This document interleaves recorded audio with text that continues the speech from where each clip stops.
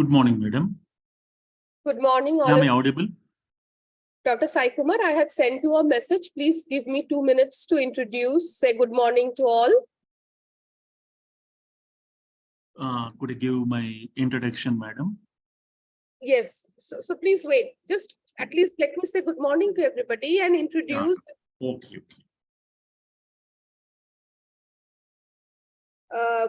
Good morning, participants. So today what we are going to do is, because this week we are going to have session on Monday, Tuesday, and Wednesday.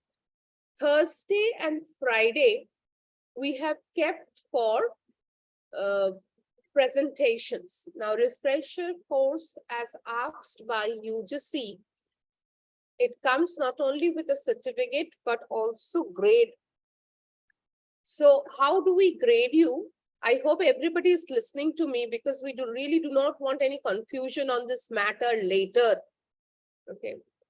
The problem is you guys just entered the platform and then do not pay heed to what is being said by the organizer. So please take this down that we from Thursday whole day and Friday the first half, we are going to take presentations from attendees. Based on that, we are going to grade them. Now, today I am giving you the scope, the time. We do not have much time. You do not have much time. You have to prepare a presentation on which you will speak for, 7 to 10 minutes. Okay. So you would require to come up with 5 slides. Okay. Now it can be any topic from your field on which you choose to present. The only thing that you have to do is you have to link your presentation with things that you have learned from this refresher course. You can refer to talks, you can refer to methodologies, you can refer to sources that has been used in this refresher course. So that is how you are going to prepare. 5 slides should be enough. Around 7 to 10 minutes, you're going to speak on the topic and keep at least 1 slide or at least 2 to 3 minutes of your talk on how or what you have taken from this refresher course. Okay, is that clear to everybody? Is that clear to everybody? If anybody has any question regarding this? No. All right. So Dr. Sai Kumar will leave for some university related work. So Dr. Sai Kumar, if you can tell me what would be your topic, and if you have any question about the presentation or anything that you want to bring to our notice, if you can speak. Good morning, madam. The university organizers, am I audible, madam? Yes. I audible? Yes, you are. The university organizers were very kind enough to organize a well-mannered, skillfully topics connected to history, economics, political science, and general subjects also were covered mostly. And in this particular aspect, particularly, you would like to submit about this topic relevant to history or education, as you please. I'm ready to submit, madam. Okay, history so or education? are you going to submit something on history of education, or are you going to submit on history? History means about the history of culture and camera so that we can see your face. At the moment, we can just see your forehead. Yeah. Yes, please. Yeah. Am I? Yes, Yeah. yes, you're visible to everybody, please. Yes, ma'am. So the thing is regarding my presentation, if you would like to go about teacher stress and evaluation, one side, you also brought stress, the topic, as well as history and culture of Princely Street, So where I am specialized in history and archaeology, ma'am. how Choice can, is yours. so I think because I think princely states would be more related topic for a refresher course. Yeah, madam. Actually, I have done a research on a Princely Street Hmm. and its cultural contribution. Hmm. If you could permit me, I will go ahead. Yes, absolutely. That would be Yeah, lovely. first two slides, as you said, about the organizing program, I will go. Rest What three about the fourths. organizing program? Yeah. Whatever methodologies, whatever sources we have discussed, if you can link your work with that, Okay. to that first slides, last slides, it doesn't matter. But Okay. you should reflect back on what you have taken from the refresher course, Yeah, your work. That sure. would be great.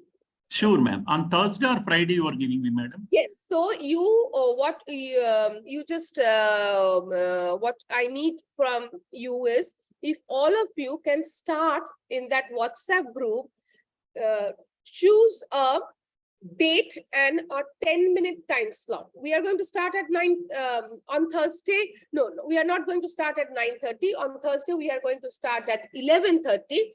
So Thursday, 11:30 onwards, just give me a time slot. Okay. 10 minutes, 7 minutes time slot. Okay, so Okay. that I know this time slot is booked. And please post it into WhatsApp group.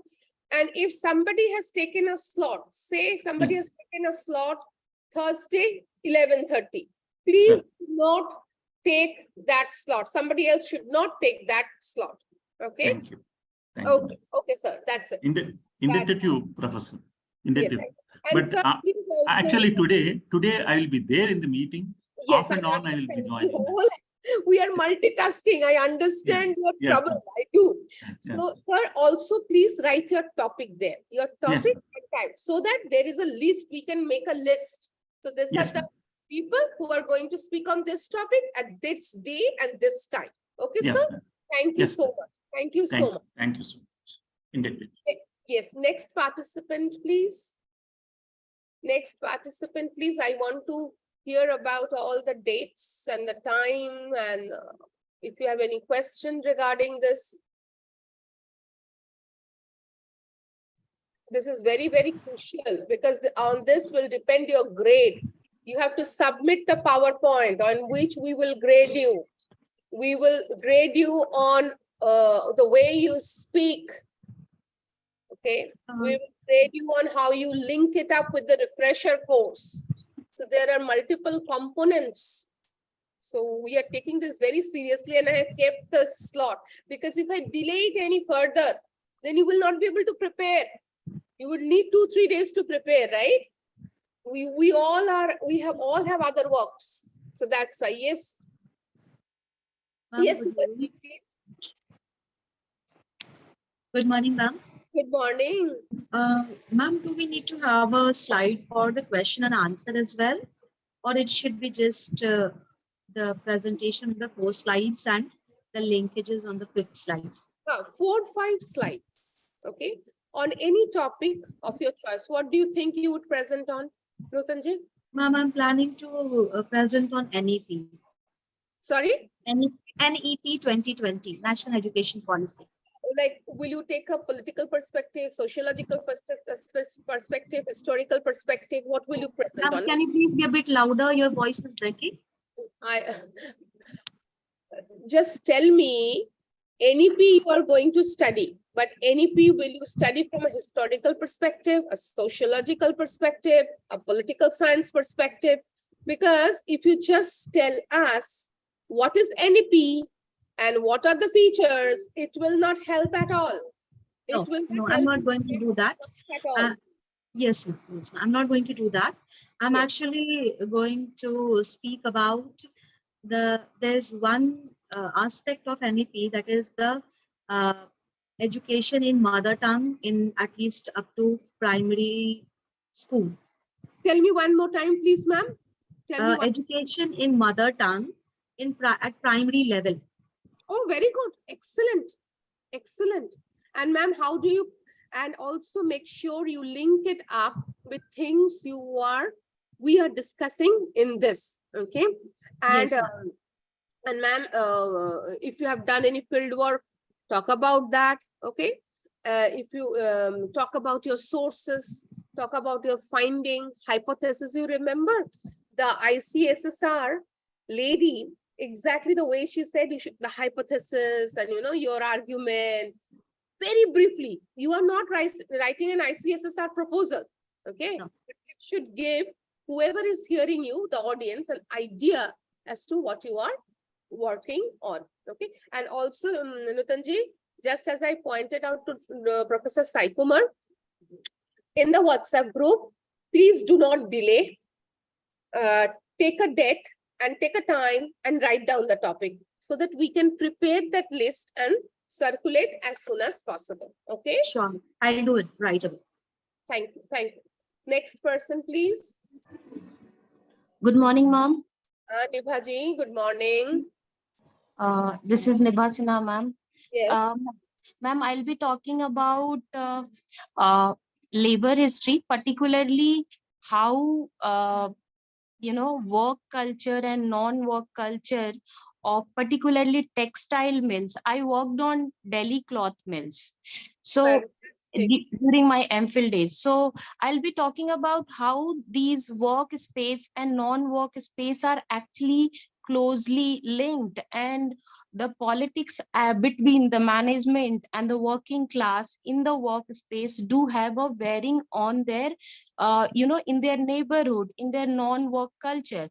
So I'll be talking about, and the ma'am who came from BB Giri Institute, Elena ma'am, she was Yes. talking about women work, non-work culture, etc. So I'll be talking about that.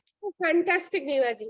Fantastic. Thank you, ma'am. I also know somebody else. Her name is Dr. Boishali Lahiri. So Okay. Dr. Boishali Lahiri, she did her PhD a few years back. Now she is in ILO. She's one of the national coordinators there. And Okay. she has also worked on textile industry, use of, child labor in it and all that. So I'm very, very excited. In fact, ma'am, in fact, my PhD proposal, I was trying to connect how, ILO's work is linked to Indian labor history, and also I was also trying to explore that idea. But for the time being, for this refresher course, I'll be talking about work culture and Yes. non-work culture. That when I brought in ILO, I did not expect you to do the same. I was understand. giving you, resources that I you understand. also know that somebody is there in ILO who Yes. has a worked on similar topic, so that Yes. you can explore this I possibility. understand. I understand. Okay. Thank you so much, Neva. I'm Thank looking forward to Thank hearing. you. Okay? Thank you, ma'am. Thank you. Next person, please. Ma'am, good morning, ma'am. Good morning. Ma'am, I will be talking on partition and the erosion of caste identity in post-independent West Bengal. Oh, fantastic, Sudarshana. What do I say? On the reason we initially thought that Thursday whole day we are going to give to presentation. The only reason Thursday first half 9:30 slot I am not allowing you guys to present is because I am bringing Professor Anindita from Kolkata. Anindita will speak on partition and methodology. Okay, So, ma'am. do you know Professor Anindita Ghosh? Yes, ma'am. Yes, ma'am. I know her because I also belong to the same state. But I came to JNU for when I was doing my MPhil 2013. So, Sudarshana, I will suggest you voluntarily choose Friday morning your presentation. You listen to Anindita presenting on Thursday a little bit. That would, Okay. I think that would help you, na? Yes, ma'am. Yes, ma'am. Absolutely. Voluntarily choose Friday. Okay, so that Oh. you will speak on Thursday morning. So you will be able to interact with her, and that will help you, whatever little help you get. Yes, ma'am. Yes, ma'am. Actually, ma'am, can I say one thing? Yes. Yeah, ma'am, this is a new one because it is an extension of my PhD. Because my PhD I ended up till 1931. And so it is a new continuation that how the cultural fluidity of the Bhadralok had been transferred into the lower caste, and why there the notion of caste is not there, and there is the notion of class. Yes, And if we quote the Partha Chatterjee, we will find that there had been discussion, those who are recently working on caste identity politics in West Bengal. So there is a class, the upper caste hegemony is mostly dominating, and there also because of the left movement and all that. So Yes. how that is? So mostly the work previously it was based on archives and a little bit. So now it will be more of a field work and like that. And Anindita will speak on methodologies of fieldwork and how that blends with archival research. So Sudarshana, don't give up too much now. I Yes, am ma'am. waiting very eagerly to hear you, not only me, everybody has to be present to hear each other us, question us also, question each other. We learn from each other. That is how we are going to do it. Thank you, Sudarshana. Okay, ma'am. Thank Please you so much. immediately go in the WhatsApp and post your topic and choose the time. Okay? Post it. Ma'am, Friday, at what time it will be our presentation? Friday, we are going to start at 9:30 and we are going to continue till, just give me 1 second. So we are going to continue till 3:30. Okay. So, 9:30. ma'am, in the first half, what time shall I? Would it be okay? Anytime, it's up to you. Just look at the WhatsApp group, see what time has been taken or not, and just do it. Okay, ma'am. Okay. Okay, ma'am. Okay, ma'am. All right. All right. Thank you, ma'am. Yeah. Just make sure others have not taken it. Just make sure. Okay, okay, ma'am. I don't think anybody has taken Friday yet. Okay. All right. Oh, next person, please.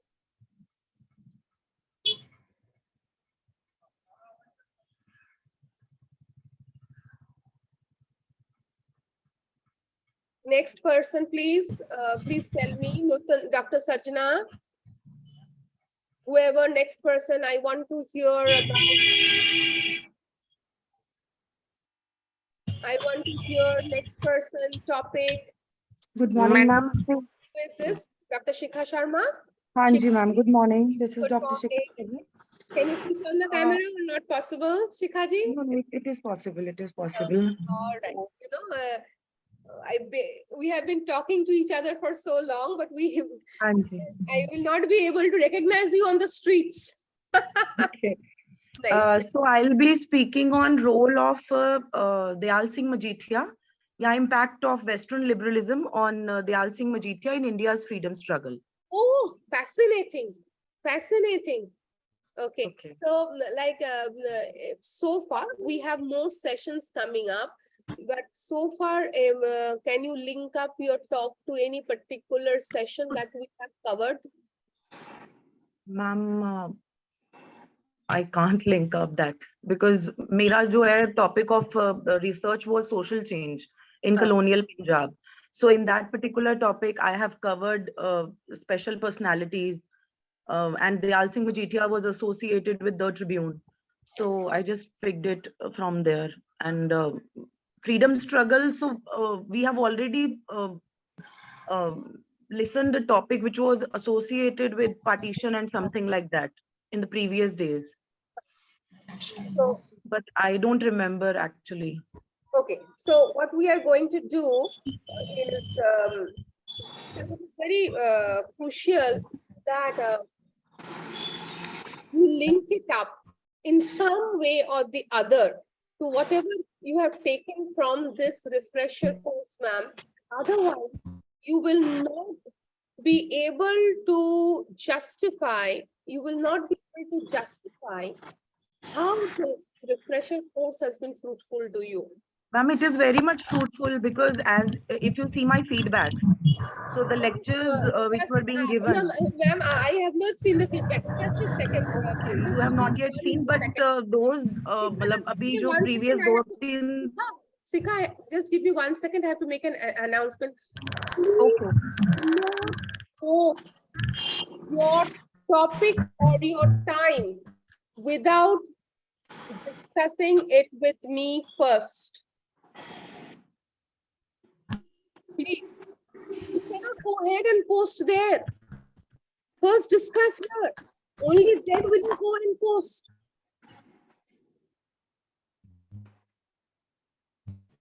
Please, yes, go ahead. Go ahead, ma'am. I am not able to connect with the previous or the upcoming sessions. You suggest me how to connect it with? No. Acha, today, because we're talking about social change, right? Yes. But my, on which I am going to talk, it is going to be the role of Dayal Singh Majithia and impact of Western liberalism upon her during the freedom struggle. Okay. Western liberalism. I'm just looking into in next. Okay. In that case, Shikha, I will request that you pick up a date, time from Friday. Give yourself till Wednesday to see if you can act on. Because it is very, very important that you link up with the reference. put a slide. Sorry? Ma'am, if we will connect it with any of the session of the lecture, then what we are supposed to say, मतलब कि मुझे उस particular lecture से ये inspiration milli to write up on this particular topic. Who is talking? Sumana Barui. Hi. The way you link up is you link up that this is the methodology, this is the discussion on methodology, or this is the discussion, this is the sources that I came to know about, or this insight that I gathered. Okay, somehow. So here, that's why I'm telling you, listen to the lectures presented on Friday. Okay, so that would from now on make a deliberate effort. See, for example, at 11:30, there would be a talk on Aristotle on revolutions and the relevance in present times. See if you can take from something. See. Okay. This is my suggestion. Yes, ma'am, of course. Okay. So just what I will say, do not change your title. Just pick up a time on Friday. Okay. And post the message here. Okay. In the group. Okay, ma'am. All right. Ma'am, what time from 9:30 till 3? From 9:30 to 3:30 Friday. Okay. Okay. 9 Thank to you so much. 3:30 Friday. Please, Baba. Yeah. Okay. All right. Thank you, ma'am. Thank you so much. My pleasure. My pleasure. I'm very much looking forward to topics like this. Okay. Yes. Next, please. Yes.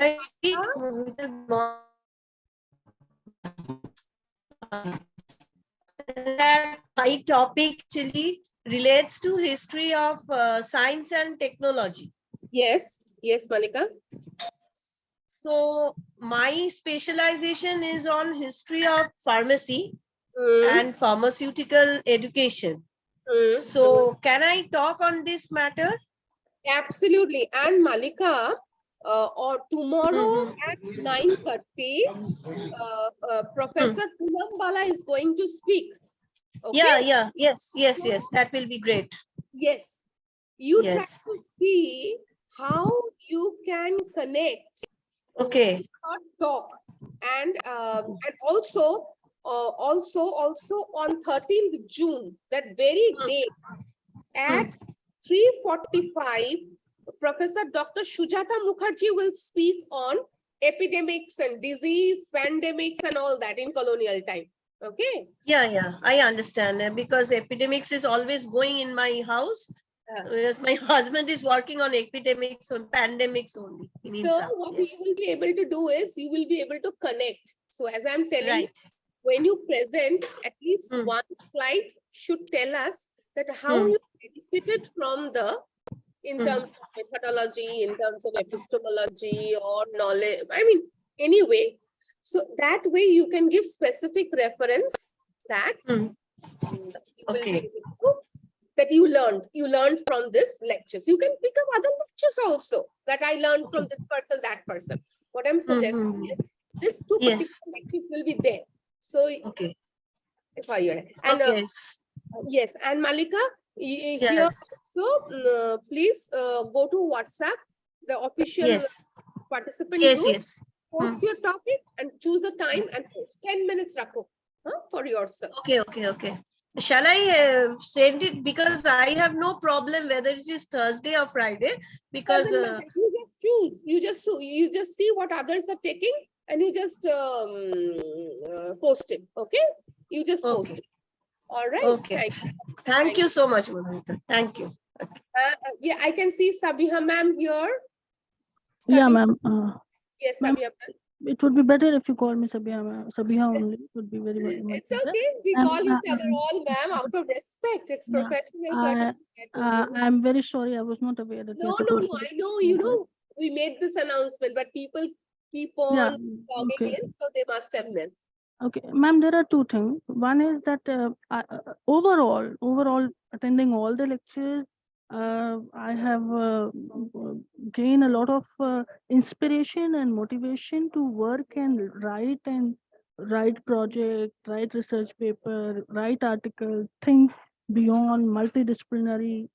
So that's what I want to present in form of time management. That with Yes. all the academic, clerical, household activities, children, how can I do everything that I I wish to do? Hmm. That So, that ma'am, how you can use the time lapse method also. yeah, that is the thing. And then the second thing is, if you want specifically on some particular topic that had inspired from the lectures, then gender sensitivity by Bulbul, ma'am, I can I can give a lecture on that, whatever you say.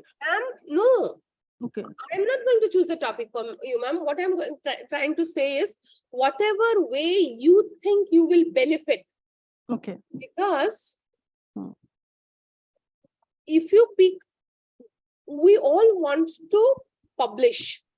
So if you pick and choose a topic which can be developed later into a paper, okay, I think it will Okay. really help you in your PBAS. Isn't it? Okay. Okay. If you think that if you present a paper on time management and you will be able to publish it in any management related journals, go Okay. ahead and do it. If Okay. you think you will, if you pick a topic on gender sensitivity in workplace and you will be able to publish, go ahead and do it. Okay. Fine, fine. In fact, you all need to tell us these are innumerable possibilities of which we also should be aware. Okay. So Okay. my suggestion is, Sabia, and I thank you for bringing this. I forgot to mention, if you guys, each one of you can give us names of possible 2-3 journals that, you know, this kind of work can get published in this kind of journals. It would be fascinating for all of us, helpful. Others would also know that these journals can be used as a portal of publication. Okay. So that would be Thank- great. That would be great, absolutely. Yes. Okay. Thank you. And please choose your time, ma'am. Here, Sabia ma'am, please choose your. I will choose, ma'am. I will Yes. see the slot and I will. Malika, are you still here, Malika? Malika, are you still here? I'm coming to you. Dr. Kaur, I'm coming to you in 2 minutes. Just give me, if Malika, Shikha, Sudarshana, Yes. Malika, just as I was telling Sabiha ma'am, that Hmm. in your presentation, if you can Right. give us name of 2-3 journals where Okay. the kind of work you are doing, Hmm. others can publish. So we will Okay. get Yes. a huge Yeah. bank of knowledge, information. Right. For Right. instance, I know where you will be able to publish, but others don't know. So No, that's true. science and technology is a very niche topic. So Yeah, I am yeah, asking all of you that in your yeah. presentation, please remark that this kind of work can be published in journals like this. So that would be Okay. great. That would be great, actually. Okay. Okay, thank you. Thank you so much. Publish. Okay. Yes, yes, All right, Manika, I yes. just wanted to say that. Yes. Okay, thank you. Thank you. Yes. Next is Dr. Kaur. Yes. Yeah, hello, good morning, everyone. Good morning, ma'am. My name is Manmeet Kaur. I am an associate professor in Delhi Metropolitan Education affiliated to IP University, Noida. And I am into media studies and journalism. So my core area of interest is film appreciation and communication. So ma'am, there are two topics in my mind. I also need your suggestion for which I should go. And ma'am, one topic is the role of Savitribai Phule in women empowerment. And Fascinating. the another topic is, ma'am, the study of storytelling art from the prism of feminism, cinema and OTT in relation. Excellent.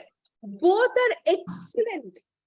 Okay, ma'am. Thank you so much. You choose anyone. See, this storytelling and feminism would be also great. And while people talk so much about Savitribai Phule is a relatively neglected persona. So you have two fascinating. If I had the option, I would say speak on both. But you choose. You choose. Thank you so much, ma'am. Thank you so much. Let us know what would be a great portal to publish. Like for Savitribai Phule, I can understand what could be some of the journals, but storytelling, that one, it would be lovely to know where you can publish things like that. Definitely, ma'am. Dr. Kaur, please think which particular experts who have come to speak, whose work, whose speech you can relate to your work. Please Definitely. comment on that a little, okay? Definitely, ma'am. Thank you so much, ma'am. I will let you know the time slot for my presentation. Yes, please. Here everybody is posting. So you also, after you are done telling me, you please present here. Okay. All right. Thank you so much. Thank you so much, ma'am. Next, Sumana Barui. Somebody, Sumana. Yes, even Shikha Sharma is telling second one is mind blowing. Dr. Kaur, see, others are also commenting on that. Sumana,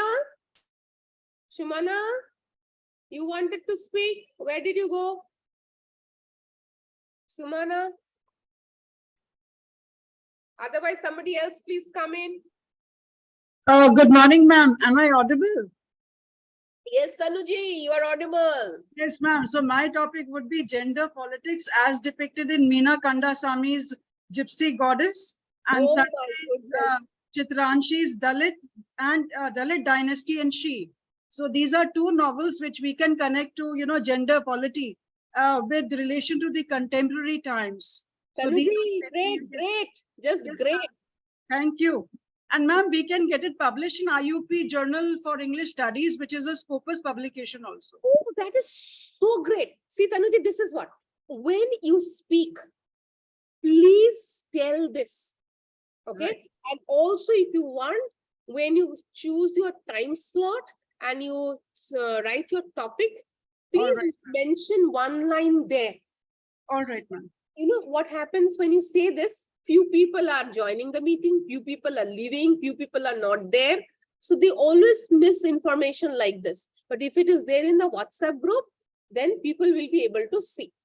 Write there, and also when you make the presentation, give the presentation, also say then. Right, ma'am, I shall do that. And ma'am, can I take Wednesday, like our post-lunch slot? No, Tanuji, Wednesday is not. Wednesday, full day we have sessions. Okay. Thursday from 11:30 to 5:15. Okay. It is there, and Thursday is there, and Friday 9:30 to 3:30 is there. Wednesday is not there. We have sessions on Wednesday. Okay. We have sessions. Okay, ma'am. Then Thursday post lunch, ma'am. Huh? That is up to you. Just quickly check. If I just hope nobody has taken Thursday post lunch quickly. Oh, Niva has already taken 2:10 to 2:20. You just rush in there and post something. All right, ma'am. Book the date and time. Okay. Okay, I'm doing so, ma'am. Yes, and Tanuji, also make sure you connect with, please think and connect with some of the speakers who have presented. Okay. Yes, ma'am. Ma'am, there was a speaker on day one. I think it was Dr. Dilip Menon.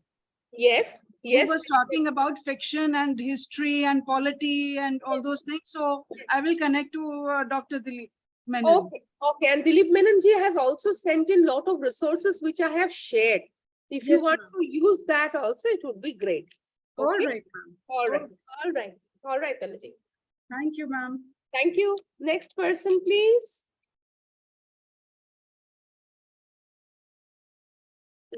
Next one, please. Next one. Who wants to speak next? Please, you cannot book your slot without speaking to me. So there are so many of you. Jennifer Chandani, Dr. Satyendra Kumar Misra, Jaiba Siddiqui, Umesh Tiwari, Sutapa Bhatt, Sumana Barui.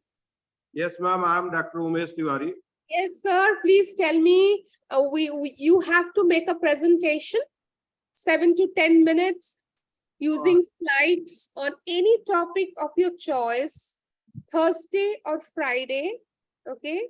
And link it up with the presentations, discussions we are having in the refresher course. So if you can just tell me, Umesh Ji, what would be a topic on which you would like to speak? Because on that, grade would be given. I'm working in education. That's why my topic, whatever I am thinking, yes, related with the new education policy, that is 2020. Okay, in this issues and challenges of NEP 2020. Yeah. Okay, just 1 second, sir. Again, people are writing. Dr. Rajiv Kumar saying, you cannot write in the chat box or in the WhatsApp without speaking to me first. Please do not write there. First, come and speak to me, then only choose your topic. Sir, you are in the field of education, right, sir? You teach education? You teach education, sir? Yeah. I am in B.Ed, assistant professor in B.Ed. Okay, oh, excellent. Then NEP would be a great topic for you, sir. NEP 20. Okay, issues and challenges. Sir, are you going to concentrate on any particular challenge like financial, infrastructural? Ma'am, generally, I am thinking that what the policy has given, each and everything, as I am thinking, each and everything is in papers.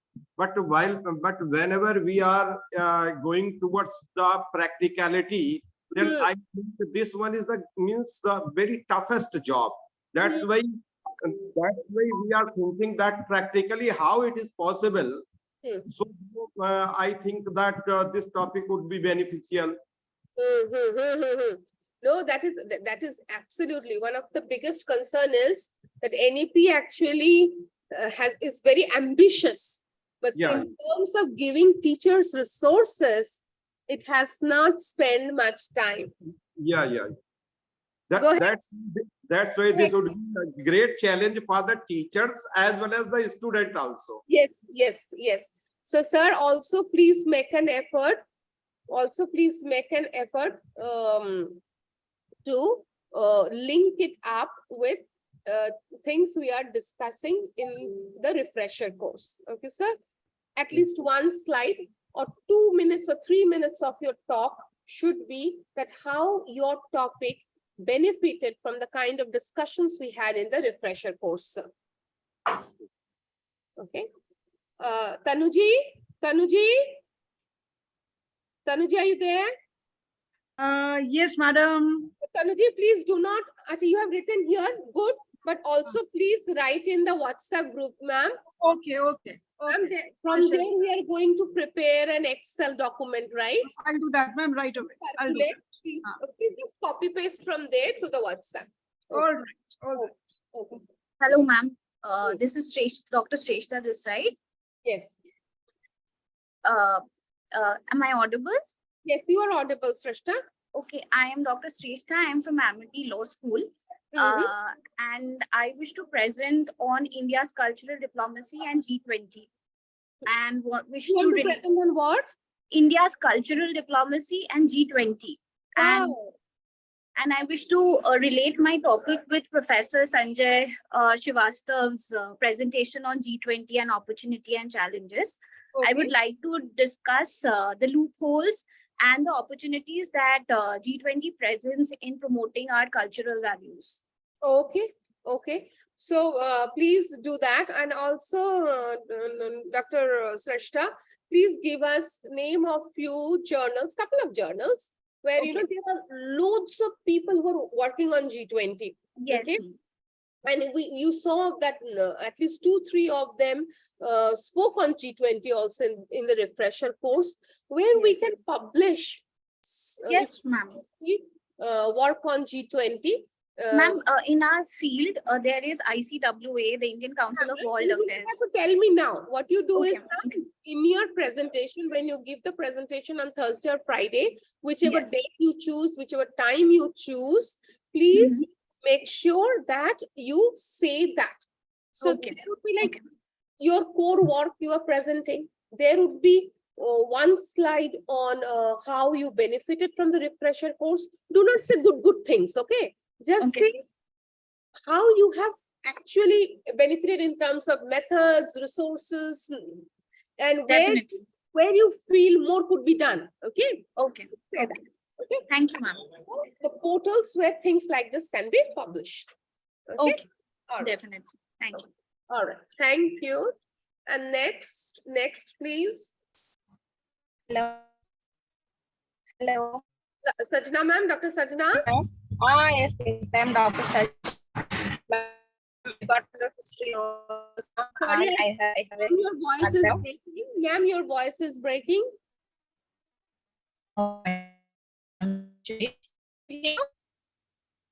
Hello. Yes, please. Hello. Hello.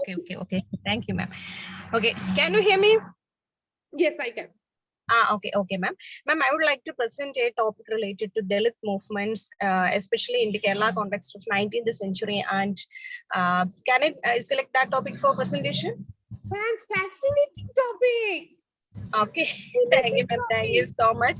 It is related to my research topic, and I'm very interested in doing that topic. Of course, and we will learn so much, Dr. Sajna. And we had discussion on Dalit politics, so you can talk in terms of methodology you followed, in terms of field work, in terms of archival research, in terms of blending the two methods, and you know you can tell us how you benefited and how you think we can do more in future if we have a refresher course like this where we can publish.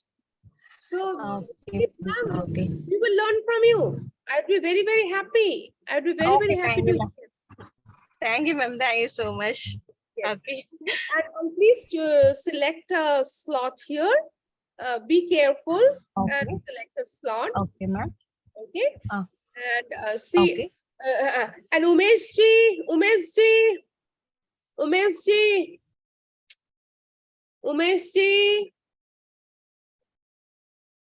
Just a second. Ma'am, please do not forget to mention your time slot. People are forgetting to mention that.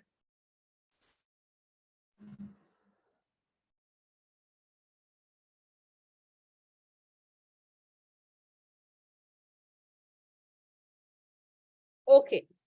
Okay, Sajna and Sajna ma'am, anything else you want to share?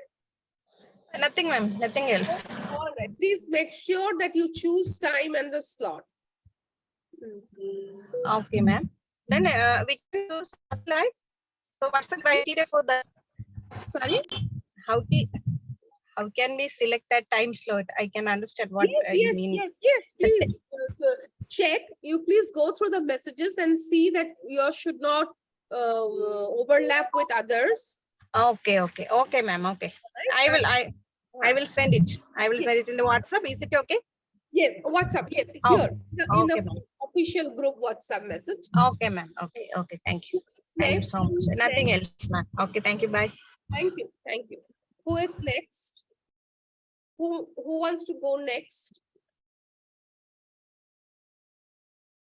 Who wants to go next? Excuse me, ma'am. Yes. Ma'am, my name is Namsangula Injan. You can call me Ayu. I'm from Calcutta University. I can call you what? Ayu? Ayu, yes, yes. Okay. I was also a student from Amity University. I have completed my master's from Amity University, and now I'm pursuing my PhD in Calcutta. Okay. And yes, I'm also interested in presenting my paper. So my topic that I have decided will be India and Israel's relationship and its roles in international politics. Oh, fascinating. Fascinating.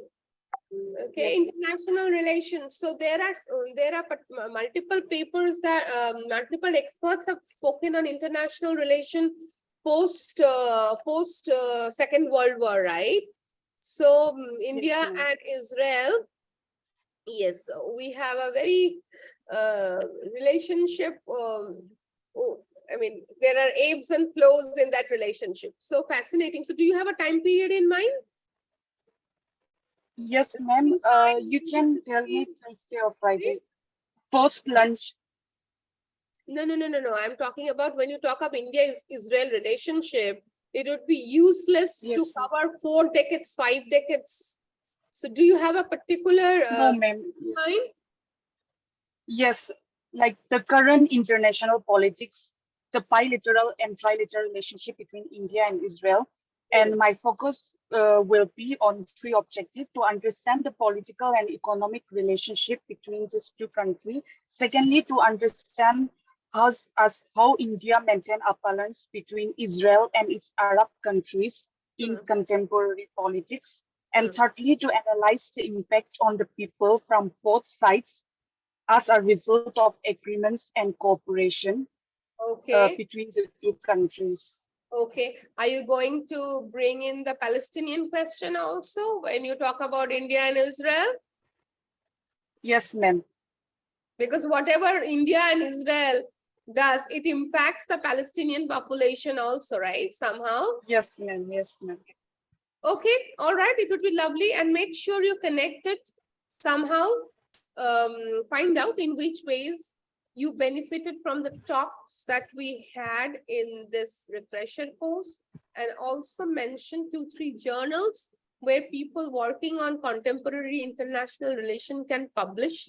Do not go, I mean, if you mention something which is like brilliant, also mention some mid-level journals also, so that all kind of people can aim to publish. Okay.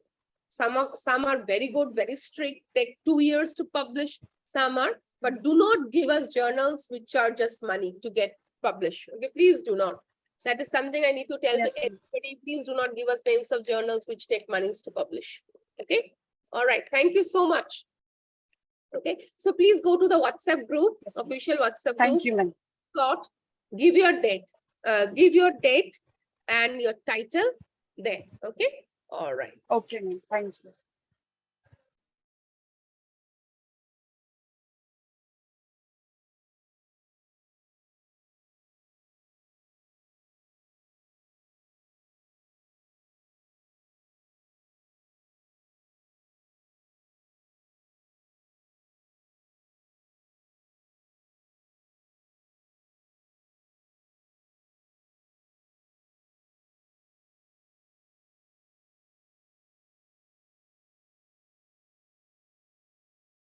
Okay, who is going to go next? Who is going to go next?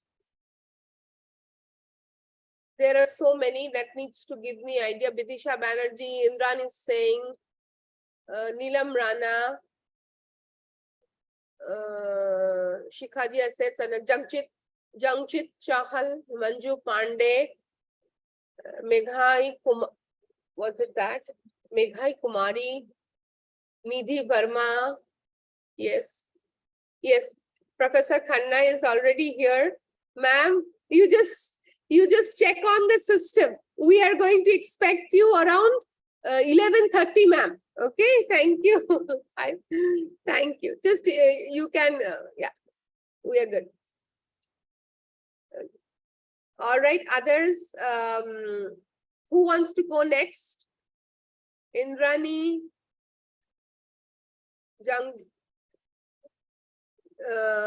Pradeep Tripathi, among others. We still have 30 minutes to make this discussion. R. Narahari. Good morning, ma'am.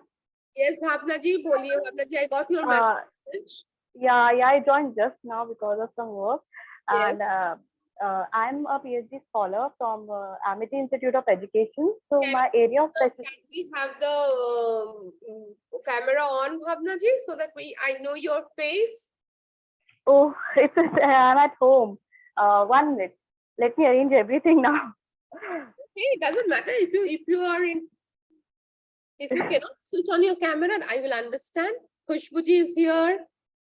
Okay. So, ma'am, basically my line is of education, and I want to link the social science aspect, like we teach social science in primary section, in secondary section. So I want to relate like issue, pedagogical. One more time, Bhavna ji, one more time. Yeah. So yes, ma'am. Am I audible? Yes, you are audible, but your words are not coming clearly. Yes. Right now also? Now yes, is it? Now is okay. Now is okay. Please. Okay. So I want to, do a presentation on the pedagogical issue related to teaching the subject social sciences during online teaching. Okay. During COVID scenario. So what issues teachers are taking? Myself is a teacher in DOE. So so I want to, do a presentation that what happened during online teaching while teaching social science, what are the problems they face, or how the online teaching also helped as an, teaching aid or learning material for the teaching, topics, how it was helpful and how it was like impacting, both the pros and cons of online teaching.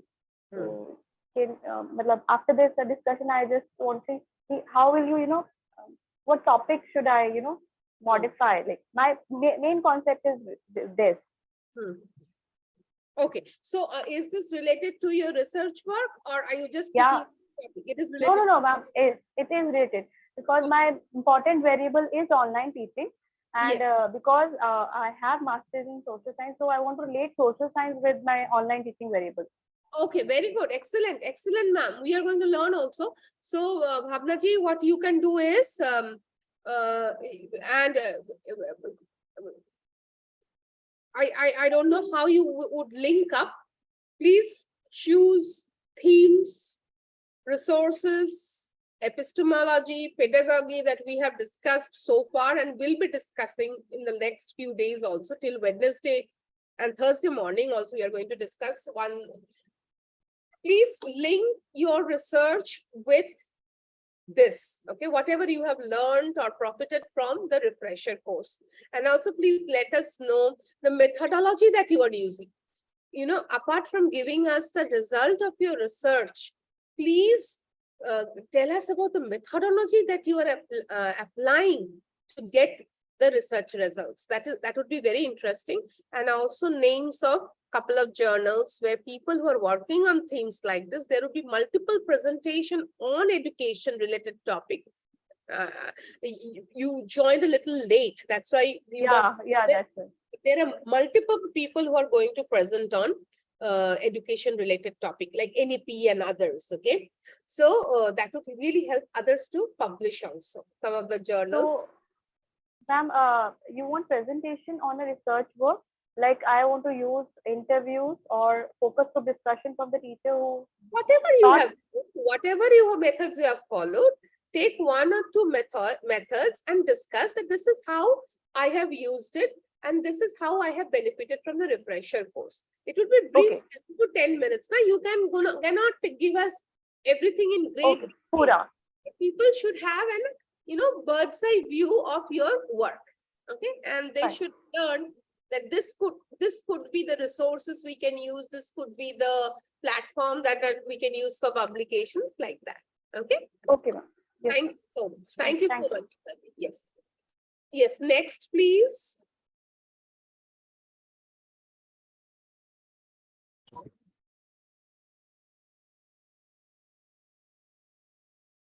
Good morning, ma'am. Good morning, Nitanji. Good morning. Yes. How are you, ma'am? Ma'am, I'm not Nutan, I'm Neelam. Oh, sorry, Neelamji. Sorry.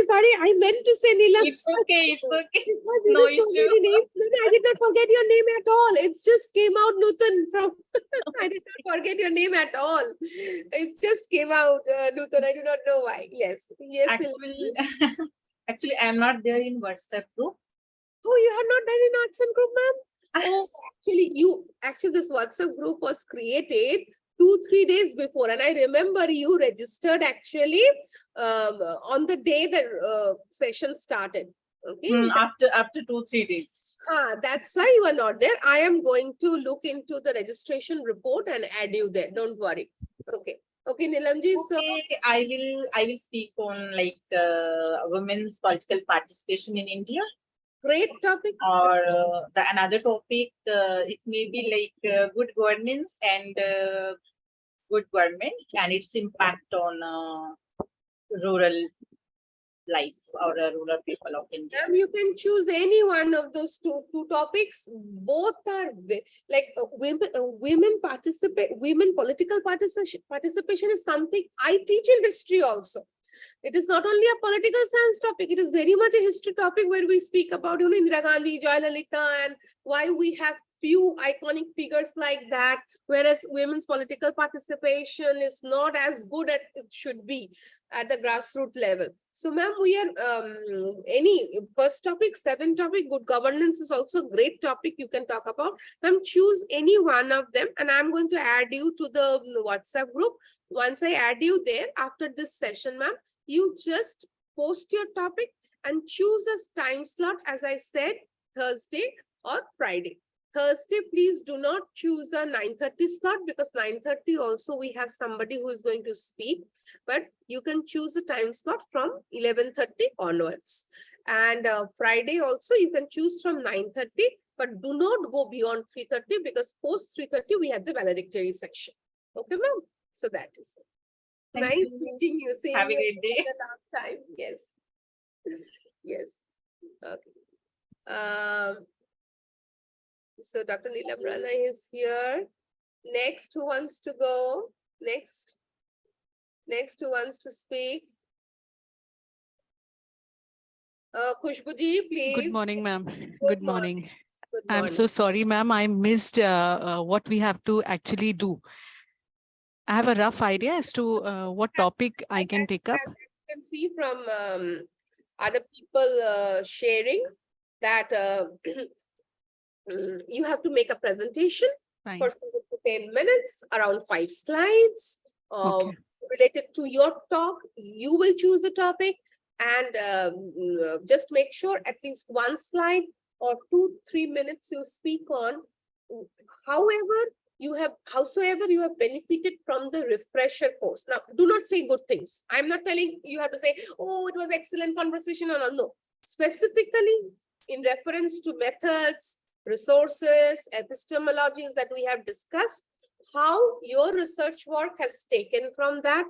And if you think anywhere it is lagging that we should cover in future, please say that also. We are all academics here. We are not going to say good things only about each other. No, critical engagement, okay? And also make sure that you give us names of 2-3 journals where others will also learn such journals where they can publish their work. It is related to your work only. So what would be your topic, Khushbu ji? Ma'am, it would be outcome-based teaching. Outcome based. So you Yeah. also have education as a No, not exactly, not exactly, but I have some idea about outcome-based teaching since we are all amateurs. So I have worked upon that outcome assessment and all. So I would like to take up that topic. 5 to 10 minutes, I can cover up that. Yeah. Yes, and also, as I said, link it up with things that you have learned from this refresher course, and Fine. 2-3 journal names where if you're working on a topic like this, you know, in being an mathematician, you already know that publication is very, very important for us. Okay. Yeah. So there are many people who are presenting on education related topic, multiple. So just 2-3 journals where you can publish. So we collectively learn from each other. Acha, this exists. There we can send. Okay. You know, that is. Nay, I have one paper published on that. That is why I would take up this outcome-based teaching. Yeah. Very good. Yes, go ahead. Yeah. No problem at all. Okay, Kushbu. Okay. Ma'am, what would be the duration and the date for this? Oh, as I said, Thursday to Friday, I have told you already. Please Okay. just make sure other people have not taken that time slot. Everybody is taking a 10-minute time slot. So just go through the and see that the time slot has not been taken. Okay. Ma'am, where do we have to see that? WhatsApp. WhatsApp. Acha, acha. Okay. Okay, ma'am. Okay. All Okay, right, thank you. Please, others, who else haven't yet reported? Who else have not reported yet? I'm going to just read out the name. If you have Good morning. If you can hear me. Yes, Siddharth Raja Haldar. Yes, please. Morning, ma'am. Good morning. Can you have your camera switched on, please? Yes, ma'am. Thank you, sir. Thank you. I was listening that we have to make a presentation, and I'd like, ma'am, is it necessary that we have to pick a topic from the area of education or? No, who said that? No, I just confirming. Just confirming. No, I'm a history teacher. So how will I going to choose a topic on education? No, it's fine. Then, ma'am, I was working on a topic. It is because I'm an HR teacher, so I'll be working on the fostering diversity at workplace.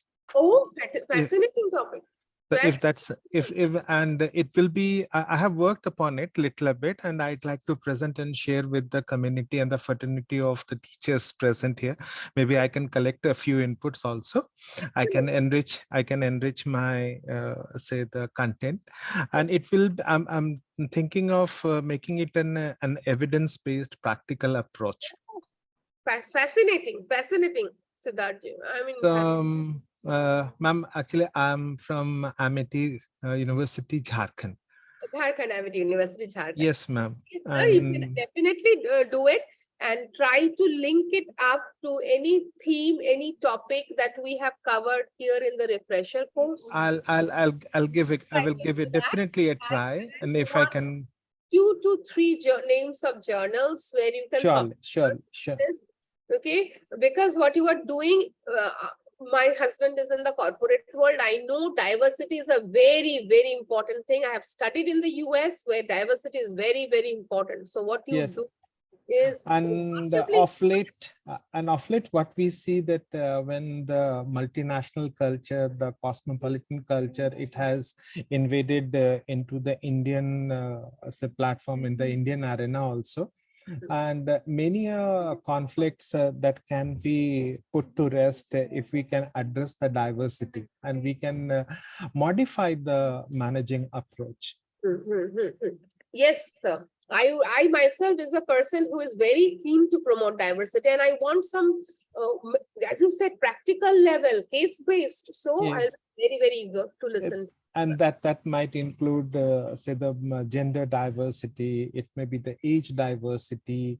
It may be the, say, the geographical diversity. Yes, all kinds. Transnational diversity. Yes. So all, and when people join, they join with their social milieu, and they bring it to the workplace, and we just cannot erase off, and we will ask them to do what we expect. So rather, we need to have a kind of an inclusive approach. Yes, Very much agree with you, sir. Very much agree with you. So I'm Thank looking you. forward to your presentation. And now please go to the WhatsApp group, just post your topic and pick Ma'am, the time slot. If 15th is okay from 4 to 10, if that sounds good. I said no, this 15th is Thursday, right? So you can, Yes, ma'am. let's just see others have not taken that slot and you can take, not a problem at all, not a problem at all. Okay. I'll check. 10-minute slot, take a 10-minute slot, that should be Sure. good. 4, I'll like to take up, say, on 15th from 4 to 4:10. Yes, go ahead and do it, not a problem at all. Thank you so much. Thank All you right. so much. Yes. And Thank next you. person, please. Thank you, sir. Thank you, Siddharth. Welcome. I will call out the name. If you have already presented, ignore. Otherwise, please make the presentation. Vidisha Banerjee, Dr. Deepak Kumar, Dr. Indrani Singh Rai. You have not. Hello, ma'am. Good morning. morning, Yes, good morning. Let me just on my video first. Am I audible and visible, ma'am? Yes, both, ma'am. Yes. Okay, right. So I'm here in Amity University, Chhattisgarh, right? And my request is we are having still more esteemed speakers to speak on. Yes. So can it be possible and can it be permitted that let me just listen to each and everyone, then I will post my 10 minutes. You choose a date of presentation. It's a Friday. On Friday. Friday, yes. At least make sure by Wednesday evening we'll be done with the presentation. Thursday morning, we have one person who is going to speak on partition history. Okay, so what is your background, madam? So I will choose. I don't know what will happen in between 2 days. What do you teach? Yes, I'm a faculty of literature. Sorry? English literature. Oh, you do English literature. Oh, okay. Yes. All right. So just make sure that after the first presentation is over, you should be on Thursday. You can go as late as that, but ideally it would be good if you can give us now. If not, Thursday, 11:10, you should give us a time and date. Yes, okay? definitely. All right. Definitely. Thank you. Yeah. All right. Who else is there? Shipra Gupta. Yes, ma'am. Good morning, ma'am. morning. Myself, Dr. Shipra Gupta. I am from University, Mulana. And before this, I was in Chandigarh University as a professor and head. Okay. So, ma'am, I am expert in criminal law as I am taking PhD and LLM students there also. And I have written so many books on that. And even my evidence book is also coming and on the way, that is on an introduction to Indian evidence law. So I want to give the presentation on skills development and employability.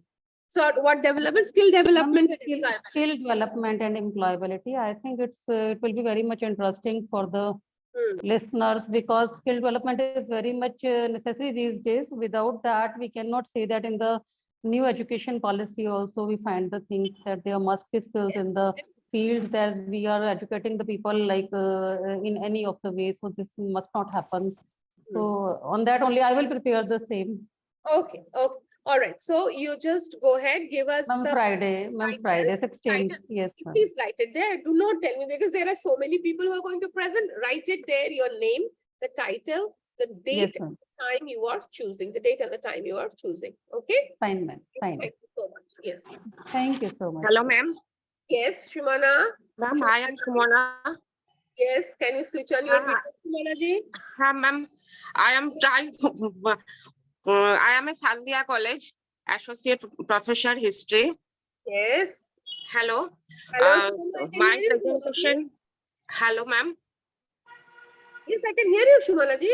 I can hear you.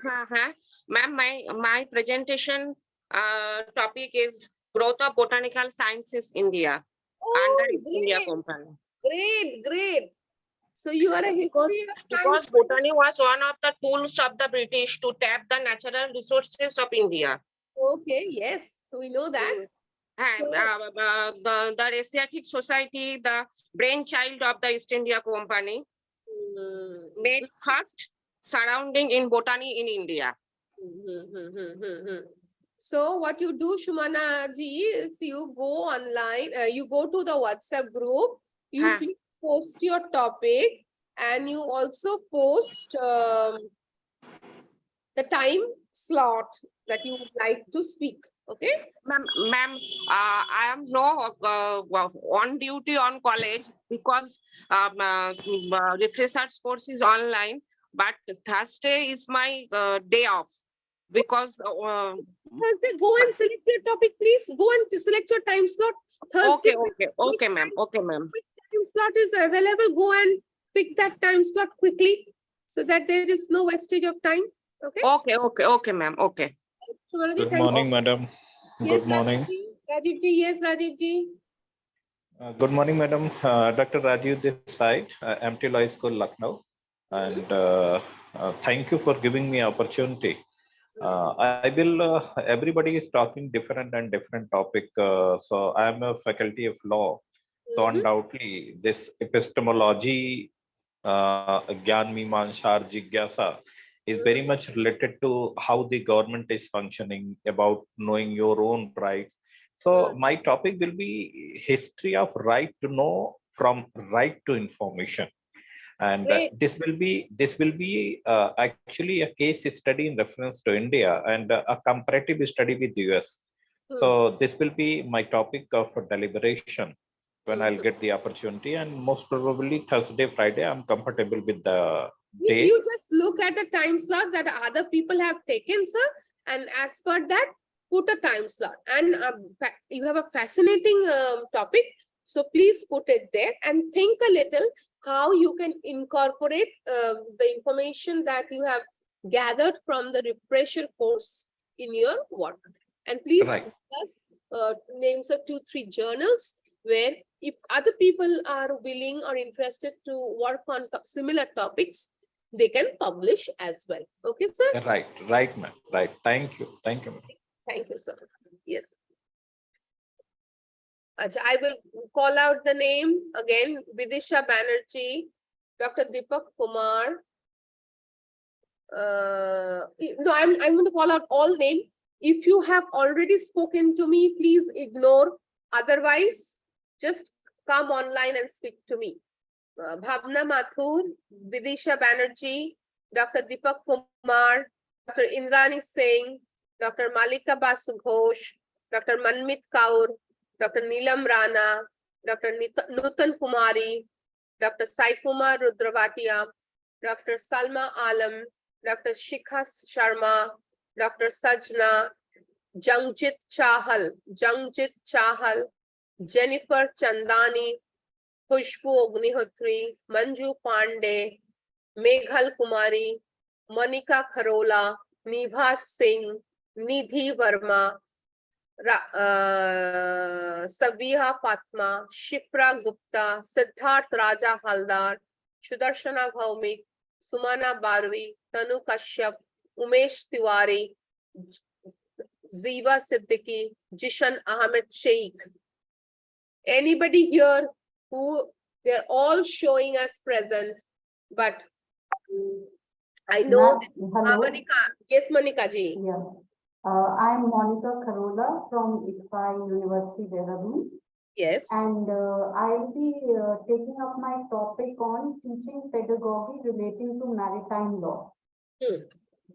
So I'll give my time and date as you have said in the group. I'll share it. So probably Thursday or Friday. Okay, ma'am. And also please pick a time slot and try to relate your talk to one of the things, one or multiple themes that we have covered, and also give us name of few journals so people can publish. Okay, ma'am. Thank you. Thank you so much. Others, please. Jishan Ahmed Sheikh. Jishan Ahmed Sheikh. Good morning, ma'am. Okay, Ziva. Yes. Good morning, ma'am. Good morning. I'm from, I hope you're fine. Thank you. Yes, I'm fine. Thank you, Ziva. Yes, I trust you are well too. Yes, ma'am. I'm fine. Thank you so much. Can you speak on the camera? Then I will know your face. Ma'am, there's some issue with my camera. I'm trying to fix it. If you don't mind. Right. So, Yeah. Let's get it fixed before the presentation, because Yes, at the end ma'am. of the presentation, everybody needs to switch on the camera. Okay? Yes, ma'am. Definitely. Hmm. Ma'am, I would like to give a presentation on storytelling through Panchtantra. Okay. A study of Indian tradition of narrative art. Okay, very good. And Ziva, what is your background that you have picked up this topic? Ma'am, I teach English communication skills and literature at Amity University, Gwalior, Madhya Pradesh. Okay. And my interest is in Sri Aurobindo.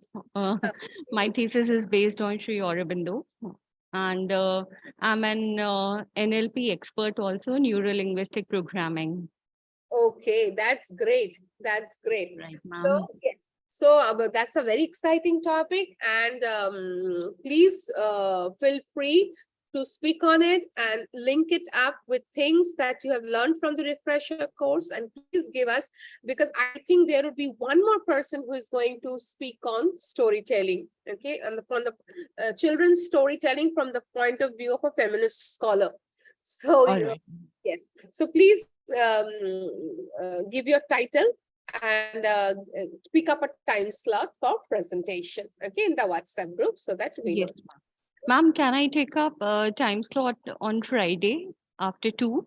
I said, no, it's your call. Just make sure that others have not taken that slot, okay? Then there would be very the two speaker would overlap, so that would not be the ideal situation. It is Right. not my call. It's up to you which one you Right, pick, ma'am. Friday or Thursday. Okay, just make sure Friday you do not go beyond 3:30. After 3:30 is the valedictory session. Okay. Right, ma'am. Right. Thank you so much, ma'am.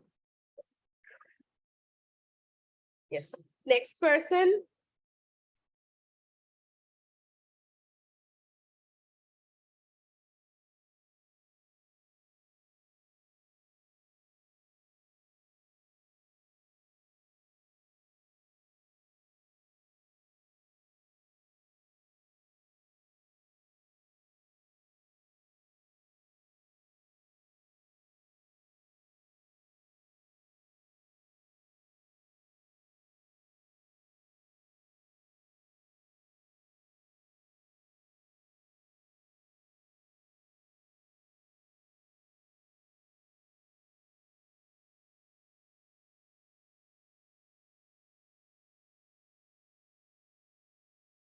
Okay.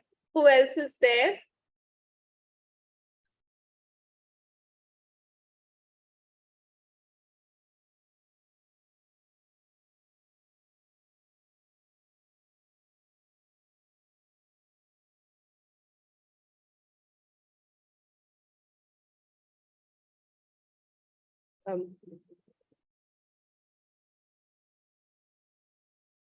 Uh,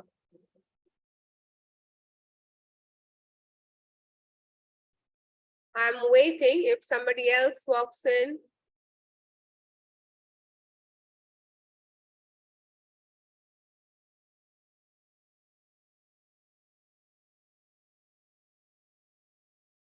I am going to call out the names one more time. If you have not presented yet, please let me know. Bhavna Mathur, Vidisha Banerjee, Dr. Deepak Kumar, Dr. Indrani Singh, Dr. Malika Basu, Dr. Manmit Kaur, Dr. Nilam Rana, Dr. Nutan Kumari, Dr. Sai Kumar, Dr. Salma, Dr. Sikha, Dr. Kasturi Sahai. Dr. Kasturi Sahai, I don't think you have spoken to me yet about your presentation. Without this, no certificate can be given. Dr. Sajna, Jangjit Chahal, I don't think you have spoken to me yet. Jennifer Chandani, I don't think you have spoken to me yet. Meghal Kumari, I don't think you have spoken to me yet. Monica Kharola, Nibha Sinha, Nidhi Verma.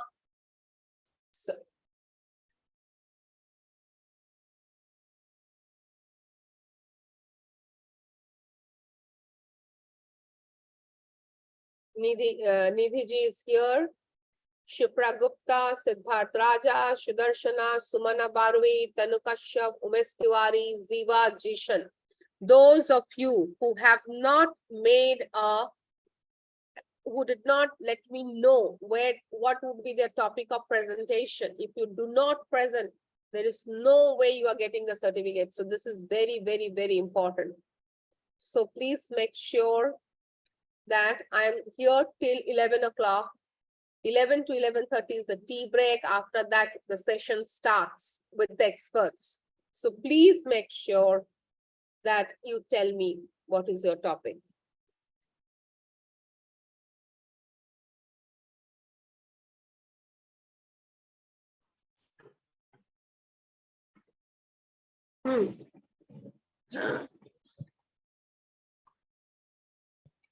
Hello, Madhumita. Hello. Yes, Malika, bolo. Yes, Malika. Yes, the thing is that Amito Pore, actually, I have changed my topic to whatever you choose, you just write, you make sure that you write there.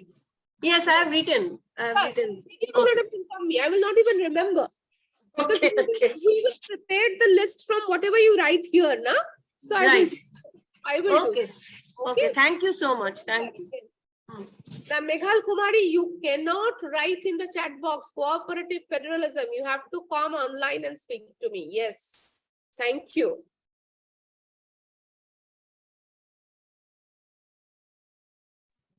Good evening, ma'am. Yes, just a second. Just a second. Okay. Give me. I will. Somebody has asked to add her name in the WhatsApp group. I will do it and immediately I will come back to you. Just give me 1 second. 9871 4.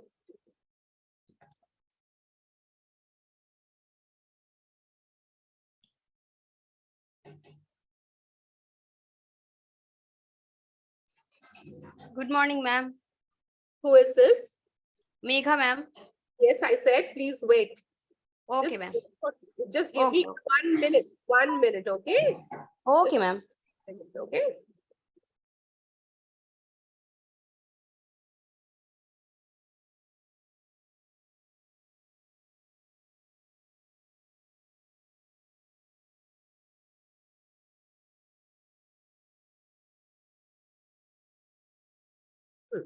All right, please tell me. Please tell me. Okay, ma'am. Ma'am, may I present paper on cooperative federalism, prospects and challenges? Oh, fascinating. Why not? Of course you can. Okay, ma'am. Federalism. Tomorrow, ma'am? No. Where were you when I was discussing all this? Oh, sorry, ma'am. Due to technical glitch, I'm unable to listen. Please make sure you are there when the sessions are taking place. All these technical glitches, I'm speaking from 9:30 in the morning and you are asking Yes, to repeat all the information again? Yes, ma'am. So, ma'am, you will present on Thursday. The time is from 11 o'clock till 5.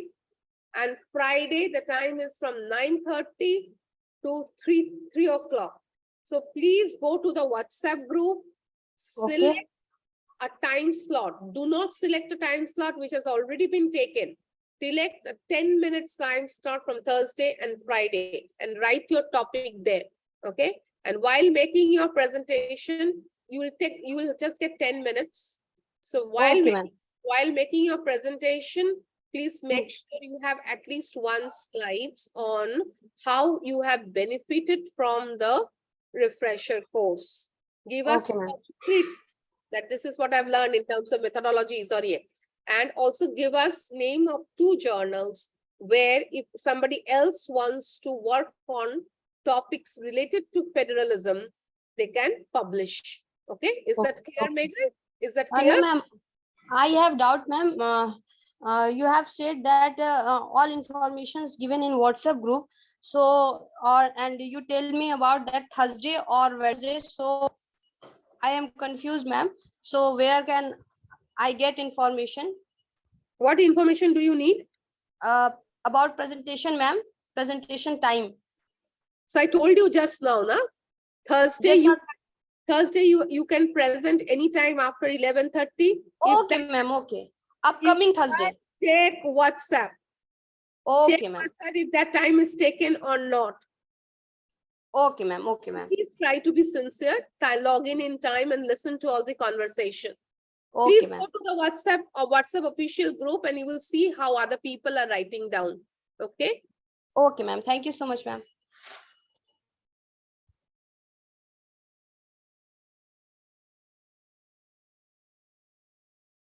Anybody else? Anybody else who has not written yet to me?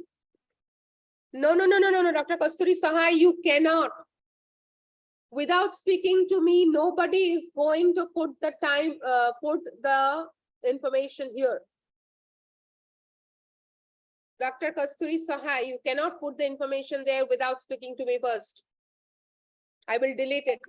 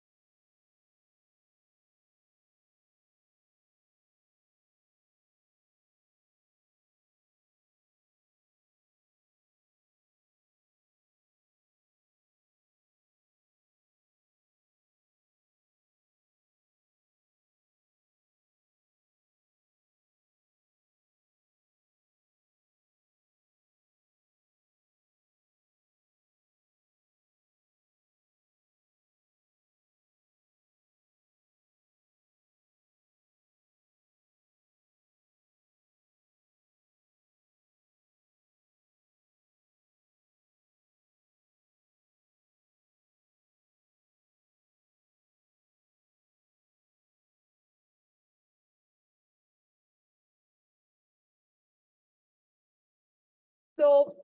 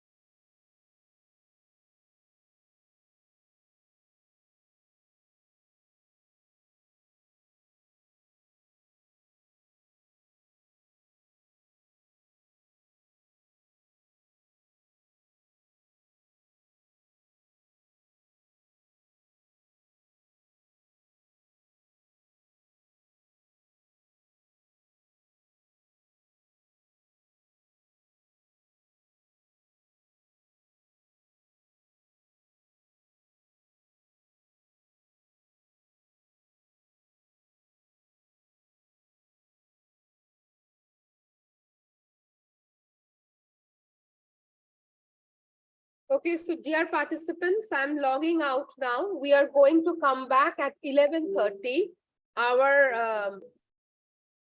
Our session with Professor Dr. Manuka Khanna will be at 11:30. So please make sure you join back in time, take a half-an-hour break, and our session would resume from 11:30. Thank you so much. Ma'am, one clarification. Yes. You said we have to give names of. Yes, Monica, yes. We have to give names of two journals or two website where we can publish all the papers that we have read. Now, two journals where people who are willing to work on similar topic can publish their paper. Okay? Oh, yes, yes.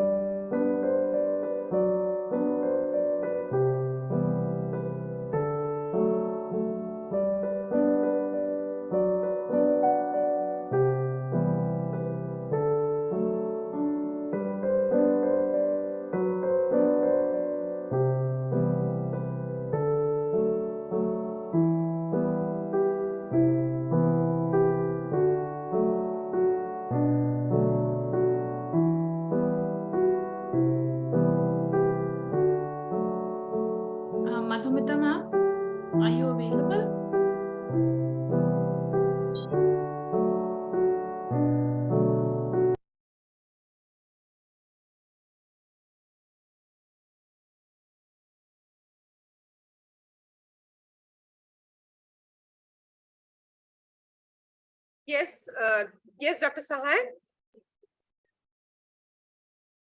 Yes. Good morning, ma'am. Dr. Kasturi here. Yes, good morning. Yes, yes, Dr. Kasturiji. Just a minute, ma'am, your voice. Yes, ma'am. Yes, please tell me. Ma'am, the topic which I've chosen for the presentation is virtual leadership, essential skills for managing remote teams. Okay, so you are from travel and tourism, right? So this is related to your field of work? Yes, ma'am. I'm not from travel and tourism. I'm from management domain. And Sorry, somebody just wrote to me that I'm travel and. Oh, that was somebody else, Dr. Swati. Sorry about yeah. So I I'm get so many messages now, sometimes it becomes confusing. understand. Yes, please tell me your topic one more time. It's a virtual leadership, essential skills for managing remote teams. Okay, good. All right. So you please do that. You make sure that there should be around 5 slides or so. You will get around 7 to 10 minutes to speak. Most importantly, you have to keep in mind that apart from talking about your topic, you should speak for a couple of minutes on how your own research or your teaching benefited from this refresher course. Okay, please do not say good things only, that it was excellent, great speakers came and spoke. Be very concrete. Okay, that how in terms of methodology or epistemology you benefited. Okay, and also give us names of couples of journals where there are many people from similar fields of work, so they can publish. So it is kind of repository of knowledge we are trying to build up. So you give us names of 2 journals where the kind of paper you are writing can be published. So other people who are working on similar topics can also go and publish, try their luck in those journals. Okay. That is what I wanted to say. All right. Thank you. Thank you so much. Yes.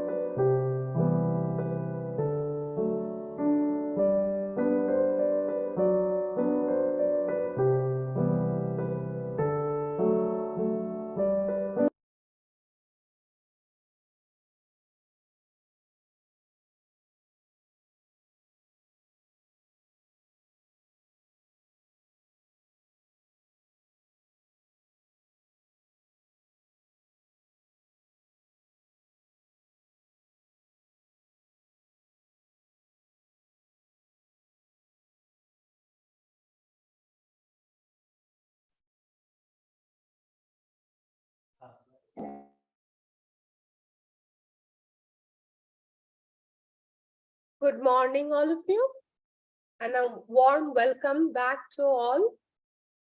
So we are going to start the second session of the day. Professor Dr. Manuka Khanna is already with us. So I'm requesting all participants to join us as quickly as possible so that we can start the session. I'm dropping a message in the group. Professor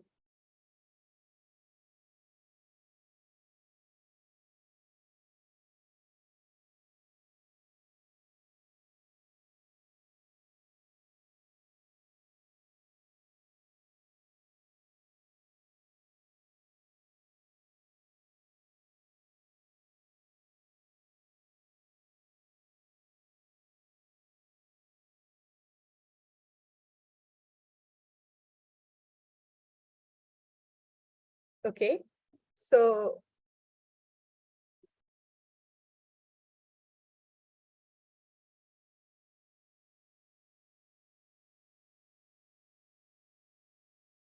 Professor Khanna, if you can just switch on your video. Yes, as I'm going to, thank you, ma'am, so much. Thank you. So, ma'am, I'm going to formally introduce you to our participants here, and then you can start your talk. Yes. So, dear participant, this is Professor Dr. Manuka Khanna. She is an esteemed scholar and the head of the Department of Political Science at the University of Lucknow in India. With a deep passion for political science, Professor Khanna brings a wealth of knowledge and expertise to her role as a professor and department head. Her research focuses on various aspects of political science, including governance, political theory, and comparative politics. As a respected academic, Professor Khanna has published several research papers and articles in renowned national and international journals, contributing to the advancement of political science scholarship. Her research findings have provided valuable insights into the functioning of political systems and the dynamics of power. In addition to her academic pursuits, Professor Khanna is actively involved in mentoring and guiding students, helping them develop a deeper understanding of political science theories and concepts. Her dedication to education and commitment to nurturing the next generation of scholars is highly appreciated within the academic community. As the head of the Department of Political Science, Professor Manuka Khanna plays a crucial role in shaping the department's academic programs and fostering a conducive learning environment. Her leadership skills and expertise contribute to the overall growth and development of the department and its students. Through her contributions to the field of political science and her commitment to teaching and research, Professor Khanna continues to make a significant impact on the academic community and inspire future generations of political scientists. Thank you, ma'am, so much for joining us today. And now the floor is open to you. I will just, ma'am, please unmute yourself. I'm asking you to unmute. Yes, I have done that. Yes, yes, yes. Thank you so much for your kind words. I think you exaggerated my contribution, and I'll have to live up to the expectations accordingly. Professor Khanna, those words are not written by me. I will be very honest with you. Many experts have pointed out this to me, and I tell them it is our PhD scholar, particularly our MA final year student, Gursimran. She has researched all the participants and have written on her own. I just read it out. I did nothing. So it is their perception, their acknowledgement of your expertise. Thank you. Thank you so much for that. Again, it somehow raises the expectations of the speakers, and that's why I said that. And I'll start with a topic which is, I mean, quite often thought of as a very old concept, because we are talking of the Greek philosophy, and Aristotle in today's world, it's more than so many centuries old ago. You're talking about 500 BC and 326 BC out here. Then you talk about 2023. It obviously seems irrelevant at times, but I would like to point out how Aristotle's theory, which he gave in the Greek Hellenic period of city-states, still applies because of the fact that he has presented a very good view of human nature, a deep understanding of human nature, and then accordingly conditioned his political theory in front of us. And that's where I wanted to start off today, that we will start here with a bit of introduction. I'm not very sure if all of our participants are from political science.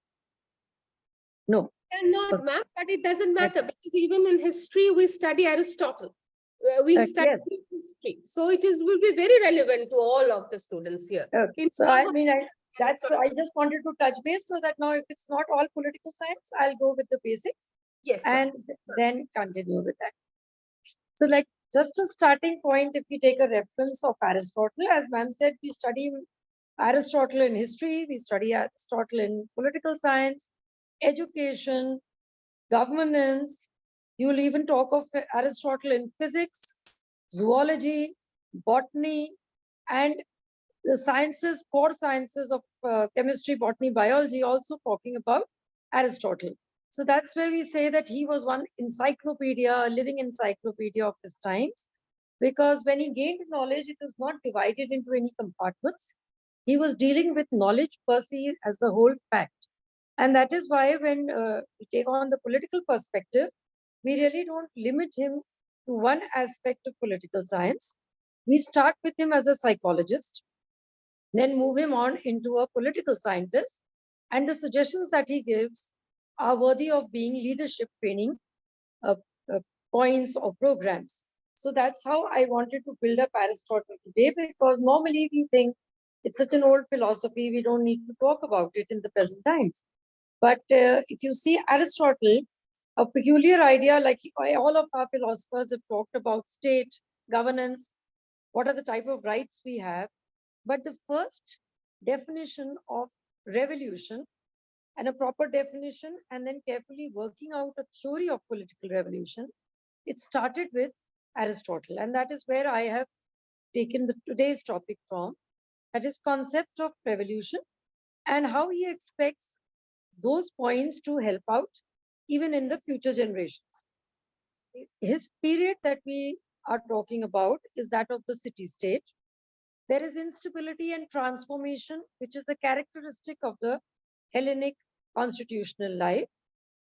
Aristotle himself, when he was studying 158 constitutions or the governments of his time, witnessed decadence and frequency of change. And therefore, he realized that every city-state is going through certain transformations, various forms of governments coming, finding faults in it, and then going out, a new form coming in. That is what gave him an inspiration to write about political revolutions. And his theory of revolution, again, is peculiar, because when we say revolution, it means, like in Hindi, it means Kranti. When you talk of Kranti or you talk of revolution, it means sudden violent change and something that is going to turn the world upside down. But as far as Aristotle is concerned, he writes that a revolution is any kind of transformation. The transformation can be as drastic as one form of government turning into another. It could also mean just the change of personnel from one form to the other, or it could also mean change in degrees. That means either the system becomes more tough, difficult, strong, rigid, or it could be the other way around. It may have more leniency, reduction of controls, giving more rights to the people, giving them more say in the government. Any kind of change, Aristotle believes, is a revolution, because it things which may appear very small, like your session, if I take the example. This is something which we had not heard of when we were studying. Online practices were not there. Until 2020, nobody knew about such a way of connecting. We did talk to each other. We had WhatsApp in like about 2015, we had the Zoom platform existing for very major connections and meetings, but we never realized that we would one day be talking to each other instead of sitting in front of each other and having a class. Now we have so many classes. In fact, these days with our summer vacations in progress, we are having our classes online, and it feels more convenient to both the teacher and the taught that whenever you feel like, you can go out for a coffee, pick it up, and the teacher is still speaking. And that's what we can expect when you all are having your online sessions, that you can have a break in between, pick up something to drink or eat, and enjoy the lecture. It's more like the radio playing when we were growing up. So this thing that we are talking about, this transformation, has also transformed the way that we deal with our students. It also transforms the way in which students take their classes, the way we learn. We quite often send you material online and we say, go do this reading, we'll discuss the reading. So in that way, what we used to teach in 5 days or maybe 10 days in a lecture, we are sending out the written material, you are reading it, and we discuss it in 1 hour and the topic is over. So the method has changed. It is a small change.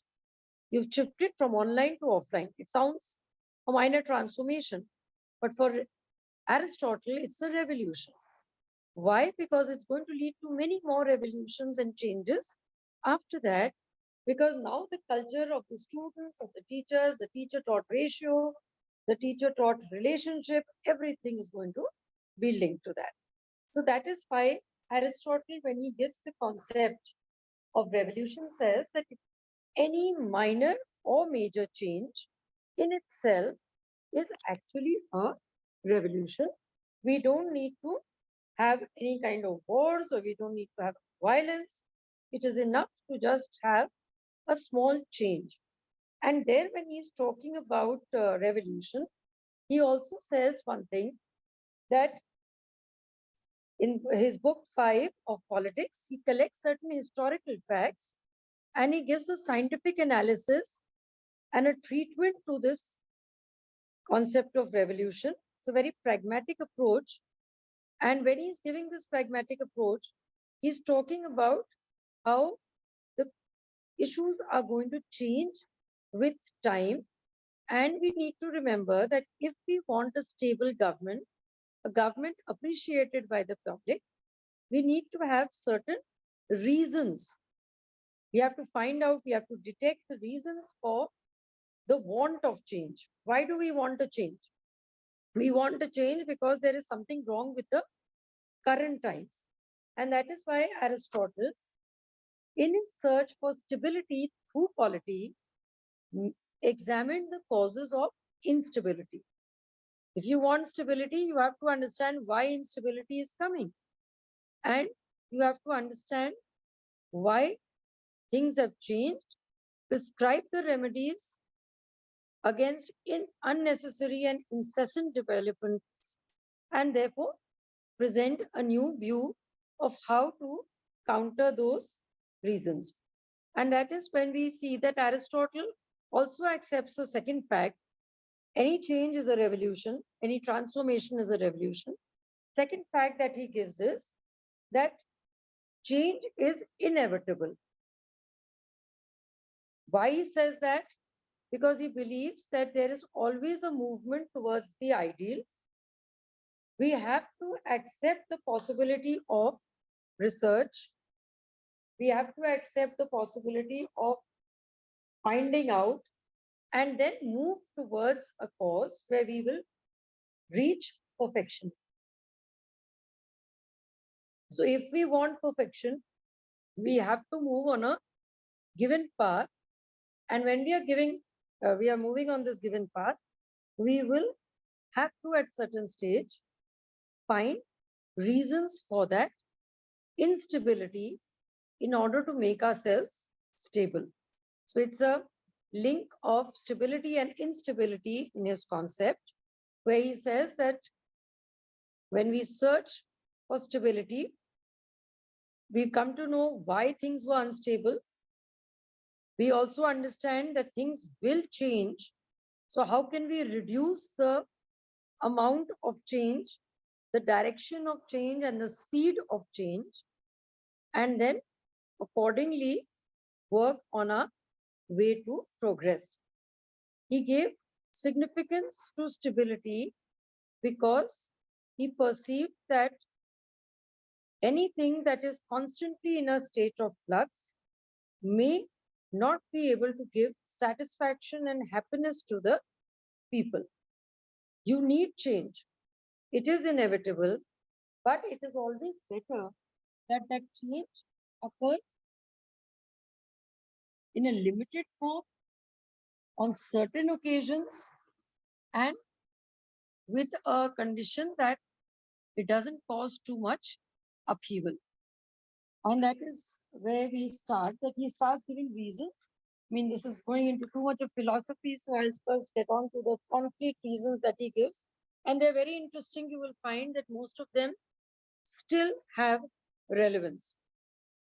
Because the first thing that he says is that prevention is better than cure. That we keep saying till the present times, that anything that is going wrong, you realize in the first stage and nip it in the bud. It is always better rather than waiting for the end and then seeing that it's not possible to alter it. And that is why when we have Aristotle giving his suggestions, he's talking of the fact that prevention is better than cure, and therefore first we need to understand the major reason for any kind of demand for change. When we demand change, that's when instability comes. If we are satisfied with a thing, we will not want to change it. And that is why here he says that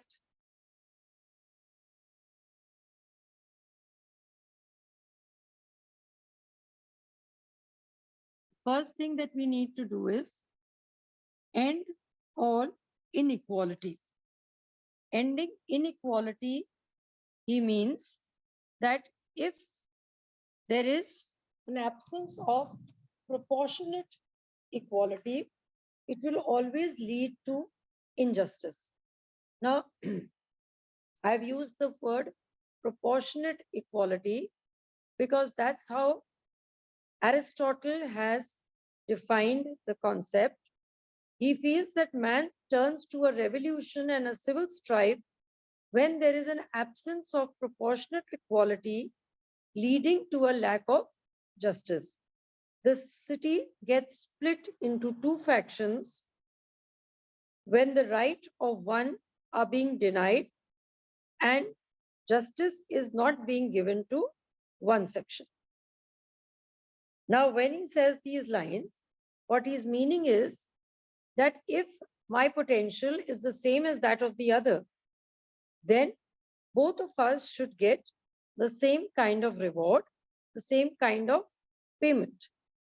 But if I'm doing the same work as the other, but my share of reward or payment or whatever it is getting in return is less, that indicates that there is injustice. Obviously, I will not be satisfied if I'm working for 8 hours with the same zeal, with the same perfection, and there's the other. And that person gets 80,000 and I get 40,000 or 50,000. I will not like the work because I will feel that my efforts are not being recognized. But what we need to remember is that till this stage, everybody is talking of equality. In the present times, everybody talks of equal rights. Everybody wants the same jobs, but we are not intelligent enough to realize that there is a thing which is called proportionate equality. Why? Because in Aristotle, he had the sense to realize that justice is only when the same type of things are compared. If everybody says, I want to become an IAS officer, the government should make all of us grade 1 officers. That is our demand for equality. But are we all equal? Are all of us having the same capacity? We don't have it. When we all don't have it, they cannot force the government to give equality to everybody, the same salary to everybody. We as teachers realize when we teach in class, we have students of different calibers. Giving equal treatment is good, but at times you need to do something special for a special child. That child is not able to understand. That child is not able to distinguish between one concept and another. So in that case, we have to make changes in our way of dealing with them. So what I mean to say here is that his first point was that injustice is wrong. Therefore, proportionate equality should be given so that there is less instability and discontent. And this was a simple point that he took on, and it applies in the present times also, because like we have a lot of concept of reservations. We have a parliament where we are talking about reservation, though it's not yet given. We have our panchayats where we have given reservation on the basis of caste. So in both cases, if you see the difference, what happens? That in the panchayat, we have reservation for the caste, we have reservation for the women, and we say that we have given them justice. Why? Because we have preserved a seat for them. On the other hand, when we come into jobs, there is reservation for our admissions in our universities, at least our university does do it. We have reservation on the basis of caste as well as on gender. We have reservation for freedom fighters. We have reservation for dependents of freedom fighters. And we have reservation for our employees, for our teachers. All these kind of reservations, what happens in the end? The general seats, which have no quota fixed on them, become very small. So doesn't that bracket have a right to object? At the moment, there is reservation of up to 60 to 65% in most places. I'm also dealing with the recruitment section in our university. So that's why I face it all the more. Everybody comes and literally bashes me up because they say, how can you reserve out of 10 posts, there are 7 reserved? Can't help it.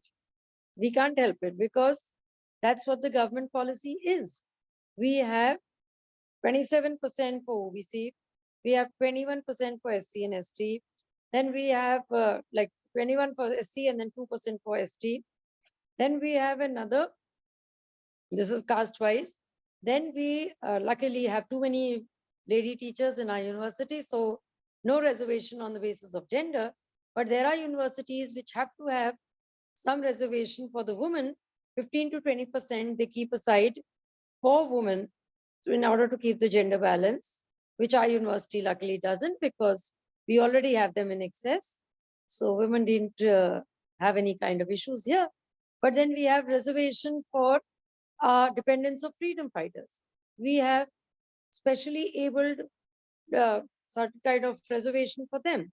So by the end, when 10 posts come out, you quite often have 6 to 7 posts which are under some category or reservation and 3 left as unreserved or UR posts. That's when the question comes, as we related to Aristotle, that he said that we have to give proportionate equality. Now, where is this proportionate equality? We talk about reservations. I'm not talking on that forum of for and against reservation. But once you put in reservation, somehow you demean the candidate who has no kind of certificate to show that he can fit into either of the categories. And then what happens? When this person is not fitted into any category, they come up with false claims, either producing a wrong certificate, taking some unfair means because they know out of 10 seats, there are only 3. Now, for those three, if they have to contest, it's more difficult. So why not find a place where they can misuse a certificate and get a shortcut? So that's when we have to realize that if everybody's education is same, if their capability is same, they should get an equal opportunity of applying. And that's one of the reasons which Aristotle gave and his primary reasons. And we find that even in the present times, we will have to face a kind of revolution if reservations on this context continue. And it's not only us. You find this happening even in the developed countries, because normally we say only India does it. Okay, on the basis of caste, only we do it. But you go into the US, you'll find all the male members cribbing that they, because of the differential balance that they want the woman to come into certain industries or certain sections of their work where the men are feeling left out now, because initially technology and coding and software development went into the hands of the males. So the top CEOs all happen to be males. But now when they see the balance in the company, it may be a private company also, they try to have a balance of gender. And then they start giving preference to the girls. So in that case, at least she'll be a lower entrant, she'll be at a lower position, but she'll come in. Someday she will rise. But that's when the male members who are still competing for a job feel that they are getting a raw deal. So that's where we need to remember that Aristotle was correct at that stage also, and still that we need proportionate equality. You cannot find any grounds of finding reservation. I mean, there are other factors which go against the concept of reservation. But when we try to say that ages ago, some caste, some category, some gender was denied its rights, it did not get equality, we give it to them in the form of reservation. I don't think Aristotle would have agreed to that. He said, same talent, same capacity, give them the same job and the same payment. That is going to be something stable, because if we do not do that, there are all chances that we will never be able to prevent revolutions from occurring. Another thing that he says, which is very genuine, that the motives and urges of men are also, and that was one of the factors that he gave, was the motives and urges of men are responsible for revolution, because the chief desire which goads the revolutionaries are the prospects of profit or honor. Profit in the terms of money, in the term of a higher rank, in the term of a better job. Honor would mean that there is no money involved, but your position in society will be more important. You will get more respect. You will be accepted by a greater margin of the population. And this he said that every man wants. Every man, I mean, every human wants. He says that men generally want to achieve both things, profit and honor. And because they want these things, all the persons who come into some position of post normally are insolent and grasping, trying to get more and more from what they have already achieved. Like supposing you are given one position, you have been asked to be the director or CEO of a company. So what do you do there? You're supposed to manage. As a CEO, your responsibility is to manage, is to take care of things. But actually what happens is you start thinking how I can earn more than my salary, how I can reduce the other person's power so that my power appears more important. So normally the magistrates show a cause of avarice.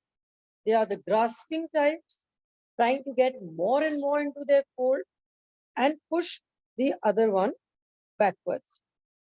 And because men love their position of superiority, they inculcate within the society a restlessness and a desire to override all norms of ethics and morality. That's exactly, I mean, you're seeing that Aristotle is writing in the BC period. But today, after 2,300 decades, even more than that, we are finding that men are still the same. Everybody wants superiority. And this need for superiority, this love for superiority, makes them restless. Why do we have so many cases of depression, so many cases of loot, so many cases of dacoity, so many murders? Why so much of corruption? Why do we have all this?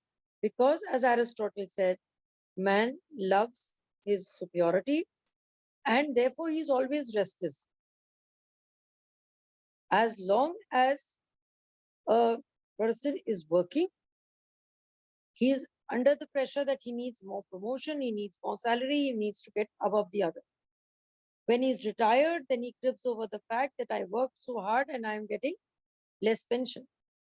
When you haven't got into the job, you are cribbing that I need a good job, at least some job so that I can earn. But once you get into the job, you crib that this job is not giving you what you wanted out of it. We are always restless and we are ready to break all principles of ethics, of morality, because we feel that that is what is going to gain us access to superiority. Another negative side of it is we all want positive things. We want money, we want power, we want high positions, superiority as he called it. But the other side, we also want to avoid punishments. And this is what Aristotle said, that fear of punishment also incites the public to revolution in order to clothe their misdeeds in false garbs. The fear of loss of dishonor leads the miscreants to create a revolution. That means that when we have done something wrong, when we know that the present government or the present rules are going to go against us, then we look for a change. We want a change where a government or a party or a system will come in which I will not be punished. We don't want to give up our own misdeeds. We want the system to be such that our misdeeds are not punished. Supposing I am a black marketeer, I am hoarding things to sell them at a higher price, or maybe give it to somebody who is not permitted to buy those things, then what happens? I know that the government is going to punish me because the government has made a rule that it should not happen in such a way. So what do? I try to topple the government. I try that the government does not exist, it does not function. A new government comes in, a government which is going to support my case. So in that case, when we see fear of a punishment coming closer to us, we want to remove the person who can give us punishment. We don't want our loss of money, position, or power. We don't want dishonor for ourselves. And therefore, we want that the government only should go away. Why is a strict teacher never appreciated? We are all teachers. I presume that since you all are doing a refresher course, we are all from the same fraternity of teachers. In that case, what happens to all of us? When we are very strict with our students, when we are too disciplinarian, they don't like us. They want the teacher to change. They don't want to change themselves. They want the revolution there, it would not fit into our definition of revolution, but Aristotle's revolution would be change of person. When we were in school, we wanted a change of section. When our section A is being beaten up by a teacher or the flats are being pulled out, because that was the time when we had physical punishment. Now I don't think it exists in schools so often, but our teachers used to hit us on the knuckles. There used to be a big ruler, and these Irish nuns, you only had to hit on the hand. And our poor little By any fingers. chance, ma'am, did you go to Loreto? Yes, yes, I'm a Lorettoite. Because you said Irish nun here. Loretto, Irish nuns had our fingers breaking always. You come in late, you get it on your knuckles. Which Loretto, ma'am? Loretto, Lucknow? In Kolkata. No, I am. Okay. I was in Kolkata, right? Okay. So its system was the same. The knuckles. So that's why whenever we read this point, I always remember our nuns. But they trained us. Okay, there's someone from Asansol, Loretto also. That's nice to see. That's a big Loretto faculty, because we still connect, because I think that period was very different. The way of their training was very different. And when we moved out of the Irish nuns system into a college where there was no such discipline, we suddenly found it too unruly. Maybe we found it like a revolution also. But actually they used to punish us, and we used to regret it. Why were we in section A? Why didn't we have to get that other lady who was not going to hit us? Because we had, yes, Sister Mary from Rome was with us also for some time. Somebody's remembering Sister Mary. There was Sister Mary, there was Sister Consuelo, and there was Sister Anne. Yes. We've had all these. They used to pass on between all the Lorettos. I think they had their transfers accordingly. Sister Alice Mary was the last one, but she was not an Irish nun, but still as strict. She used to teach us singing, and still we had to have our knuckles out, ready for the hit, if you sang the wrong note. But I think we're moving away from Aristotle into Loretto system. So let's come back. But that's been just an example to show you that what do we normally face? If we are putting a fear of punishment in front of them, they want us changed. They will not change. They do not want to alter their practices. If I'm not getting my homework on time, if I'm not paying attention in the class, or if I'm talkative, I need to get punishment. But no, I will not think that I have done something wrong. I will think, why doesn't this teacher fall sick and she doesn't come? Because whenever we had tests, and we used to always wonder that this particular, there was one who was always very regularly taking irregularly tests, like things like surprise tests every second, third day whenever she felt like. So we used to us wonder, she's going to be sick, we'll be free. So you are not changing yourself, you are wanting that system to change. And that's what Aristotle said, that fear of punishment, quite often, we do not improve on our own misdeeds. We want the system to change them. And then there's another very important point that he says is injustices in the electoral system. In the election system also, we have certain problems. Like we just now will talk about our own problems, but when he's talking about it, Aristotle is talking about it, he says injustices in the electoral system contribute their share to the conflicts in the state, because there was a city-state called Heraia, H-E-R-A-E-A. Heraia was a state where they used to pick up magistrates by draw of lots. It was like a lottery. Draw of lots means that all the people who are capable or who are qualified to become magistrates, their names used to be put in. One name used to be picked out like a lucky draw, and that person used to get the position. Now, in that case, if like you remember your times in school or college, if you had a student body to elect also, you always wanted fair elections. You wanted that if the class representative is to be chosen, all of us will vote and let's see who gets the maximum number of votes. Or if somebody's name is being proposed by the management or by the teachers, then everybody said that we should have a yes or no for it, whether we like this person as the monitor or the class representative. But later philosophers of course, went in for the policy of consent. Here, Hiraya was a place where leave alone consent, leave alone elections, they were taking it out like a lottery.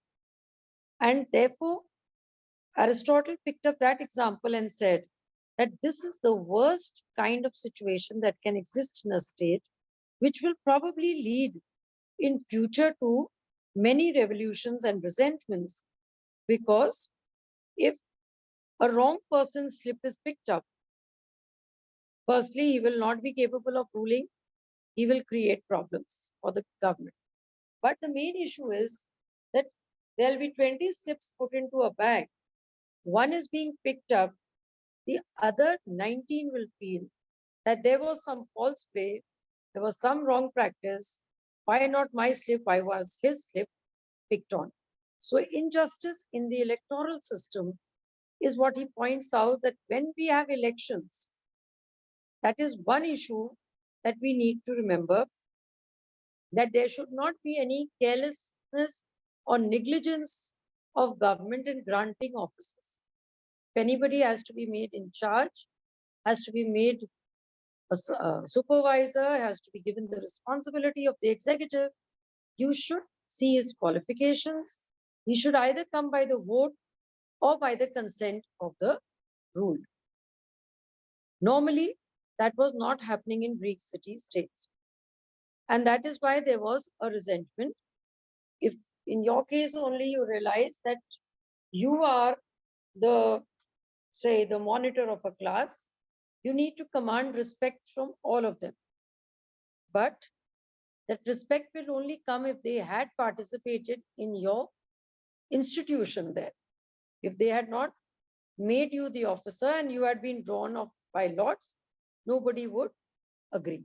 And even if you stayed there for some time, you have to prove your worth. Otherwise, nobody is ready to accept your view. Secondly, in our cases, when we see the same factor applying in the present times, we also have the case like our election system shows.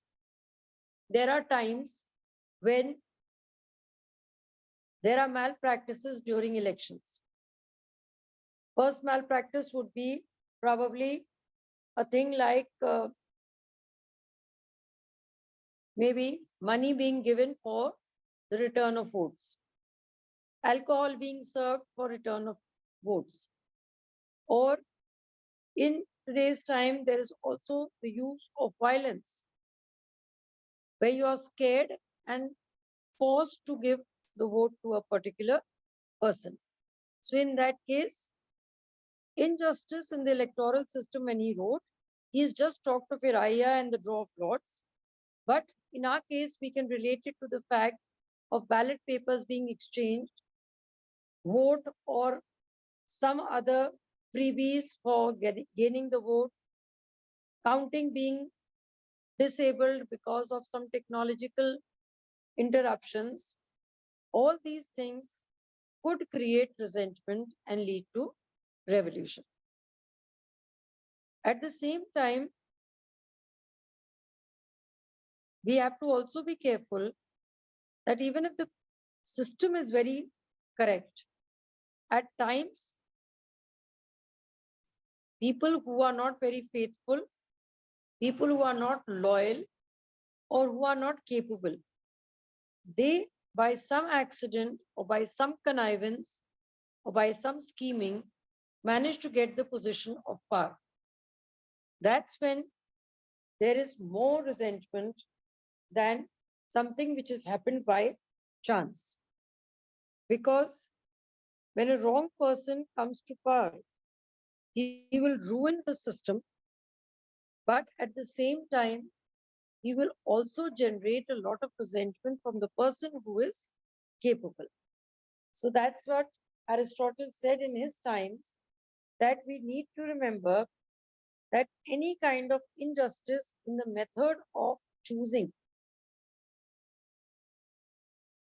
has to be corrected. Small negligence or carelessness may result in a drastic position, because you've made a small mistake because of which you could not judge this candidate and you've given him the seat. We have seen it happening in our parliament, in our assemblies. A person comes, asks for your vote in the name of his party or religion or caste or whatever, and you give him the vote. Once he becomes the MLA or MP or a minister, then his true colors start showing. And then you realize that I was so careless in choosing the voter. The voter doesn't understand quite often whom to vote for. Initially, we go and vote just because I know this person and I don't know the other one. The good method would be that if we have the choice, we should actually find out who is worth governing us, who is the one capable of ruling, and then choose only that person.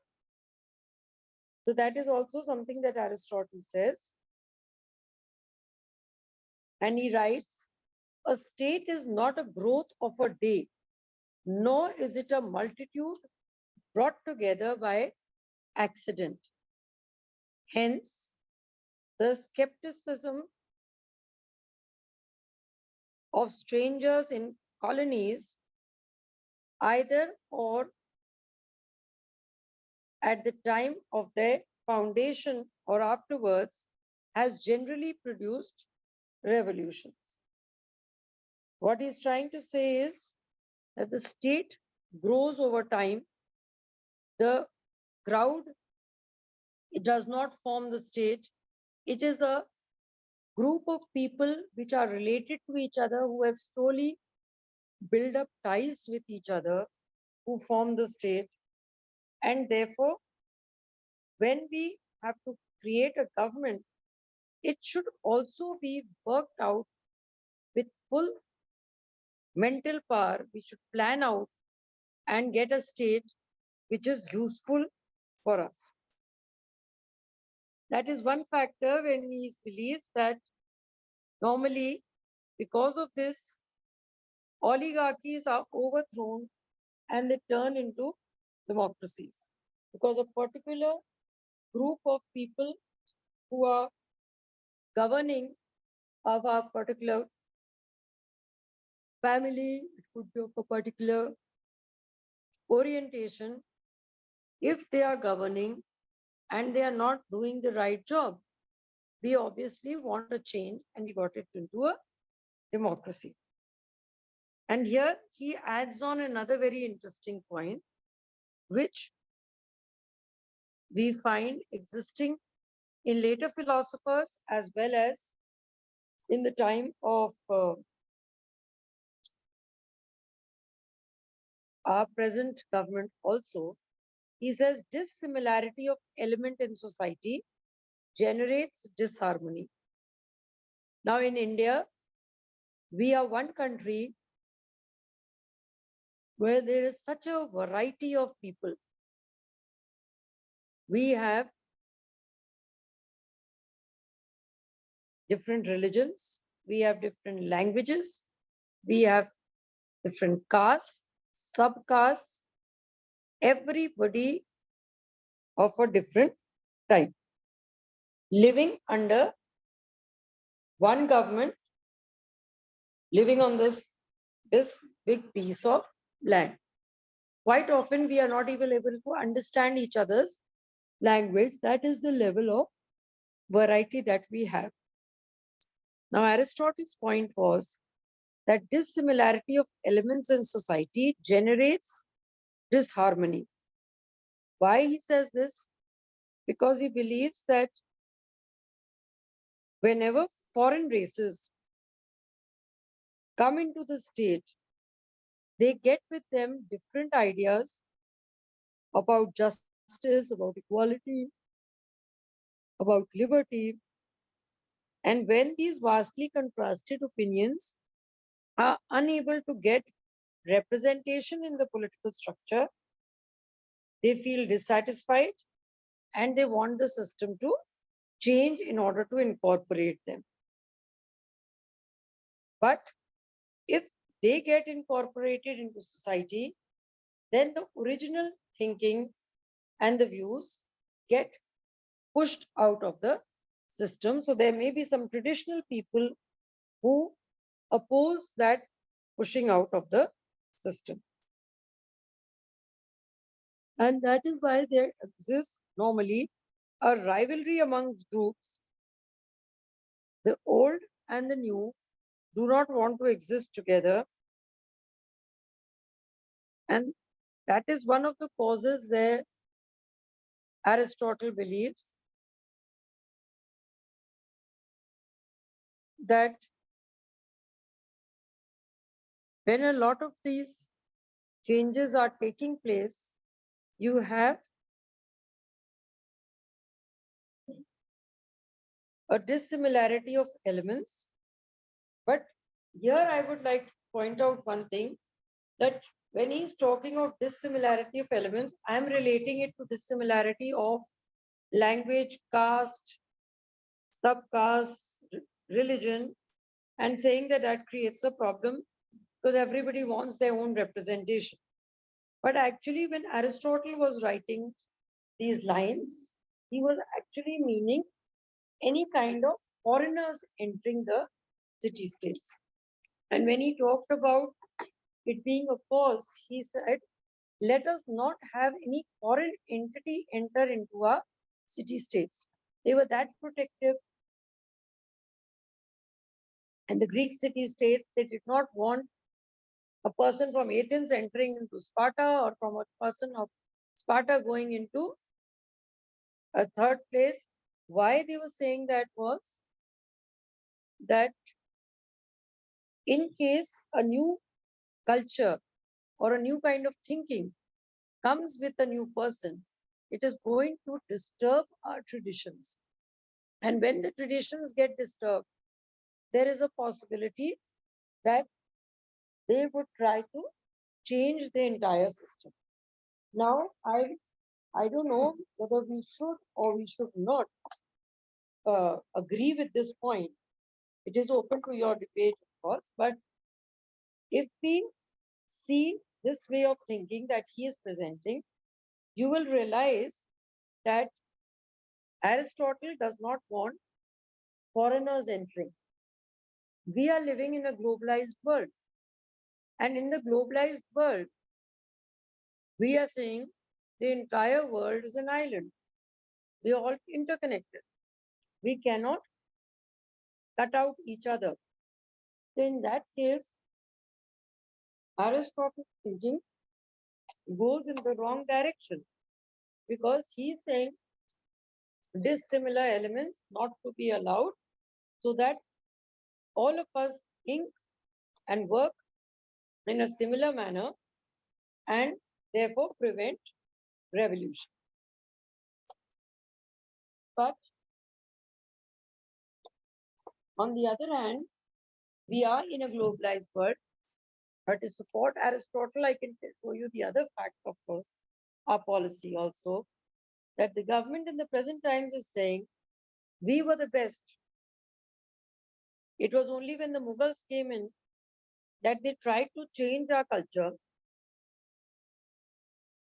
They tried to put in new practices, and those new practices disturbed our culture, and so now we are going to restore it back. So if we see Aristotle's point, and we do try to find a justification for Aristotle, we will say that the Modi government is working on this lines of dissimilarity. Of course, we could have a full debate on this point. Why? Because not everybody agrees that the Mughals disrupted our entire setup, because we were not only governed by one set of rulers. We are seeing that over time, India has had multiple invasions. We have had a lot of people coming from outside and governing us. When the Britishers came, they tried to change us. They tried to alter us according to their culture. When the Mughals came, they tried to alter us according to their culture. What is the difference between the two? Why should we leave out studying Mughal history, and why are we studying the British history? Or why are we letting that British period be? I mean, of course, it's going a different way, but that is up to the young minds to think. Just by not reading a history of a particular period, will we be able to understand what is happening? We may not like it, we may like it. We may say the Mughals were wrong, we may say the Britishers were wrong. Either way, but we cannot cut out a part of our history and say that we will not study them, they made everything go the wrong way. Because understanding how differences came is also a part of avoiding future revolution. Because when we study the Greeks, when we study the fact that they had different rulers coming, they had to learn different things from different people, we will be able to understand how the Greeks developed. In the same way, Aristotle was saying that don't allow dissimilar entries because we don't want to change our culture. We will prevent rivalry among groups. It will be more stable and we will be able to function in a normal manner. That is why he was not allowing dissimilar elements. That is exactly what our government is doing at the present times. They're saying we will not talk about what the Britishers said. We are cutting out what the British history has written about India. We are saying we will leave out the Mughal period so that we can link the Indian context, the original Indian context, to the present Indian context. That's why we are developing the Indian knowledge system. Of course, not all of us would agree that it is feasible or sensible, but just for an example, I took that the dissimilar elements, they meant no foreigners to enter, no interaction with foreigners, preserve your own Greek way of living. Then very interestingly, what we have in the present times as the main reason, he has talked about political corruption, undue prominence to some individuals, and excessive use of force by the authorities. All three we are finding exist in the present times, and therefore we can always say that the present times we are open for revolutions. We are creating an atmosphere conducive of revolution because political corruption, whatever we may say, however much we may deny, is on the rise, constantly on the rise. Not just corruption at the political level, it is everywhere. Of course, the government has its system placed. It says that if anybody asks you for a bribe, you contact us on this number. If anybody is indulging into wrong practices, immediately inform us. It's a good measure. It is what Aristotle had said also, check political corruption. But we cannot deny that human nature is prone to corruptions. And that is a major reason, major cause of revolution. Government is trying to address it in India at the present times, but I don't know how far it is successful. The second is undue prominence to some individuals. That everybody knows which people in India are prominent. Or if you see your own institution, any university, you will have 4 to 5 or maybe 10 people who are more prominent than the rest. You go into some office, you will have some people who are making all the decisions. You go even into an NGO, you will find the same. That's what he was saying. This should be nipped in the bud. Don't give excessive importance to anybody. whether it is the Prime Minister, the President, the Minister, we have to have some kind of leveling. Of course, if they are responsible for certain things, they will do the work. But only they will do the work. That's when the revolution comes. Because when we see the rise of one or two people and the situation arises, what after this person? It happened in the times of Nehru. They used to say, what after Nehru? It appears that if once Nehru goes, there will be nobody else left. What after Indira Gandhi? What after this? What after that? Every name. We always have this feature in our third world countries. Relating it to international politics, like we study the third world countries, the developing countries as they are called. This is the major feature of every third world country, that we believe in charismatic leadership. We have no basis of this person rising or the cause of him being superior to the others. Some person suddenly becomes a charisma. We literally worship him. We don't know the reason. And obviously, when the person rises to sudden importance, there is a lot of discontent in the other persons. Why only him? Why not me? So undue prominence to any individual will always lead to discontent and revolution, and then excessive use of force by authorities. I am not saying that the government is wrong, but if a government is always allowing you to publish, write, or express your views, sometimes it does create a problem.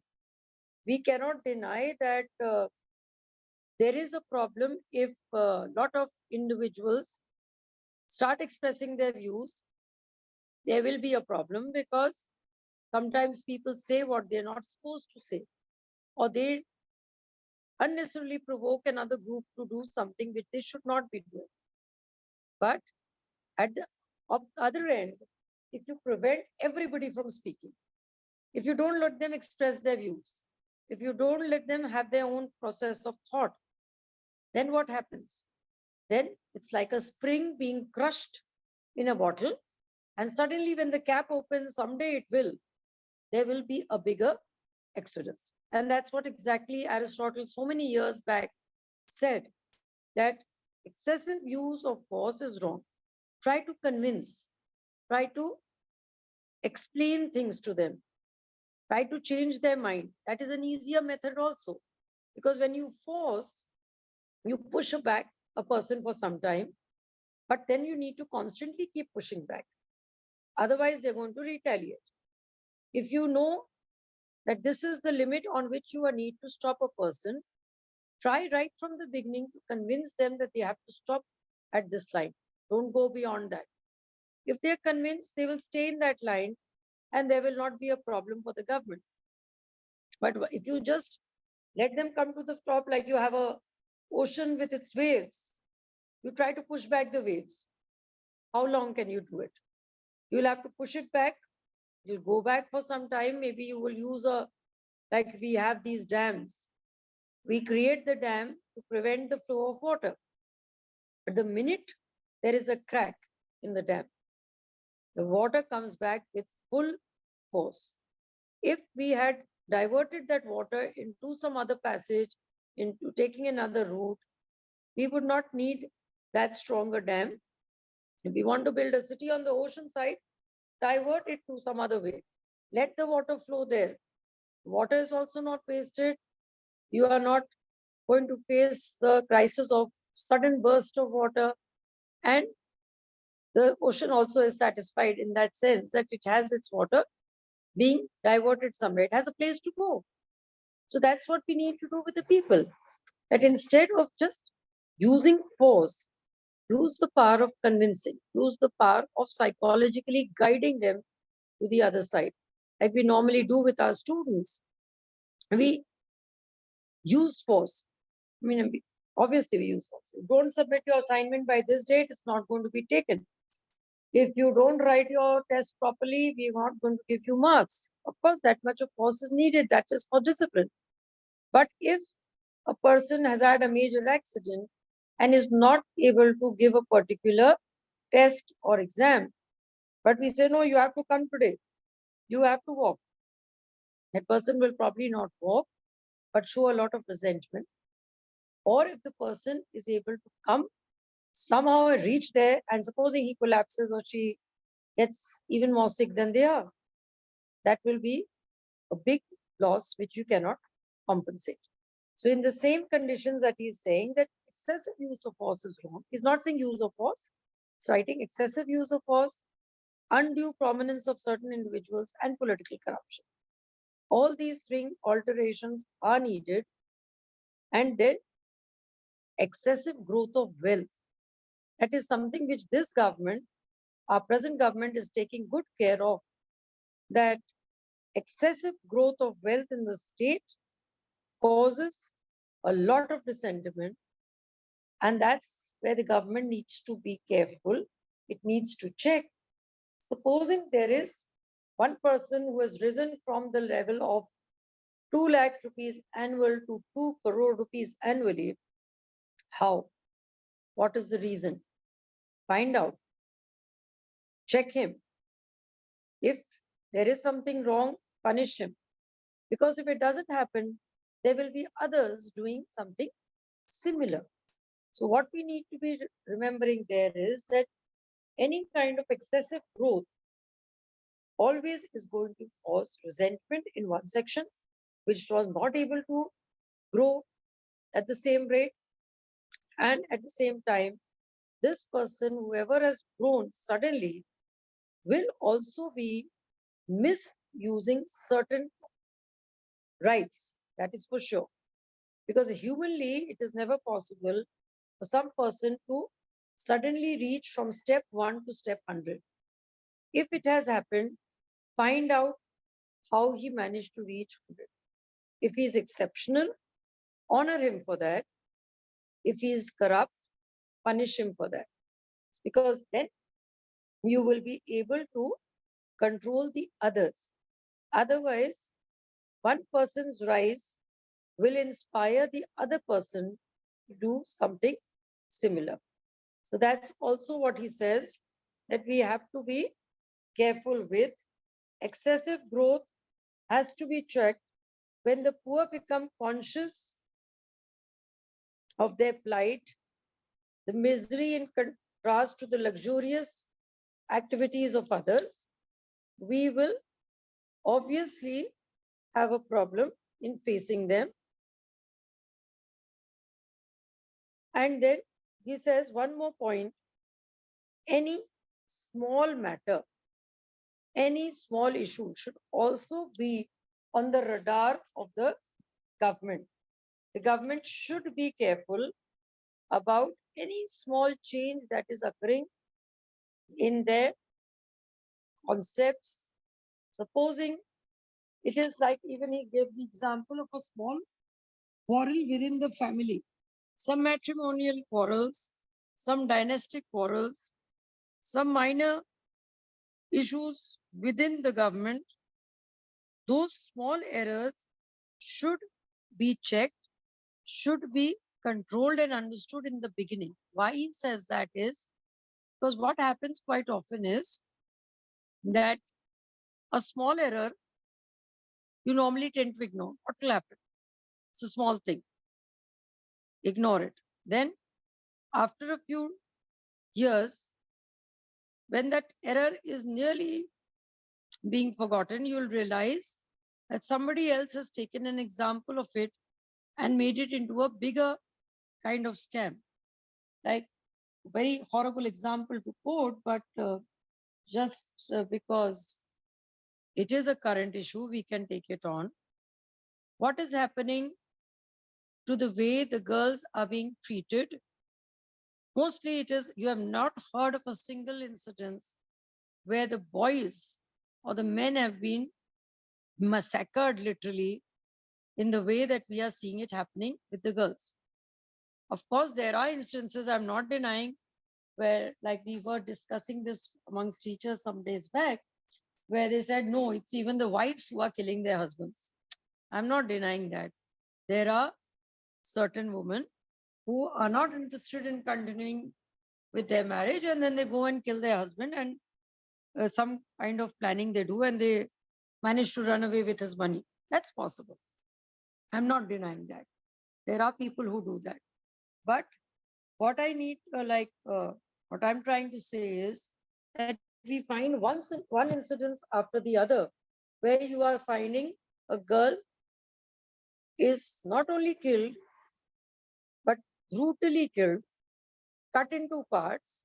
And in the latest instance, that horrific instance where they said that she was boiled, the body parts were boiled and then fed to the dogs. Now, what is that coming to?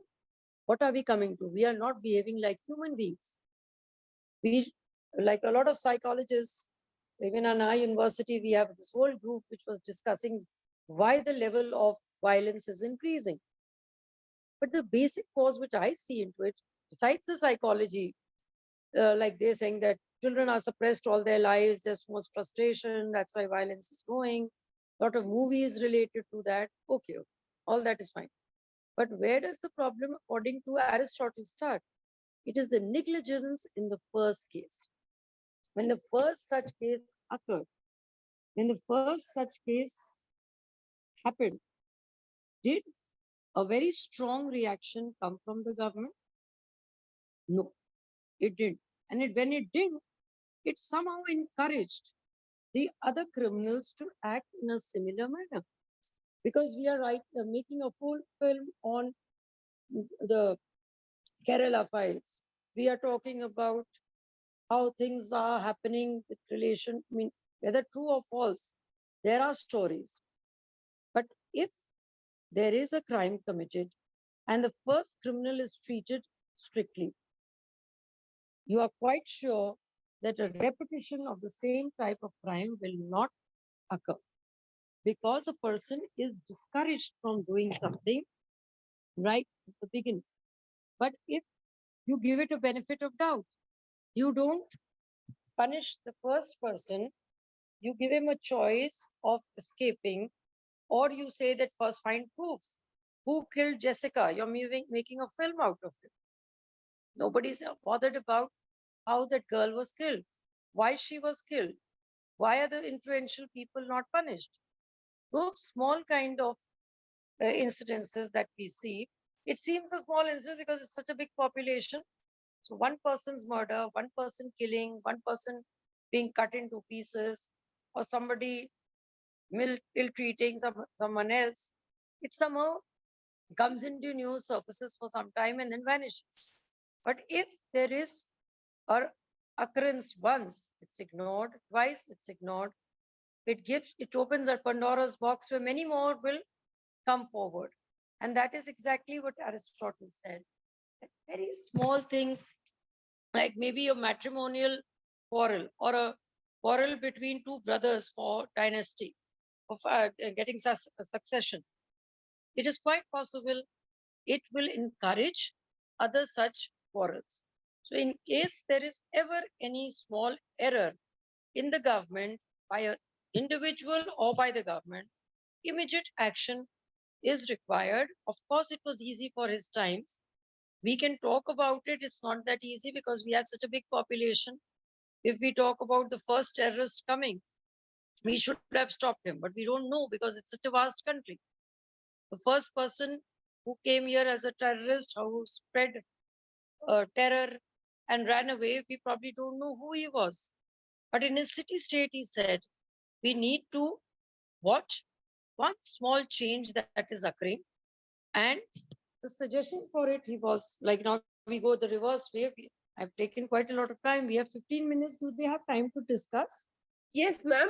I was just about to say, let's have at least 15 minutes of discussion, because what you said, so provocative. I mean, bringing Aristotle and trying to apply it to whatever is going on around us. I'm busting with question myself, but other attendants get the priorities because yeah. So I will just open up. Ma'am, do you want to say a couple of sentences and wrap up? Then we can open the floor for time. We can always stop, because after this I was coming to remedies. So I think when we talk, we'll get the remedies out. Yes. All right. So participants, what ma'am has thank you so much. Like, we have studied ideas, Aristotle's ideas about revolution in the past also, but the way you have linked it up to the present context, it is very, very interesting. It's very controversial. It's very interesting also. And, no matter how much we critically appreciate the work of the government, I personally never saw the shadow of Aristotle influencing them. So you have actually helped me open my eyes to this particular aspect of administration, governance rather. Okay. So, dear participants, if you have questions, please let ma'am know. Otherwise, I will give you time to write down the question, or you can come online, raise your hand and ask ma'am question directly. In the meantime, ma'am, let me start by asking you, ma'am, it seemed from the examples you gave that Aristotle used the term revolution to refer to all changes, but can all changes be called revolutionary changes until and unless there is a change in power structure? Like you gave examples of, class, when a particular teacher punishes, the students wants a change of teacher. Student is not asking for a change in power relationship, but a change from one teacher A to another teacher B. Like, so, is Aristotle's definition of change is it equivalent to the term revolution as we understand it today? Okay, ma'am. So one is that. Another thing is, I'm very like when you talk about dissimilar elements, and you are constantly referring to how Aristotle warned us about, made us cautious about dissimilar elements, because dissimilar elements may cause revolutions. And in this context particularly, I'm very thankful to you because you made the connections between the present changes in the syllabus,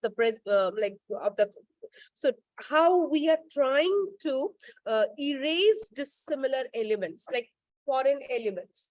Now, you can do that, I would say, relatively easy if you are talking in terms of the Muslim population or the Mughal population, or if you're talking in terms of the British colonialists who came to India on basis of race, on basis of origin. But then we are also assuming that the subcontinent itself, the Hindustan, people who lived here are very similar or homogeneous in nature. Can we assume that?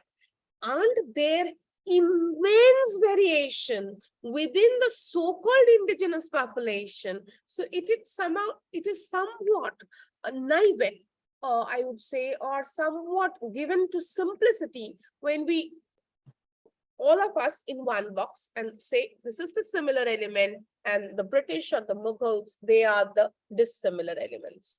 So ma'am, if we can just start talking about this too, then I think others will start asking questions. Okay. And the first question that you did first about exactly that Aristotle, when we studied him the first time, had the problem, he talks of 4 transformations. He says one is when democracy changes to, say, you have one form of government like monarchy, it may change into tyranny. Tyranny may change into aristocracy, may change into oligarchy, and then oligarchy would come into polity and then democracy. He gave that cycle of constitutions. So obviously he agrees that one form of government changing to other is revolution. That is a generally accepted form, that if a government changes totally. But he says even if personnel change, like I gave that example of teachers for the simple indication that that's what happens when he said that supposing there is party A in the government just now, it's a democracy, but after elections, party B comes into power. That also, according to Aristotle, is a revolution. Why he calls it a revolution is that we are in the same form of government, one party being replaced by the other. For us, it is like, doesn't matter, because that's what's happening after every election, especially UP. We find it's a It used to be. Now with BJP here, it's staying here 2 terms, so it's different. Otherwise, we used to have 1 term of SP, 1 term of SP, then SP back again. So they were kind of changing past. But Aristotle said even change of personnel is a revolution, because one person's perspective or one party's perspective, when a new one comes in, changes totally. And because of that, the way the public handles it, also there will be a change. So therefore, he says that the second part, the second type of alteration or transformation, which he calls revolution, is when men change even without disturbing the form of administration, or replacement of rulers only and not the system. The third transformation, he is saying that even if the ruler remains same, the form of government remains same, but only there is a change in degrees. Degrees meaning that either they have very strong views suddenly, like I have decided that there is defection, and defection is a wrong thing. So we have an anti-defection law. But next day, I am the same ruler, but I feel no, only defection will not be punished by him being removed from the parliament. I am going to execute him, put him in jail, hang him on the, put him off for life.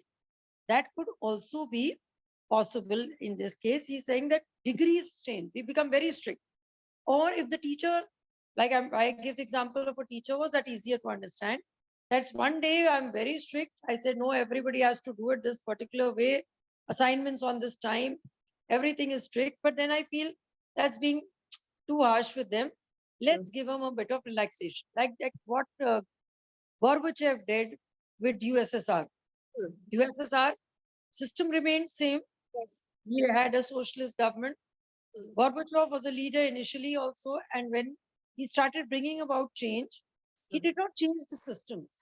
He just changed the degrees. He said there'll be more openness, there'll be restructuring. And then what happened? It served to be the biggest revolution in our international politics, because the entire USSR started thinking on those lines of restructuring. They all wanted their own nationalities to become separate states. And then the disintegration of Soviet Union took place. So that's more an appropriate example of Aristotle's third point, change in degrees leading to a revolution. Yes. He just talked of relaxation. He did not say breakup, but that's what happened. So the Aristotle says that sometimes even difference in degrees, where you become more strict or more lenient, could lead to a revolutionary change. And then he says the fourth type is where the entire constitution doesn't change, but we either create a new office or we remove an old office that is existing. Like we have at present a president and a prime minister, a vice president and no deputy prime minister. Supposing we add a new office called a deputy prime minister and make him share the powers of the prime minister. It seems quite ordinary, but for Aristotle, it would mean there is a revolution, because someday this deputy prime minister is going to, like UP has 2 deputy chief ministers. We didn't have any at one time. Then we put in 2. And now maybe we'll come to a government where we won't have any. So those small changes, they look like small changes, but according to Aristotle, that is also a transformation, a revolution, because supposing this person is effective as a deputy chief minister, he will someday reduce the powers of the chief minister. Maybe people have 3 people to talk to instead of 1 chief minister. It would be better. Like UP has had that history where now we can talk about it because it's history. So we can say that one period when the SP government was here, they used to say we have 3.5 chief ministers. It was said jokingly, but we had 1 chief minister and the others who were quite powerful. Like that point of Aristotle, first I thought I'll put the example there, but it's not a written or prepared lecture, so I got talking of other things. So this gives me an opportunity to remind him of that some people's excessive growth of power, giving some people excessive importance. That's what happened in his time. There was 1 chief minister who was good, sensible, educated, modern, everything. But then he was so influenced by his elderly relatives that people said there are 3.5 chief ministers in UP. The 3 are the elderly ones and he's the half. So poor chap lost the next elections. Yes. So that's what the 4th type of revolution Aristotle is talking about. So for him, any change is a revolution, because you never know what repercussions it will bring about. And the second question, I think, if you asked, if I remember correctly, you were talking about the dissimilarity elements. Here he's talking about foreigners, because this was a very established practice in the case of the Hellenic states, that they always felt that any foreign entry is going to disturb our culture.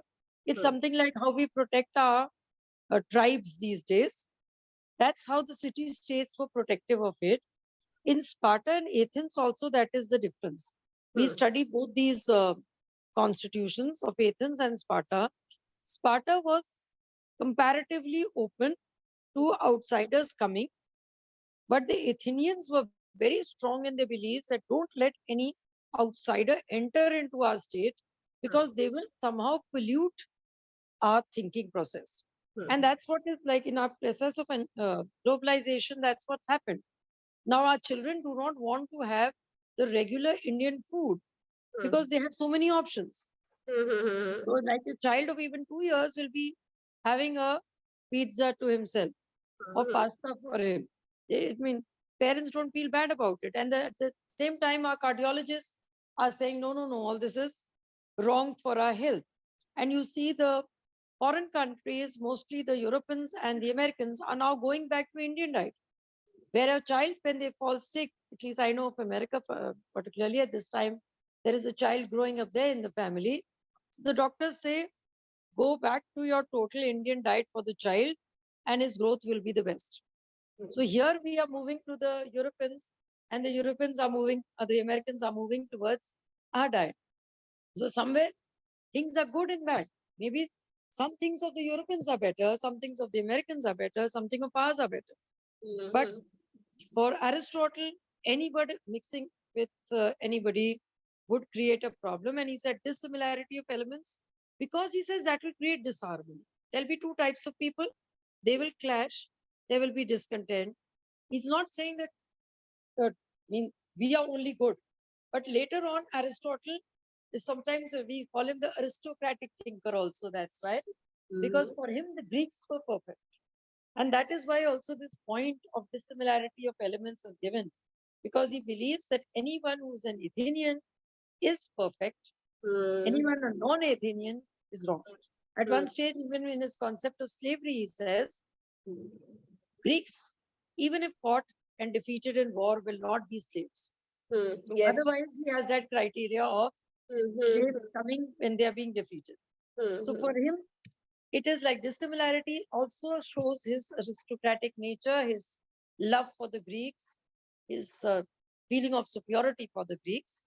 Maybe that is the reason that he has put it there. Not necessarily true for others. Yes. So, ma'am, from your talk, what we gathered today is understanding Aristotle is very important to decipher many moves of a recent political establishment, or contemporary political establishment, I would say. But we need to engage with Aristotle critically, because we cannot just take Aristotle ideas completely and try to implement that in context of any country, India, Europe, wherever it is, because there are side effects. Society is a very dynamic thing and we are changing. So if we accept everything, if we take everything and try to implement, that itself might cause a revolution, which we are trying to avoid in the first place. That's true. Okay. That is quite correct. Yes. We can't take him because he's talking of a very limited city-state and we have a big setup now. Yes, and we have also got used to ideas of civil society and democratic ethos, and the fact that the state and the civil society are not always on the same page on some issues. So those things are there. So we have to accommodate, just like you accommodate students, we have to accommodate the dissenting voices as well. So as like the safety valve, I think you were talking about that we need to mellow down in certain cases when punishing somebody so that the dissenting voices do not turn into revolutionary voices. So thank you very much for a very insightful talk today. And I hope the participants have learned a lot. Thank you for your time. Thank you for your effort, ma'am. So Thank you so much. Thank you. Thank you for listening. Yes, thank you.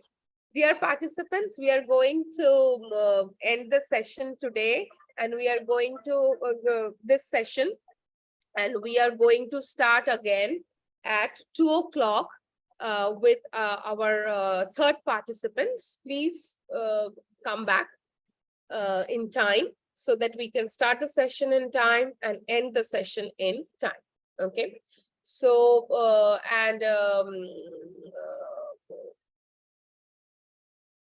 so Dr. Indu Jain, are you here? Dr. Indu Jain? Oh, yes, ma'am. Yes, good afternoon, ma'am. So in Dr. Indu Jain, you are a faculty, right? Yes, ma'am. So ma'am, I said, talk to me after the session is over. And you kept on writing to the general chat box about presentation. That is distracting everybody. How many times do you need to write actually? You are seeing that I'm asking question. You are seeing that I'm moderating a session. Okay, ma'am. Okay. You should have been there in the first session. You were not there. Then you wrote to me. I responded and you kept on bothering me. Okay, ma'am. Okay. You are a faculty.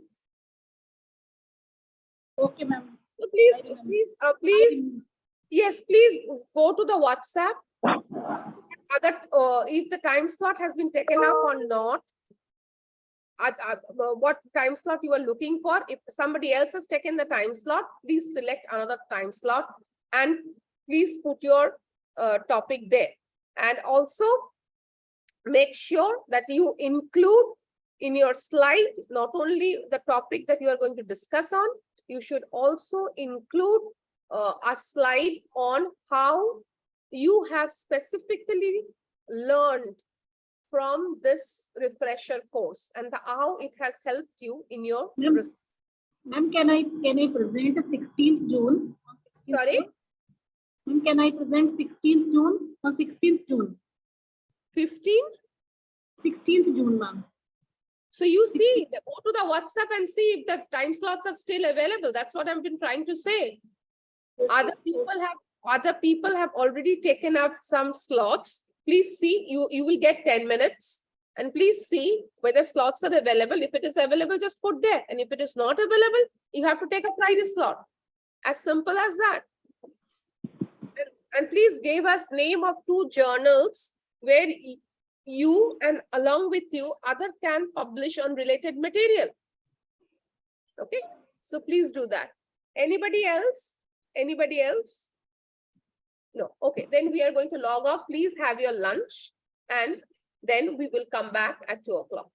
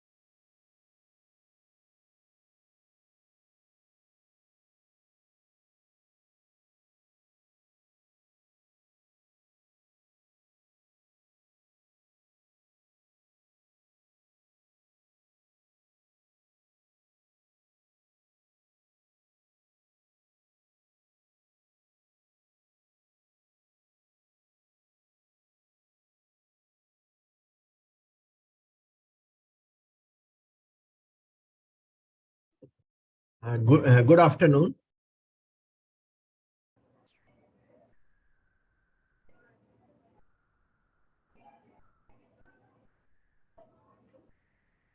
Am I audible? Yes, sir. Okay. Yeah. So you Welcome, are sir. from, Dr. Kiran, you are from MIT? Yes, sir. Okay. Yeah. So And, you sir, will be the host. yeah, I will moderate this session, sir. Okay. And Yeah. at what, how many participants are expected? I guess more than 40 participants are expected, but I don't know the exact number. Okay. So when we are starting the session? We are starting now, sir, at 2 p.m. 2, right. And The first session is from 2 to 3:30. Then we yes, have sir. 15 minutes break. Okay. Yes, sir. Yeah. So should I start? Yeah. Just give me 2 minutes, sir. Definitely. Okay, so welcome everyone. A very warm welcome to our distinguished speaker, Dr. Masood Siddiqui sir, and warm welcome to our participant also to this post-lunch sessions. So we have 2 sessions now in afternoon, and both the sessions will be conducted by Dr. Siddiqui sir. So before starting this session, let me introduce our distinguished speaker to our participants. So Professor Dr. Masood Hussain Siddiqui is a distinguished scholar and professor in Department of Statistics at the University of Lucknow, located in Lucknow, India. With extensive experience in the field of statistics, Professor Siddiqui brings a wealth of knowledge and expertise to his role as a professor. His research interests encompass various areas of statistics, including probability, probability theory, mathematical statistics, and statistical modeling.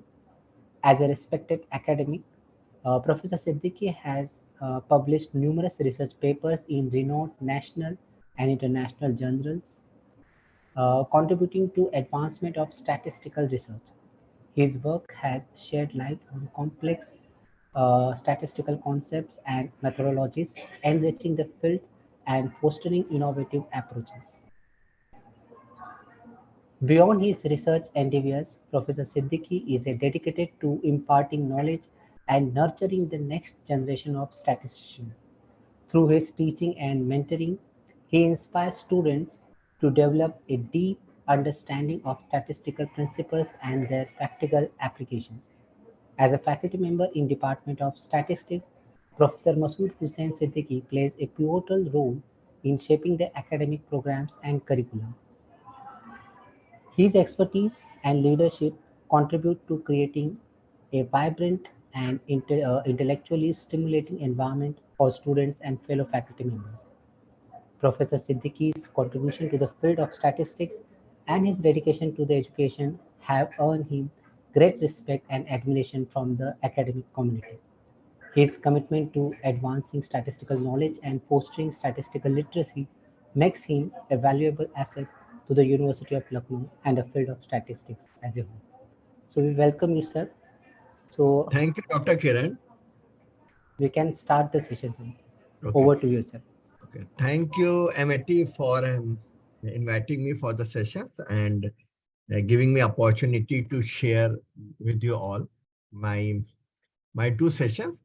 They are primarily related to the statistical data analysis, where we are using the software package, that is SPSS, full form being Statistical Package for Social Sciences.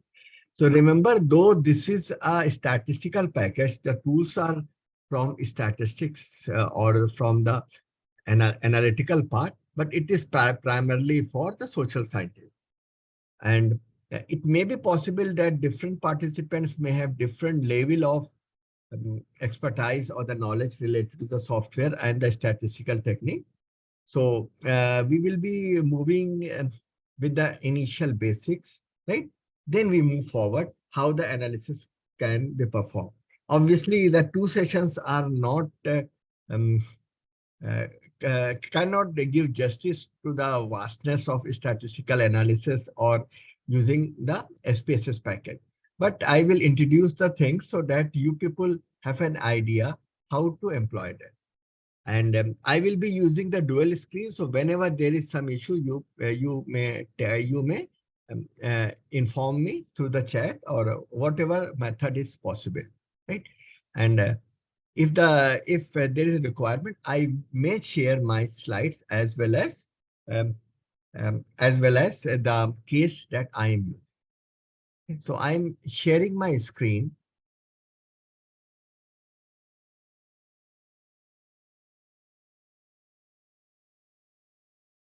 Okay.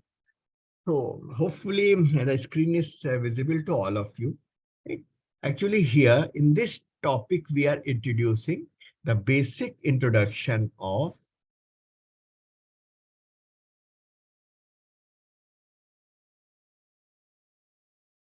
SPSS package and how the data entry can be done. Then we take a case or a situation, a very basic situation where we have data and where we have a data in our hand and how to proceed forward.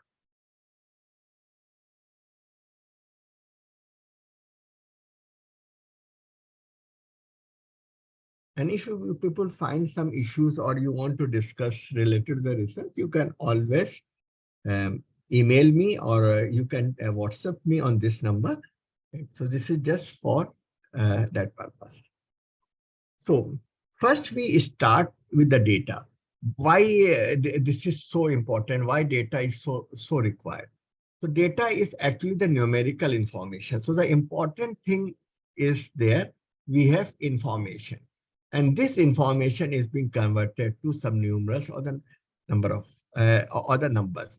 Since there are information, so obviously we want to know what type of information is there, which is inherent there, and how that information can be done. So the base is we convert everything into some numbers. So that's why there is data. We have two types of data. One is the structured data. Other one is the unstructured data. So this structured data is typically the format which is also known as data frame.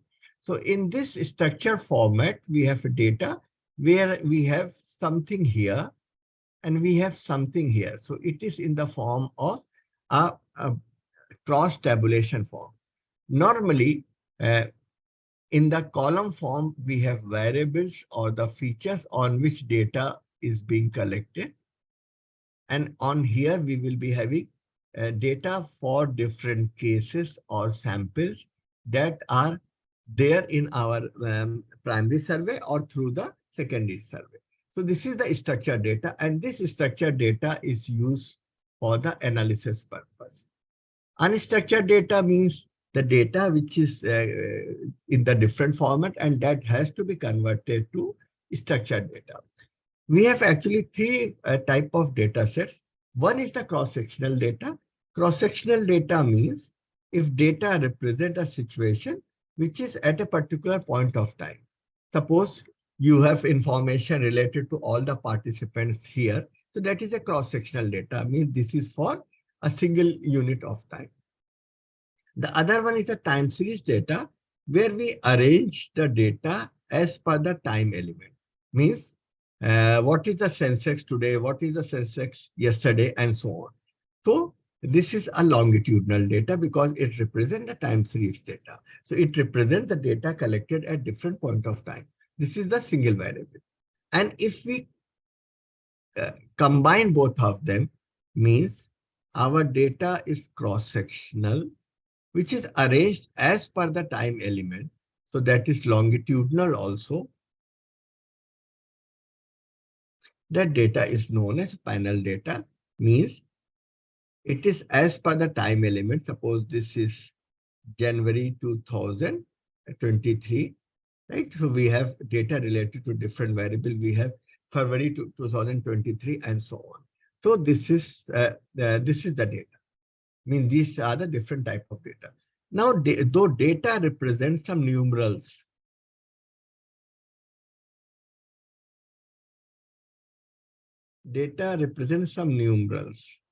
but numbers doesn't mean that that anything is always measured. So data can be measured in the form of metric, where we are measuring something, like we are measuring the economic capability of a person, we are measuring height, we are measuring the performance, we are measuring the attitude or the opinion. So one where we measure the data. Other type of data is a non-metric data where we don't measure the data. It is actually the categorical data. Like we can represent the gender, like male, we are considering two genders only. This is 1 and 2. So here numbers 1 and 2 are not measuring something, they are just categorizing the two groups. In the same way, we can categorize means the participants may be satisfied with this workshop or participant may not be satisfied, right? So we can have number like 1 and we can have number like 0. Okay. So here again, they are not measuring something. They are just categorizing the data. Okay? So why we are discussing that? Because it's in the start, we will be getting the numbers, but how, what type of tools that may be employed for these different type of scales, that is important. So that's why I am discussing measurable or the metric data as well as non-metric data. Here, these are the standard 4 scales. Probably they have that have been covered earlier. The first one is the nominal and ordinal. They belong to the category that is metric. And interval and ratio, sorry, they belong to the category that is non-metric, the first two. They are non-metric.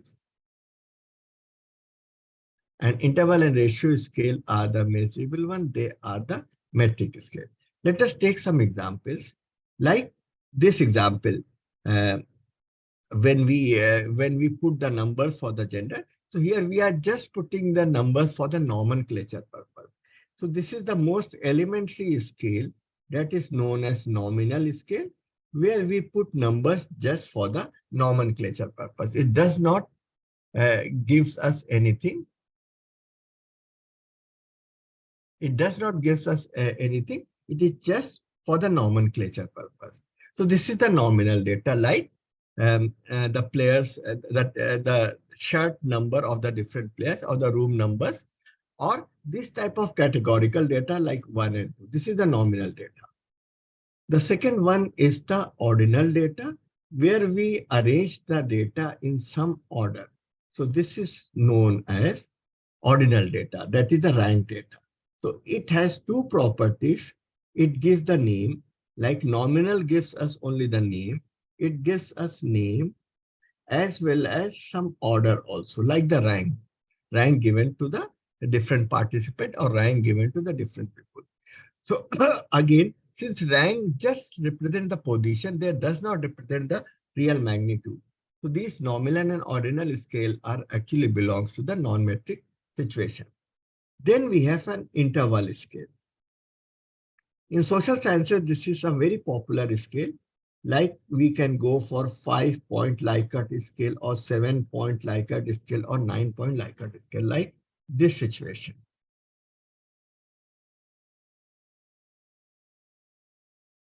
Like we have numbers like 1, 2, 3, 4, 5. They actually represent, suppose we want to know how much you are satisfied with the workshop. So here, this is highly dissatisfied.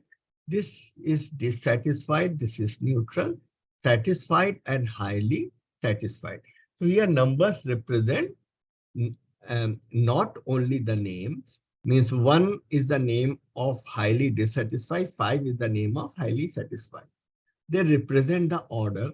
With respect to satisfaction, 2 is more than 1, 3 is more than 2, 4 is more than 3.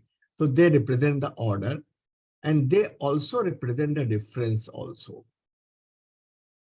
Difference means The difference between 1 and 2 is equal to difference between 2 and 3 and so on. So this is the interval scale. Lastly, we have the ratio scale, which contains all the properties like it has name, it has order, it has difference, and it also has the ratio part also.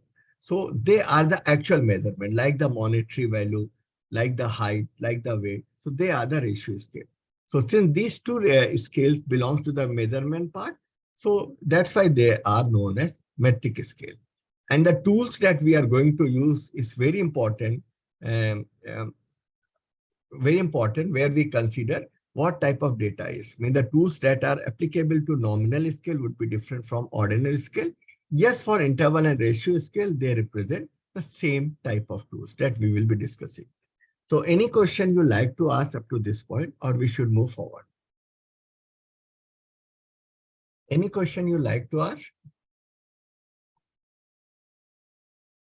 Okay, otherwise you can always put that in the chat and I will take up the question accordingly. Now we come to the data analysis part. As data actually represent the information, so what analysis does? It is the objective of the data analysis is to draw meaningful information from the large mass of data. Obviously, this meaningful holds different connotation, different meaning for the different people. So it depends upon our objective. It depends upon the researcher. What constitute the meaning, right? Means to person X, the meaning may be different. A person Y, meaning may be different, might be different. So that's why this data analysis is not an isolated activity. It does not work in a cocoon, right? They are related to all the steps that we do in a research methodology step before we perform the data analysis. So here it has been written that it is not an isolated activity. It is a function of objective. Obviously, objective changes, so data analysis may be changed. It depends upon the research question and the hypothesis that we made. What type of sampling scheme we have used, what type of scales here we have discussed measurement in scaling technique, and how the data has been collected, what the collection techniques are there. So it is very important that there should be a comprehensive planning for the data analysis, right? Means if you have collected data in a different scale, it might not be possible to apply some different tools since the data has been collected at some different scale. So it is very important that all these steps must work in tandem. After that, I have introduced this statistical package, SPSS for social sciences. It is by IBM. And even if you go to the IBM India site, you will get you will get a package for 15 to 1 month. If you enter your teacher's ID, then probably you will be getting 1 to 2 month license for the learning part. Now, here I am introducing this concept through the actual software part. And don't worry, here I have put the screenshot so that will guide you how to perform, how to use open the SPSS and how we do this. So for this purpose, I am changing my screen and will be introducing this. So here SPSS window is there. It actually has two tabs. One is the data view, which is in front of you. The other one is the variable view. The structure and the format of data view is exactly similar to the Excel part, where on the column side, we have variables or the features on which information is being collected. And on the row side, we have cases or the samples, right? So this is a convention we always use even in Excel also. Now, apart from Excel, we have one more tab that is known as variable view, where we define the variable. Like in Excel, we cannot define the variable. So here we define the variable view. Like, suppose the first variable is gender. So we put this as gender. Now, there are certain rules that are to be followed when we put the variable name. Right? So that's why there are, just a moment. We put the first name as gender, right? So this is the name. And here there is one more thing, that is the label. Label is a description of the name, as we know. Right? So since for the name, we should have some basic rules, right, that I will be introducing. So in order to define that, there is one more thing that is known as label. So this is the gender. If you come to the right corner and if you click the button, so it asks you to define the variable view. Numeric is the default variable view. You can use the other form like string, scientific notation, and so on. Width and decimal has not much consequence. It simply tells us the width and the number of decimals that are there in the different column. Then we come to the value. Since gender is actually a nominal variable. So suppose we put 1 for female and 2 for male. So that's we know. And we want this to be expressed in the output also, or to the other person also. So we define the values. How values can be defined? We go to the right corner of this box and click on the buttons. Now here we can define 1 as female,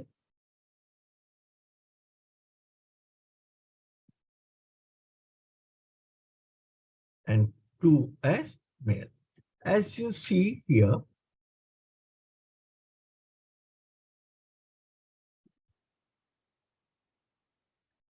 they are being put in the quote and unquote. So exactly the same thing would be there in the output everywhere, right? If you write M and F, it will be there as M and F. If you write female and male, it would be there only. So here they are being defined as female and the male.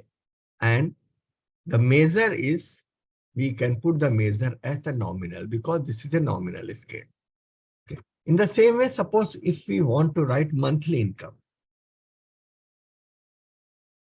Now, if we write this as monthly income and we put a break, a gap, and if we enter that, then it puts the objection that it contains an illegal character. So here, no white space is allowed, only hash is allowed. So that's why what we do, we put a convenient name, a short name, that is the income. And here we define the label as the full description, like monthly income in, sorry, we write this as monthly income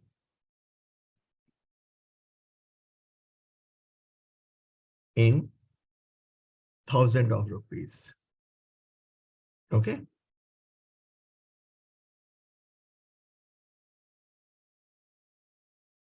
In thousands of rupees. Now everything is there. So in this way, this label is a description of the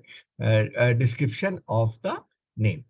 And since we are actually putting the real income, so that's why we are putting this as scale characteristics. Now, since we have defined these two variables, they are there in the data sheet also. Now we can enter. Suppose we have the first person as female. Her monthly income is 50,000. Now the second person is a male. His monthly income is 40,000. Third is again a female whose monthly income is 25,000.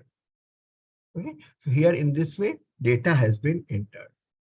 And if you click this part, that is the value label part that I have just explained. Right, value label. So they tell us what codes has been used for the gender. So in this way, this data can be entered into SPSS directly. Now, this is not much of the preferred thing. It is just for the introduction. There is one more thing that can be done where we import the data. So here now I am showing you how the data can be imported. Now, This is a prepared data sheet. It is an Excel data sheet. It is related to the performance of students with this, and when we are considering the admissions. So here the variables are gender, where 1 denotes male, 2 denotes female, score in the 10, score in the 12, then score in the graduation.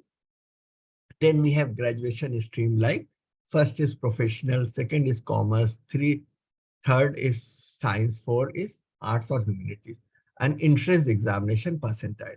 Right? So this is the Excel data that we are importing to the SPSS format. So this is the standard data format that we use in the Excel. But the only precaution that should be there, that all the variables should only be in the first row. Remember, I am repeating, all the variables, all the features should only be in the first row. So it is there. Now, this file is to be imported into SPSS. As we know, if the file is open, it cannot be imported. So we are closing this now. Now we want to import. So just like Excel, we go to the file. Then since file is already being made, so we go to the open, then we go to the data part. Now, this is the folder where I have put the file. But here, that file is not visible because here only the file type SPSS statistics or .sav files are there. So we change the file type as Excel. Now this is our file that is to be imported into SPSS, and this file is case academic performance detail. And if we press open, so here, this is the path. We are considering the worksheet number 1 because only one worksheet is there. And very important thing is read variable name from the first row of the data. So it will automatically pick up the variables that are there in the first row, right? And it gives us the basic look of the SPSS sheet that is going to be prepared. And if we press OK, so now that Excel file has been imported to SPSS. And since you have defined that variables name should be taken from the first row, so it has defined gender, class 10, class 12, score graduation stream, and entrance. Now, if we go to the variable view, these are the variables, and some are having the label also because they are the description, which is not allowed in the name. And now, if you want to define something, like you want to define the gender, you can go to the value box, click on the right, and here you can define 1 as male and 2 as female. Okay. In the same way, you can also define the graduation stream also, like the manner I have told you. So this is the way by which we can import an Excel file into SPSS. So any question up to this point, or if this is clear to all of you? Is it okay? Any question?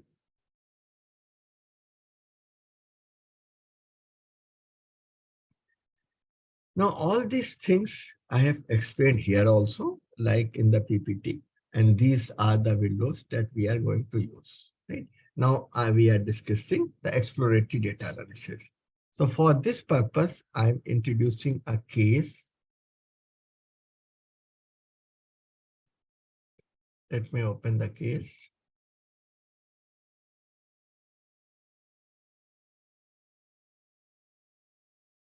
So this is the case related to Ventura sales reporting. It is a very elementary case since here different people belong to the different background. So that's why I have taken a very simple case, that is the Ventura sales reporting case. Okay, kindly read the case. I will be sharing this case with you people. Let me have.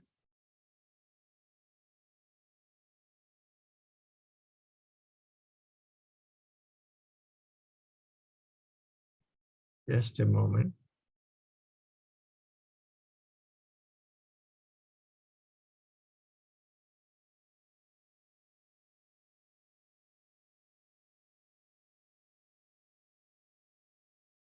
I have shared the case. Otherwise, you can read it from here only. This is the Ventura sales report. Can you read the case? We will be discussing this case. Just to have some idea.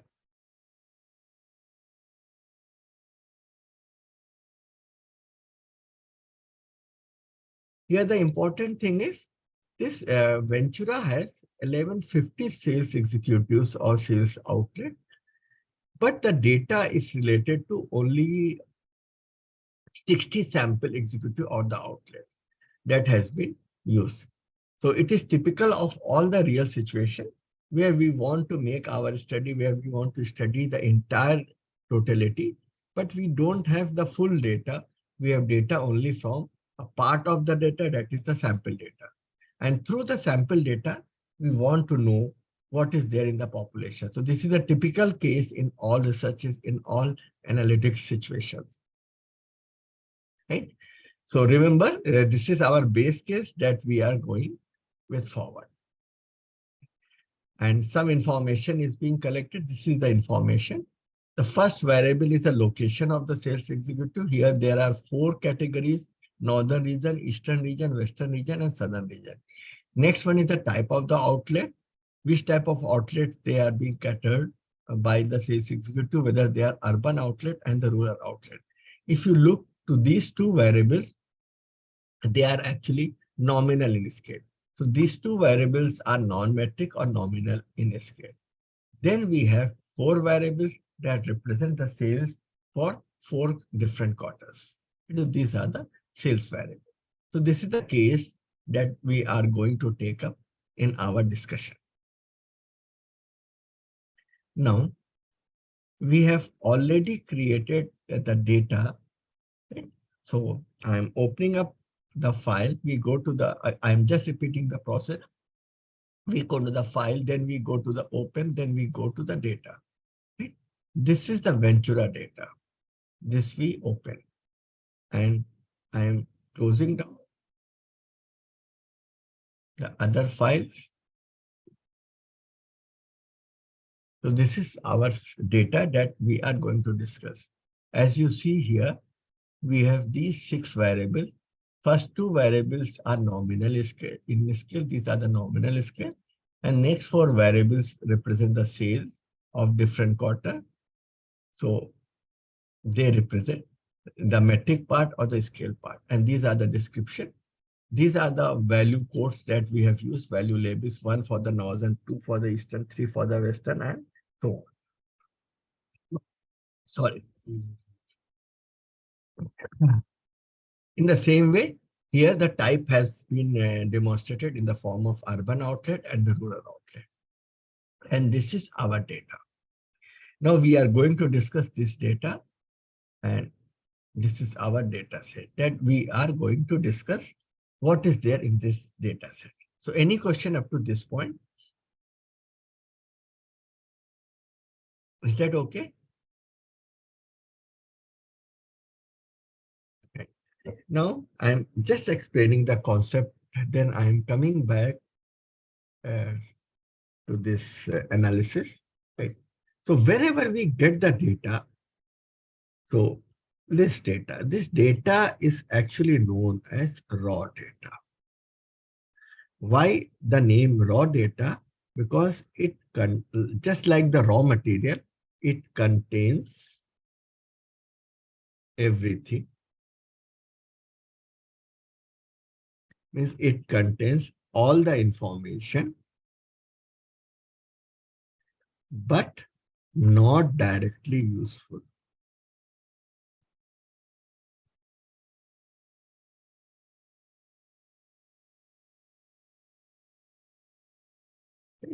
Since it is just like the raw material contains everything related to the matter, but it is not directly useful. So what we have to do, we have to process this data. We have to process the data so to make it useful or meaningful.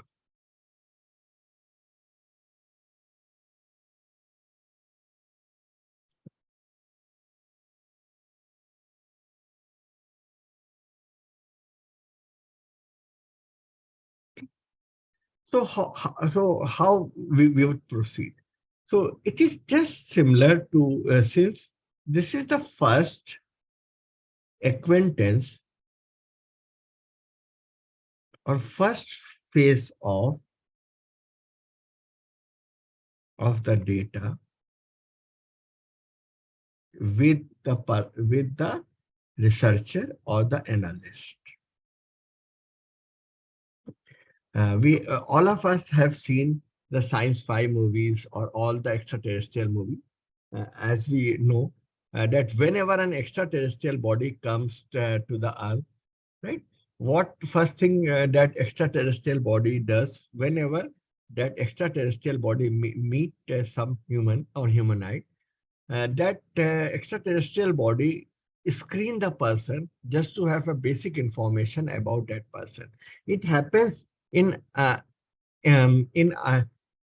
it happens with all of us also, right? Like whenever we meet a new person, what our mind does, our mind screen that person just to have a basic or elementary idea whether that person can be compatible, that person can be okay, that person can be acceptable, right?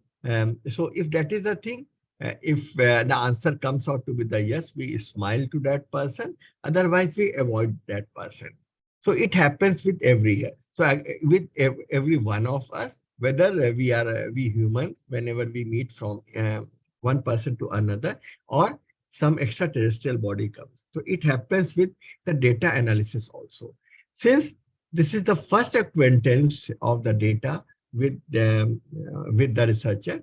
So what researcher first does, it tries to have a basic idea about that, whether that data is of acceptable quality or not, and so on. So this part is known as data screening. So as we get the data, we want to screen the data. This is known as data screening. Here we have two objectives.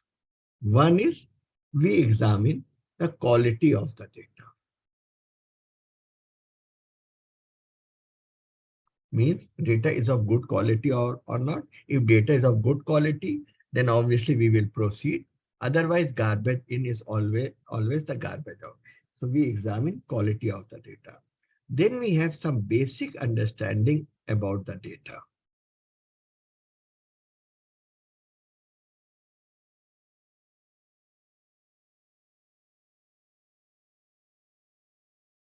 When we have a basic understanding about the data.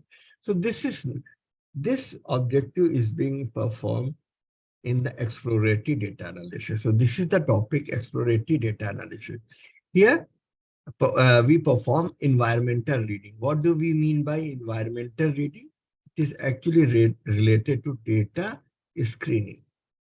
And here there are two objectives. One is data examination, whether data is of a good quality or not. And other is we want to have a basic understanding or basic description about the data.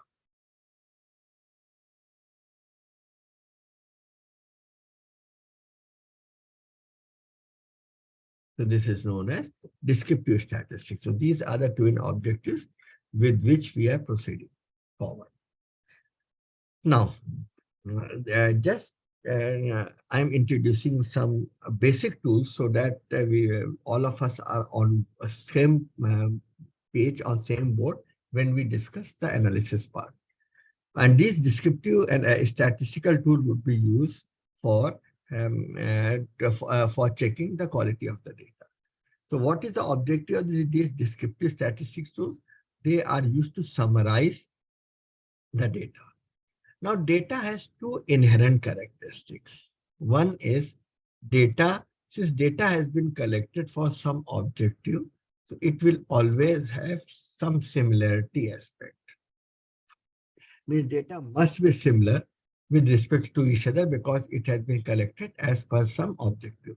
The first one is the similarity aspect. Like here, all of us are attending the workshop. All of us wants to do something and that is important for either our career or for our research. So this is other similarity, and other similarities are that all of us are somehow connected with the academic. So this is the similarity aspect.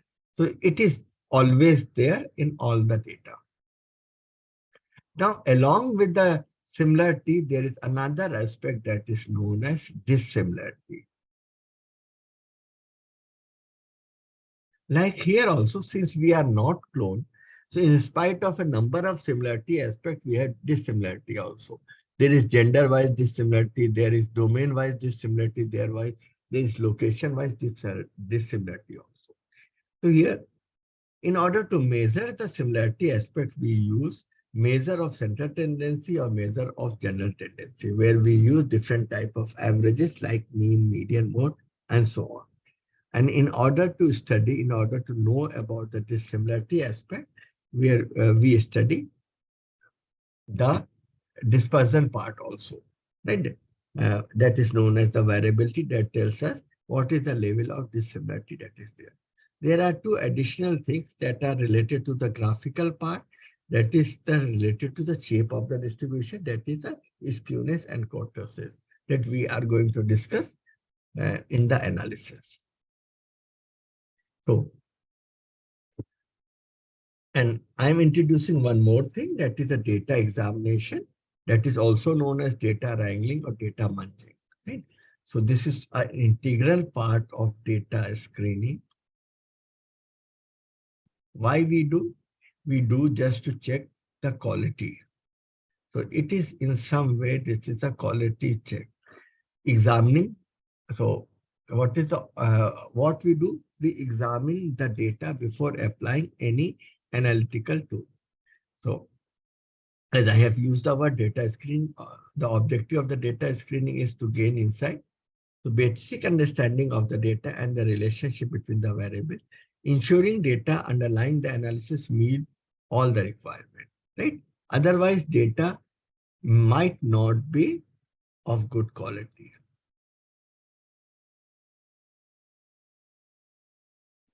And if data is not of good quality, garbage in is garbage out. So we examine the quality of the data, and accordingly, if the things are required, we prepare the data. That is known as data purification or data cleansing. So here we are going to discuss these things. Now I'm changing my screen. Here SPSS sheet is there.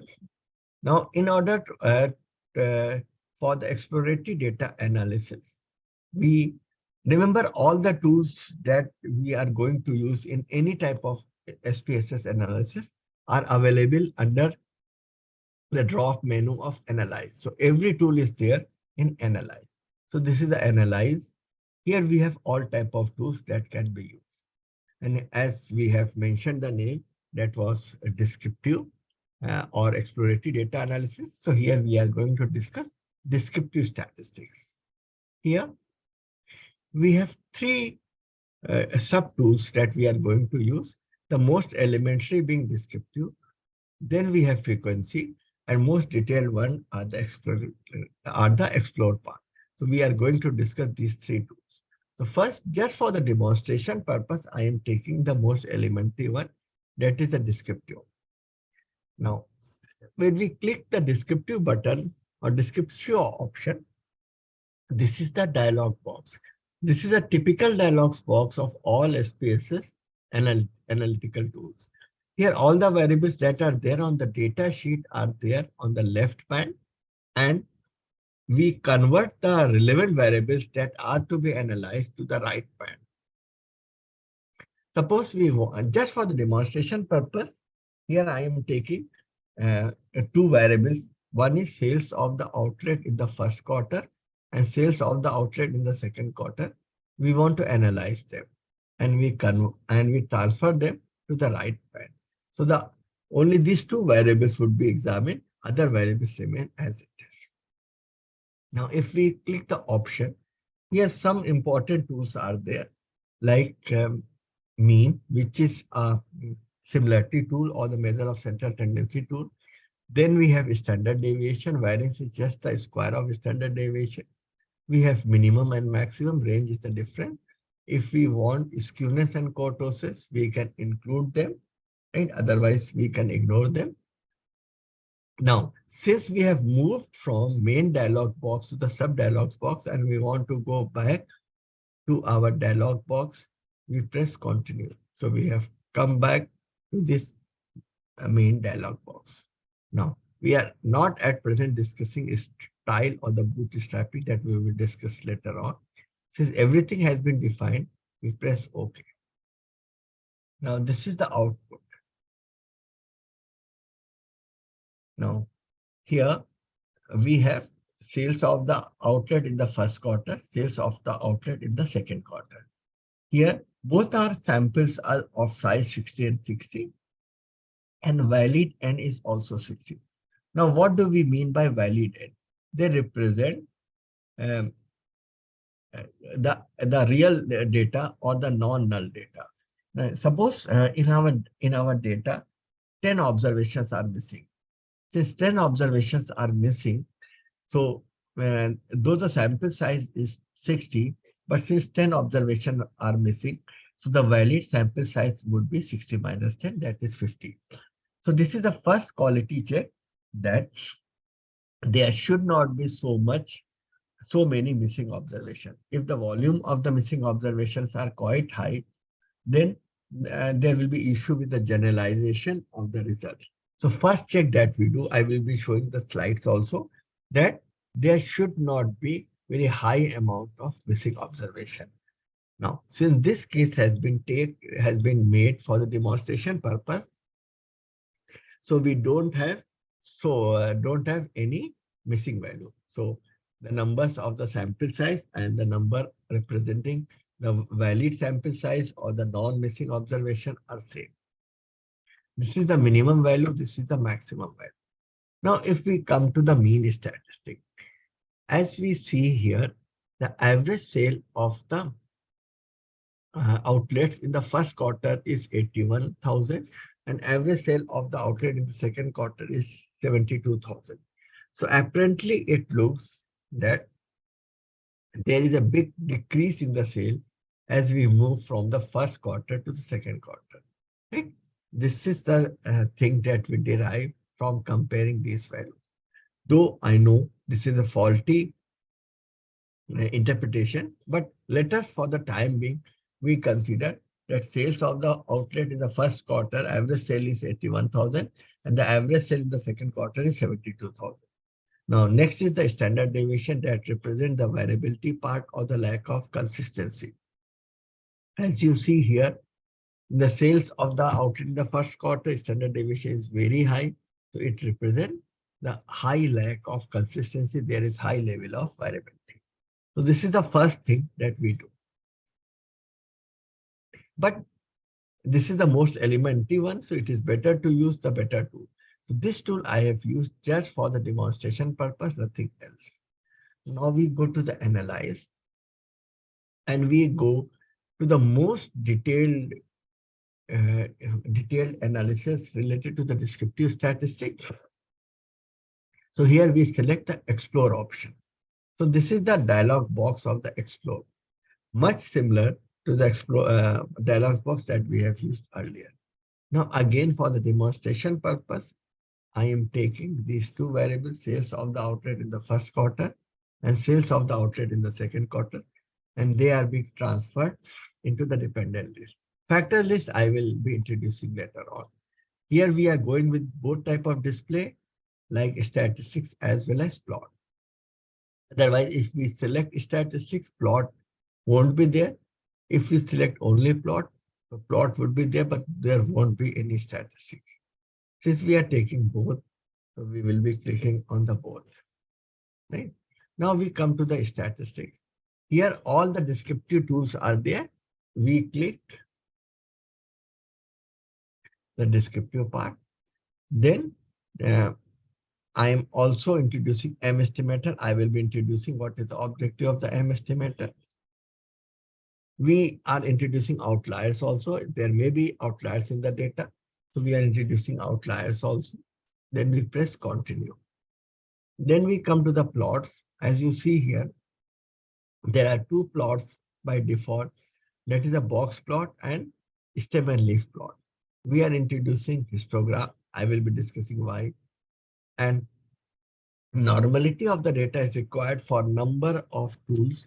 So we are checking whether our data is normality or not. So we are also introducing normality plots with this. Then we press continue, right? Option, nothing is required to be changed. And then we press OK.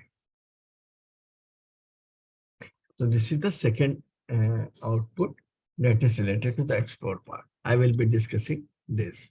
So up to this point, any question, anything you like to ask? Yes, participant, anything you like to ask, or should I proceed?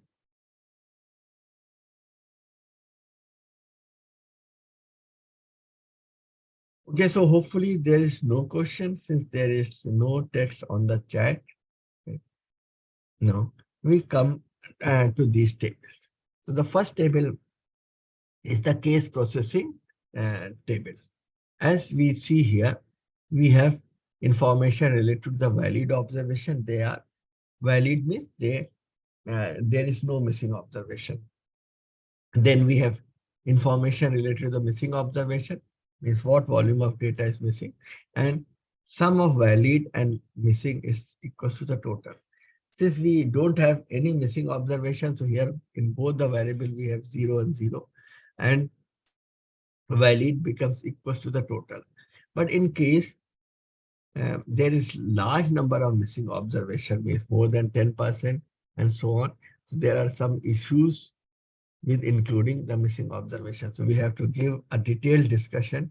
We have to think what to do with the high presence of the missing observation. Anyway, it is not there, so we are ignoring them. So here I am showing you this part that is related to the missing observation in the notes also, because this is a quality check measure.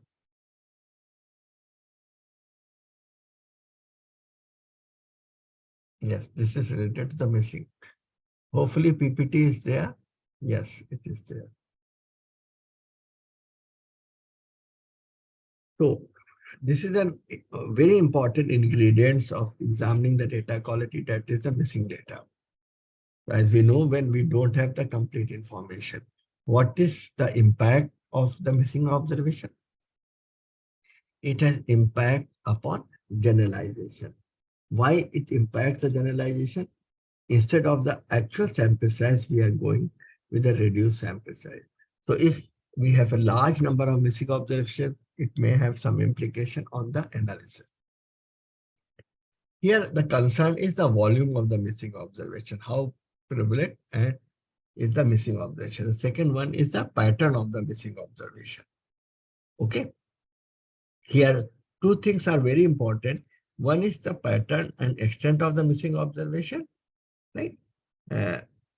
Like here, if the pattern is non-random, pattern is as per something specific reason, so we have to remove, we have to eliminate that specific reason. And the second one is the volume of the missing observation. If volume of the missing observation is high, then obviously we have to do some imputation method. Imputation method means replacing missing values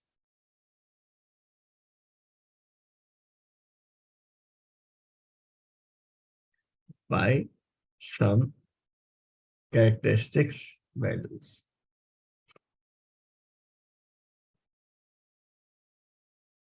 If we are imputing the data, so the volume of the missing observation got decreased.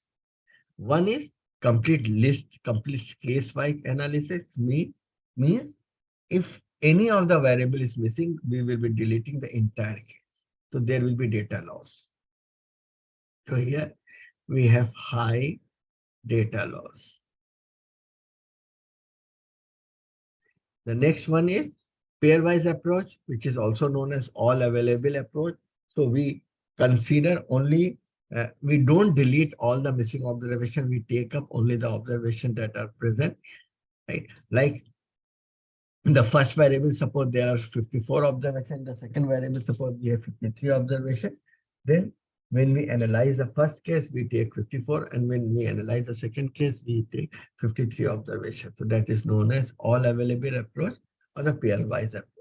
The next one are the imputation technique with replacement by some characteristics values. So the missing observation can be removed. The high volume of missing observation can be taken care of, like replacement by mean, because mean is a representative, median is a middle value, linear trend if we have some longitudinal data. So instead of mean and median, we go for the trend values. In the same way, interpolation and extrapolation techniques can be used for the imputation purpose. Now, very important thing is decision should be taken whether to use imputation or not. Means whether imputation makes sense or not. I am taking an example. Suppose in the first situation, only 5% missing observations are there. In the second situation, suppose we have 40% of the missing observations are there. So if only the 5% is there, we will impute, we will change all the variables, that all the cases where we have missing observation by some mean value or the median value. Here we don't have any issue. But what about this? Here, volume of missing observation is quite high. So if we delete all the cases, there will be a major data loss. But if we don't delete, if we replace all the 40% observation, so all these values will become same. Since all these values have become same, so it has impact on variability of the data. Okay, right? Means the variability got lost. So so my take is we have to discuss in detail. We have to consider the number of options, whether we should go for the imputation or we shouldn't go for the imputation. These are the challenges for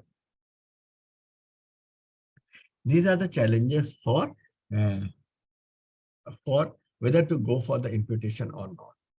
Right? So, any question up to this point related to the missing data? Any question?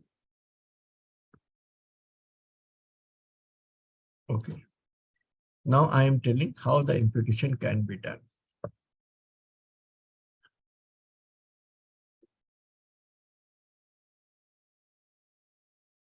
For imputation, we go to transform, and here we have an option that is a replace missing value. I'm just repeating, we go to transform. In the transform, we have replace missing value. So here, suppose missing values are there in the last variable. So we put that variable and a new name has been assigned that is called Q sale. Remember the original name was the Q sales. Here a new name that is Q sale _1. So a new variable will be created where all the missing observation would be replaced either by sample mean or by the mean of the nearby point or the median or the linear interpolation or the linear trend. If we do this, then all the missing observations has been replaced. Okay, so hopefully this point is clear to all of you. Here that is not required. Now we are going to discuss the second aspect that is related to the outliers.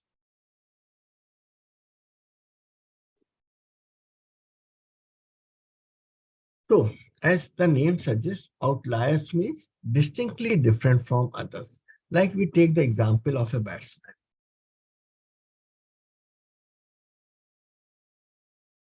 Now that batsman is to be considered whether that batsman is to be included in a team or not. And for that purpose, scores of the last 10 innings are there. The scores of the batsman is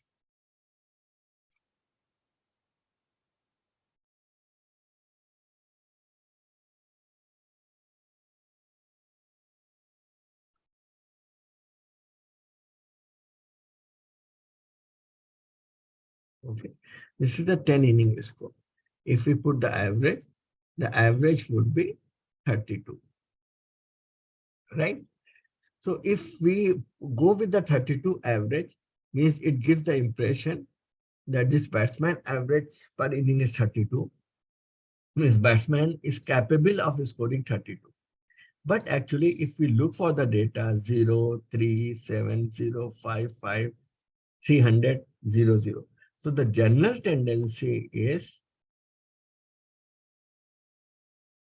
not to score around 32. General tendency of the scores is a low score batsman. Single digit scorer.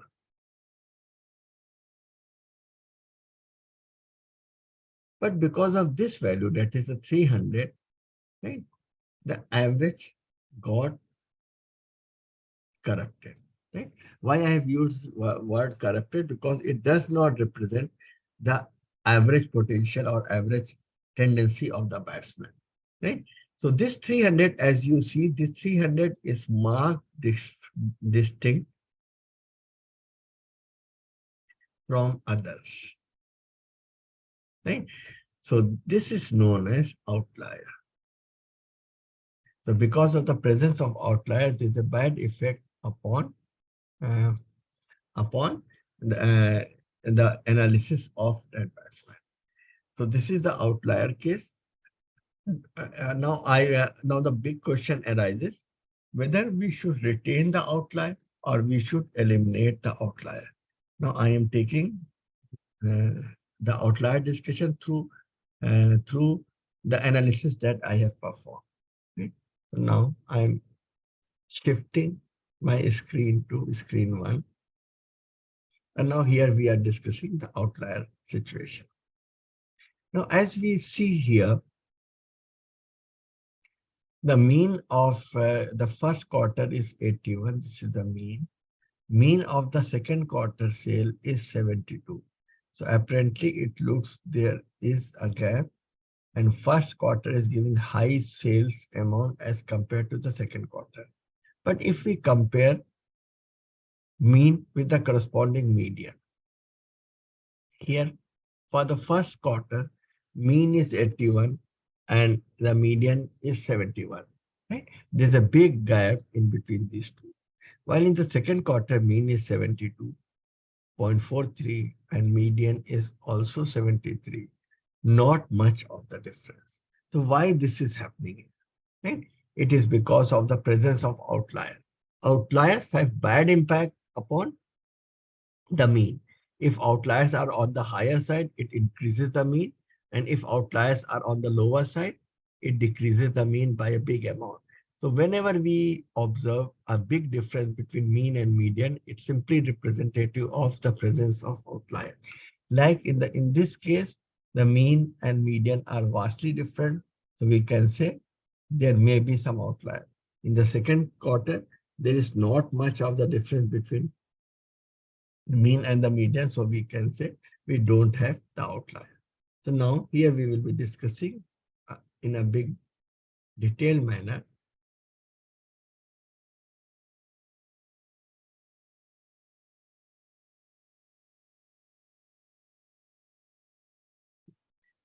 so how we examine the outlier. The first method is we compare mean and median. This I have just explained. Because mean is badly affected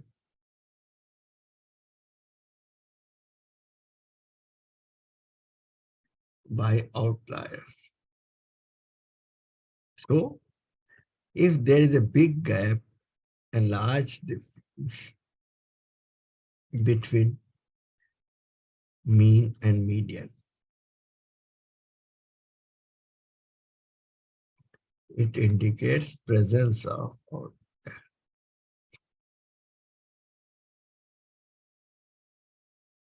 Okay, this is the way. The next comparison is between 5 mean and the 5% trimmed mean. 5% trimmed mean means trimming is always done from the edges. Suppose this is the data. 5% trimmed mean means 5% lower values and 5% upper values are being eliminated. we are comparing mean from remaining 90% of the data. So obviously, if outliers are there in our data set, outliers might be on the lower side or outliers might be on the higher side. So they are being eliminated. So again, if there is a big difference between mean and 5% trim mean, if there is a big difference between mean and M estimators, all these indicate the presence of outliers. Right? This I am showing you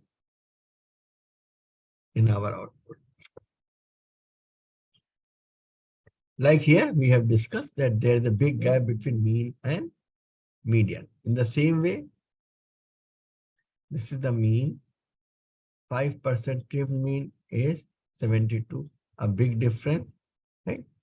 Big difference between mean and the median. So they represent the presence of outlier. In the same way, if we go to the second quarter, this mean is 72.43. 5% trim mean is 72.48. Very small difference. So we can say that outliers are there in the second quarter. The same happened with the comparison mean and median also. So they represent that outliers are there in the first quarter, but outliers are not there in the second quarter.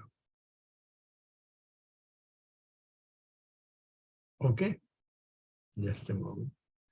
So it is the check of outliers, right? Like here, if we compare with the mean with M estimators also, there's a big gap between the first quarter and there is not much big gap if we consider the second quarter.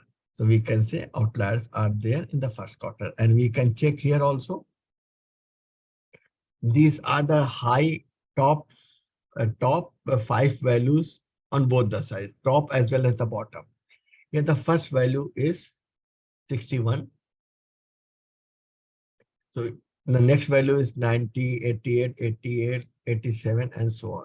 So there is a big gap between the first and the second value. So it indicates the presence of outlier, right? On the lower side, the lowest value is 54, 57, 58, 58, not much of the gap. So there is no outlier on the lower side. In the second quarter sale also, the highest value is 90, next is 90, 89, not much of the gap. So we can say outliers are not there in the second quarter on the higher side as well as on the lower side. Outliers are there only in the first quarter, right? Where value is 61 and this value is being situated at case number 55. So it is used just to tell us whether we want to impute, whether we want to make certain corrections or not, right? So this is the outlier situation. And if we want to do the corrections, we can always check what is there on the case number 55. In case number 55, this value has been wrongly printed at 611. Actually, the value is 61. So either we will delete this value or we can improvise this value with the additional information. Okay, so this is the outlier discussion that we do. Now, so we have discussed the presence of outliers. Now, the next assumption that we check is it should follow the normal distribution. Why normality checking is important? Because a number of statistical tools require that normality assumption is there. What broadly we mean by the normality? That the curve is actually the bell-shaped curve if we plot the data. So this is the bell-shaped curve that represents the normal. Now, obviously, this is a theoretical concept. Practically, this bell-shaped curve might not be drawn. So we go with the different measures. Like if mean and median values are approximately same, we can say the data is normal. If value of skewness is approximately 0, we can say data is normal.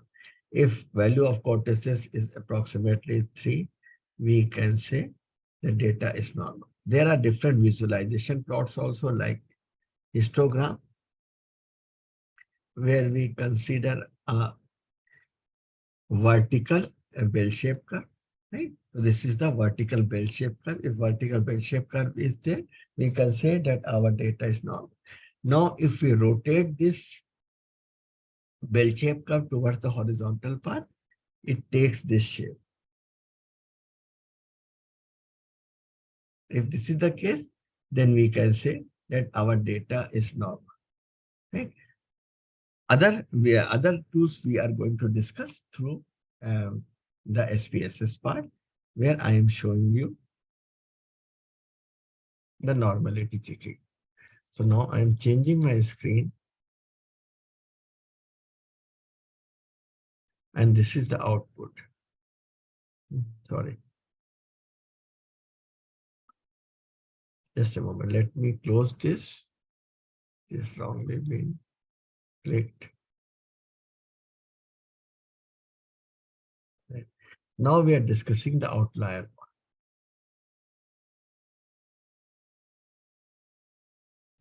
This is the histogram, right? And here we want to check whether it is parallel to the bell-shaped curve or not. Obviously, it is not exactly. And if we compare the mean and median that we have discussed earlier, we again test whether that is outlier or not. Okay. This is the stem and leaf. If this represents the horizontal bell-shaped curve, then we can say our data is normal, otherwise not. So these are some elementary tools. I am not discussing this elementary tool in detail. Now I am using two normality plots. The first one is normal QQ plots. Right? Let me explain the concept, how it works.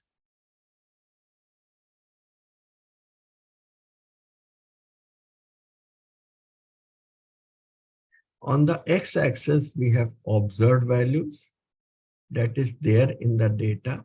And on the y-axis, we have values if the distribution is normal. If normality is there, then what value we will be having. They are being plotted on the y-axis. Now, if the data is actually normal, then observed values and this estimated value would be seen. So if this is the thing, then all the values should lie on this 45-degree line.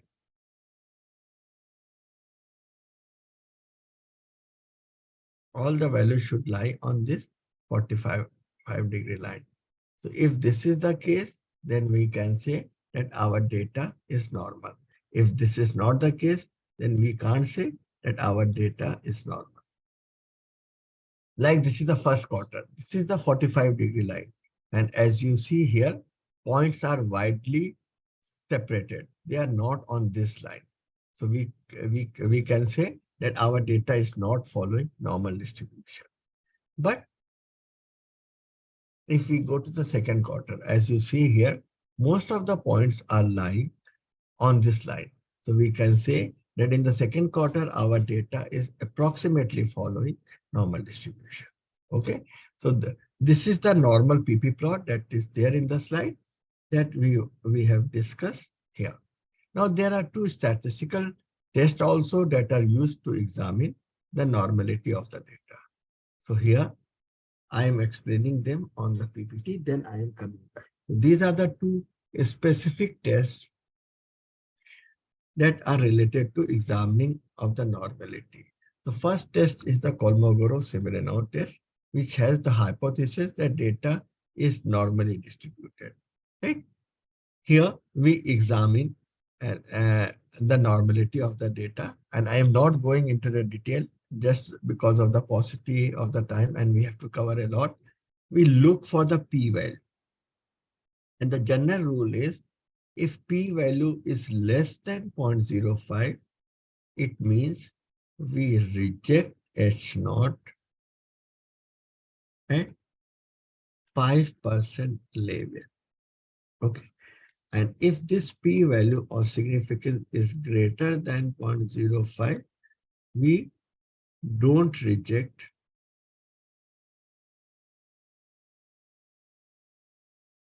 So don't reject can be written as an accept H naught at 5% level. So this is the way we can use Kolmogorov-Smirnov test, and we can also use another test, that is the Shapirov-Wills test. I am showing you the output, and we will be discussing the output there only.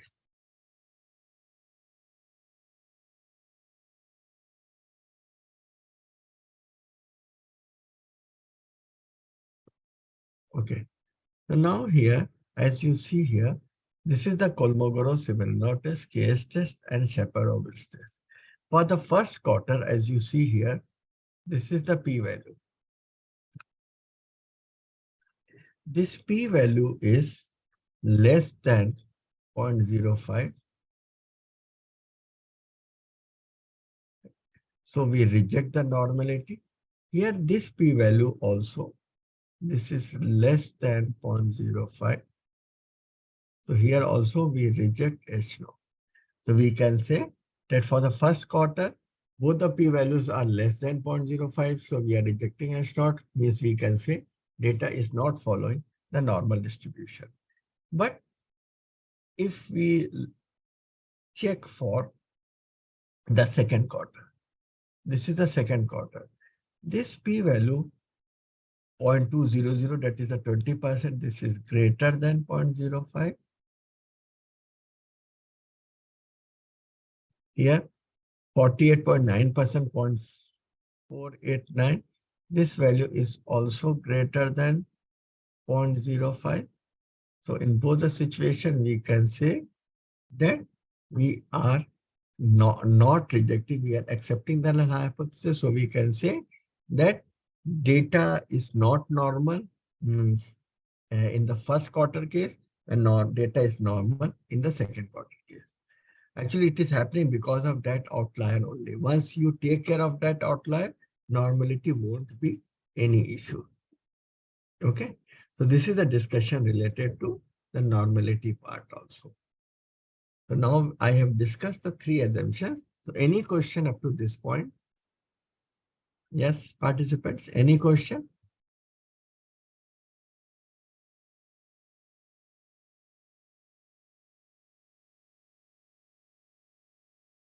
Okay. So now,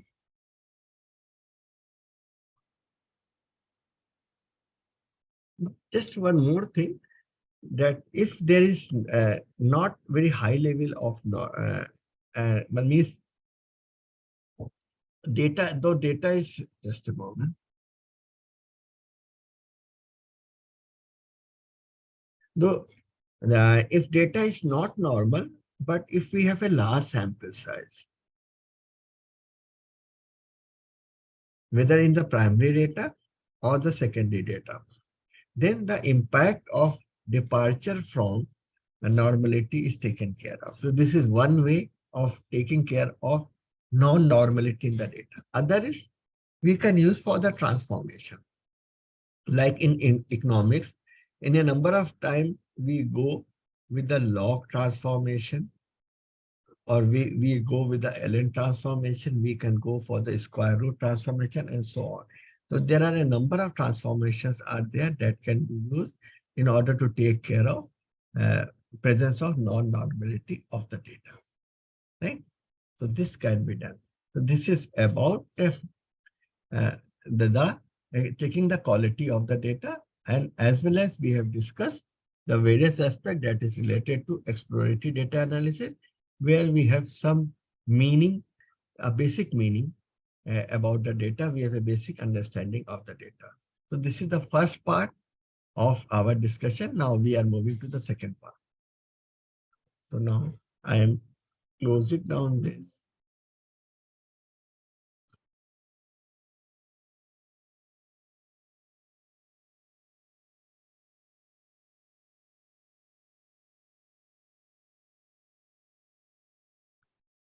Now we have come to the second part that is related to hypothesis testing.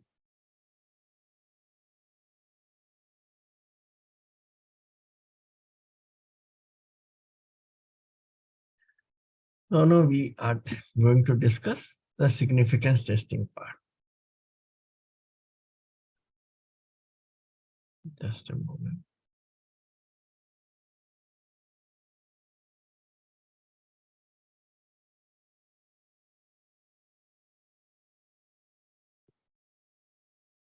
We use another parallel name for that, that is also known as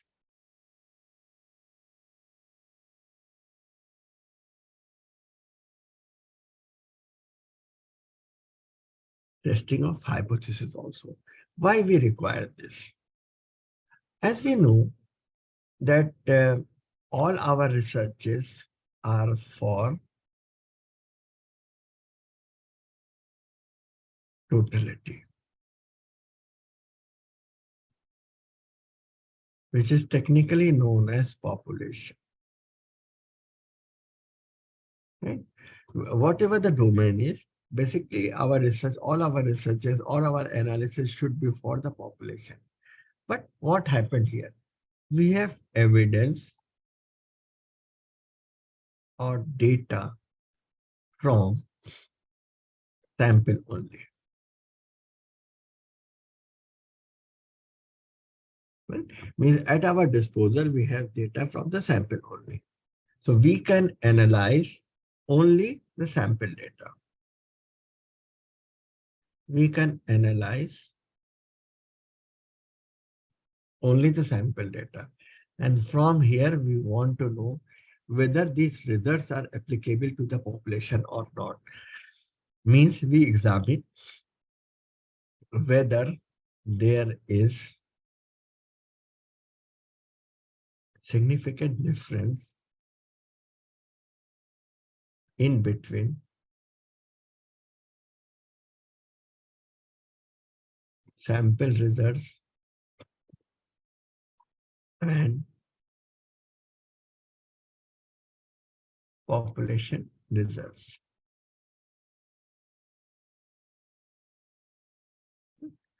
So this word is significant, which actually represents the substantial difference.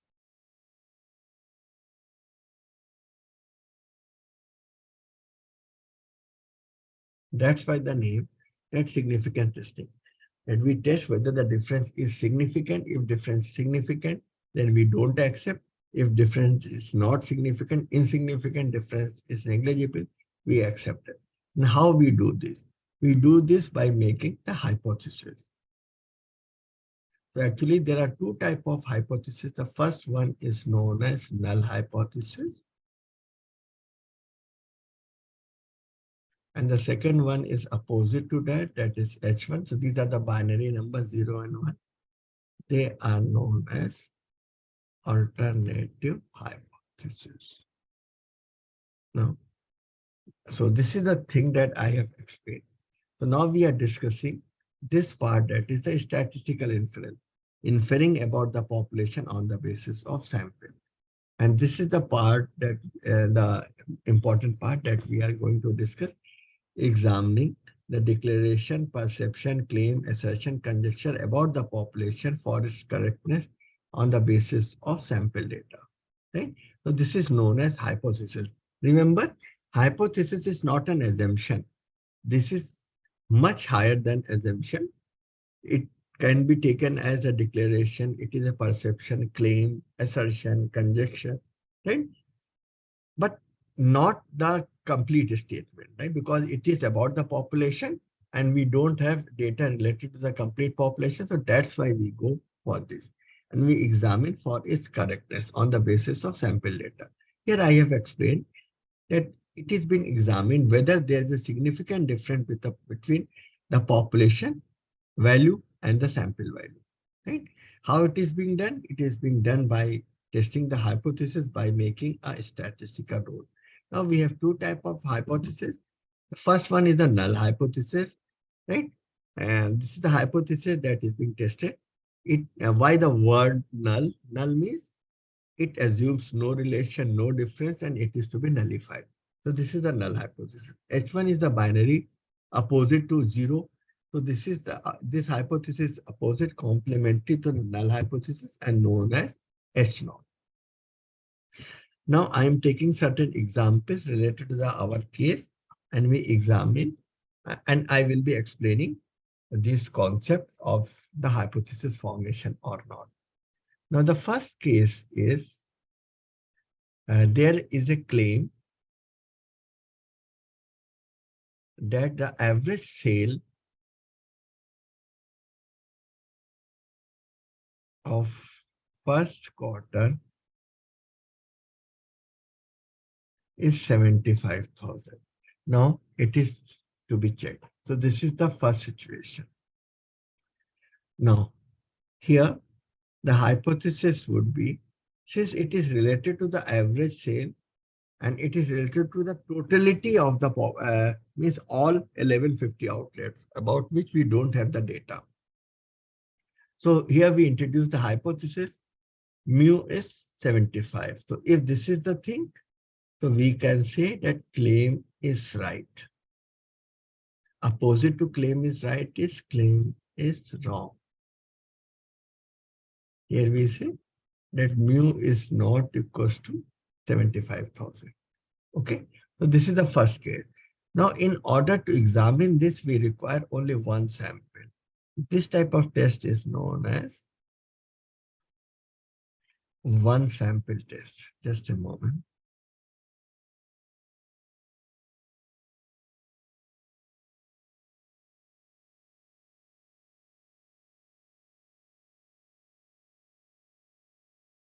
Is known as one sample test. This is the first situation. Now we discuss the second situation. The second situation is there is a claim that rural outlets are giving higher sales as compared to urban outlets. And suppose we want to examine for Q3. Now this claim is actually the comparison. And here in the comparison, we want two groups, one from the rural and one from the urban. So this is the comparison of two groups. Since this is a comparison, so we make the hypothesis as mu rural is equal to mu urban. This is the average sale of the rural outlet. And the second one is the average sale of the urban outlet, right? Now, why we put equals to? Because though the claim is that they are rural outlets are giving higher sale, because the rule says that H naught assumes no difference. So we put this. But here we say that this claim is wrong. Because what was the claim? That rural outlets are giving higher sales as compared to the urban outlet. So this claim is wrong. What should be the alternative? Alternative's claim is right. Means mu R should be greater than mu U. Now, here, two samples are involved. So this is known as two sample test. Right? Now we take one more example. The next example is there is a claim because in the case an advertisement campaign has been launched at the end of the first quarter. So there is an impact that sales would be increased in the second quarter. So the claim is there is an increase in the sales from Q1 to Q2. So we can say that advertisement is a success.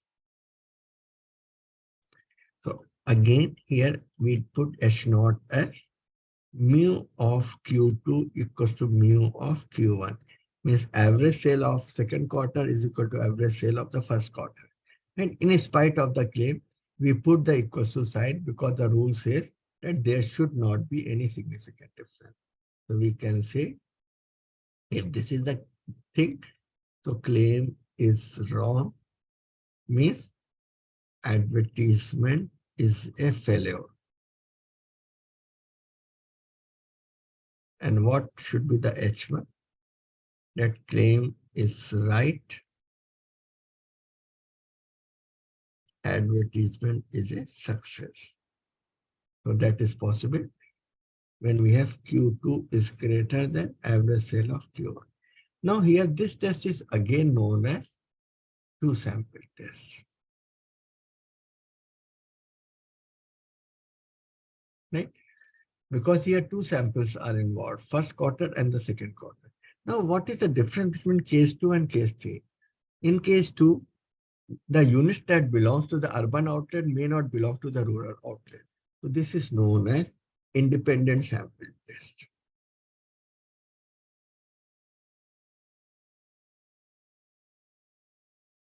Okay, this is the case. And here, since we are comparing the impact of the advertisement only. So we compare only means outlet with itself only. One before the advertisement, one after the advertisement. Let us take another example. Suppose we want to know whether this workshop or this FDP has resulted into increase in the research output or increase in the research understanding or research skill of the participant. So how that can be done? A test can be taken before the start of this workshop or the FDP, and one test can be taken after after the workshop. And since we are comparing, so obviously we are comparing participant number 1 with participant number 1 only. Means what is his or her initial understanding and what is his or her final understanding. We are not comparing with 1, with 2 or 3. Right? So since the comparison is related to the paired part. So this is known as dependent sample or the paired part, or that is known as paired sample. Okay. So we will be putting a break here and we will be meeting after 15 minutes. So to discuss these cases. Okay. Thank you, sir. So we will have 15 minutes break and we will continue at 3:45. Thank you, sir. Thank you.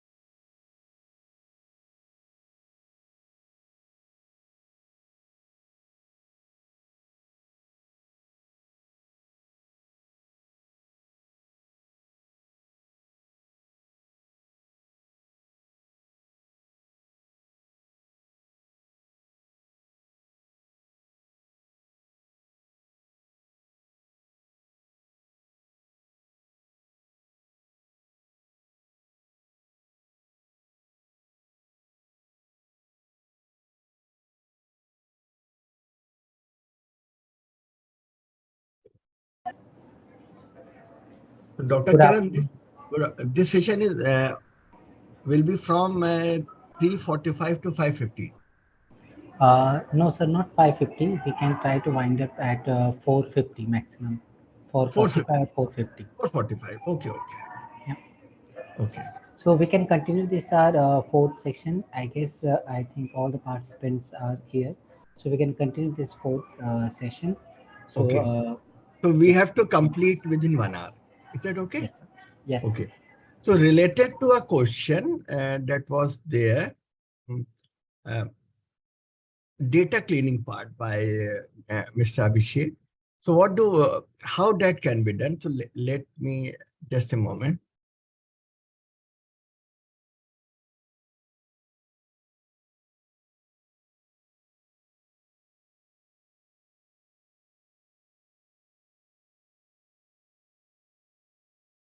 Suppose this is our data, and now we want to discuss related to data cleaning part.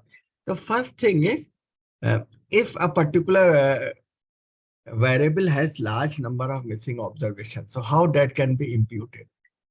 So that means we have to replace the missing observation by some representative measures. We can use mean, we can use median. There are different things, right? So if data contains outliers, then obviously we will replace by the median. Otherwise, we would be replacing by mean. If our data is in the form of time series data, then we will be using trend or interpolation value. How that can be done? We go to transform. Then we go to replace missing value. Suppose we have large number of missing observation in the fourth quarter.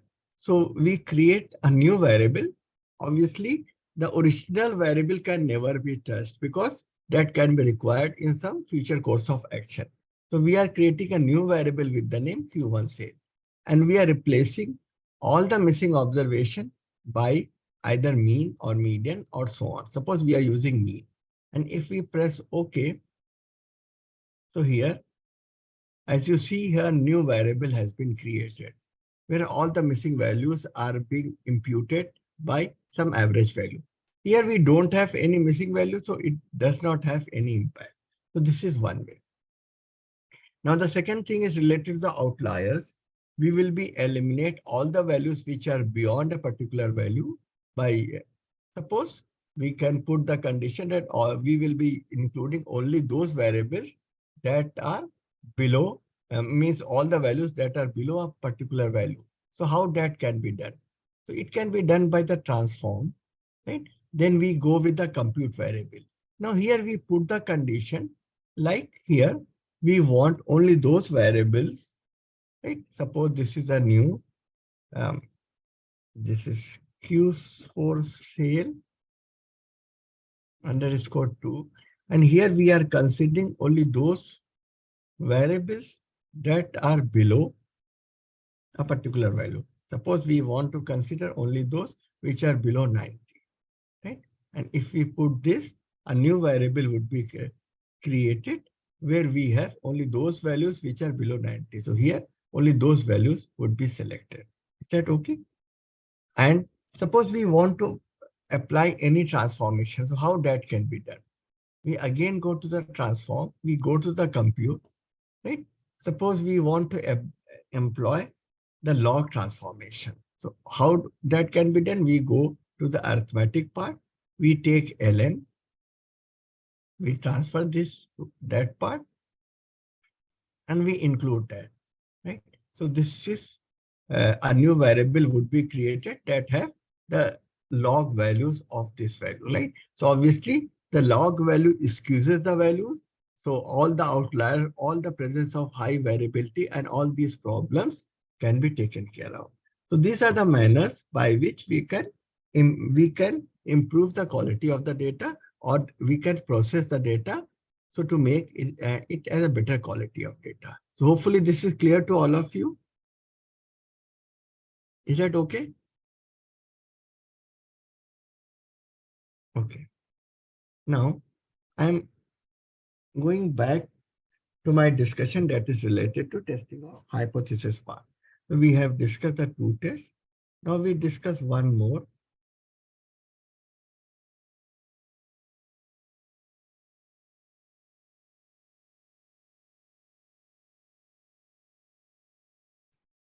Now, in the fourth part, there is a claim that just a moment, location. Remember, there are 4 locations: northern, eastern, western, southern. Has no impact on the sales. Means we are proposing that average sale of the northern outlets is equal to average sale of the eastern outlet, equals to the average sale of the western outlet, equals to the average sale of the southern outlet. All these sales are same. So if this is the thing, then we can say that claim is right. As you can check, right claim can be in H0 or right claim can be in H1. Right? It does. Right? But what is more important? The more important thing is we should follow the rule that there should not be any difference for H0. And H1 is opposite to H0. So this is H1. H1 is at least one mu I is different from other. Means it is not necessary that all are different, right? Even if one is different, then we can say that it is opposite to H0. So these are the 3 claims. Now here we have more than 2 samples. So this is known as K independent sample test.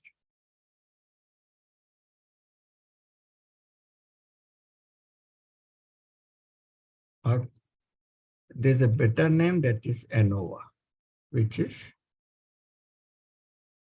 analysis of variance.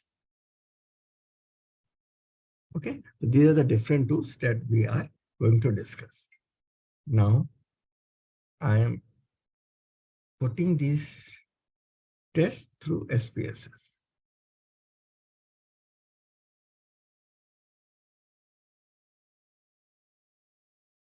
This is a data set that we are discussing here.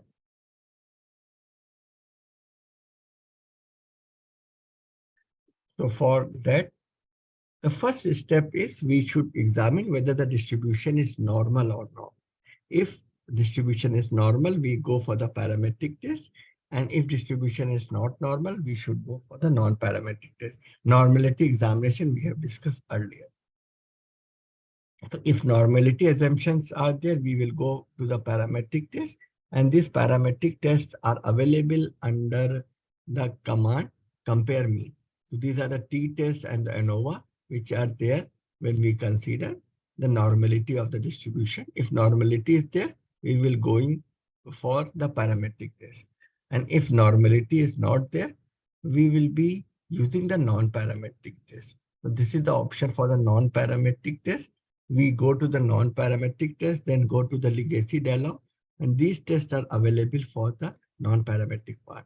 So that's why the normality examination is important. It tells us, it guides us whether we should go for the parametric test or we should go for the non-parametric test. Remember, the second quarter is parametric in any case. And in the first quarter, because of a very high value outlier 611, there is a question mark on the normality, and that we have corrected. So we can say that all the quarters are following normal distribution. And now we are discussing the first test. Let me show you that test. So this is the first test. Remember, this is the first test that I have discussed. So now we are discussing the first test.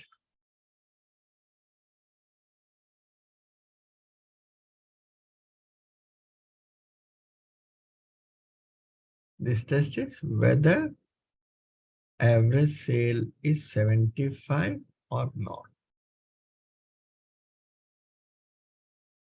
This test, since one sample is involved and it is a parametric test, this is known as one sample t-test.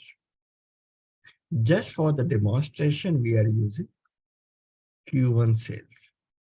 You can repeat it for the other quarters also. Now, I am using this case. So SPSS sheet is there. Yes. We go to the analyze, then we go to the compare mean, then we go to the one sample t-test.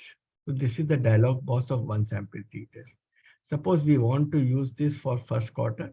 So we select this variable, sales of the outlet in the first quarter, transfer it here, and put the test value as 75. Okay. Option, no changes required.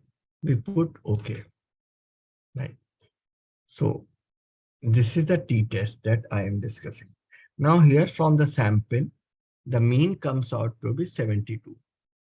Though 72 looks different, even smaller than 75, but here at present, we can't decide whether this difference is significant or not, because this is the sample mean.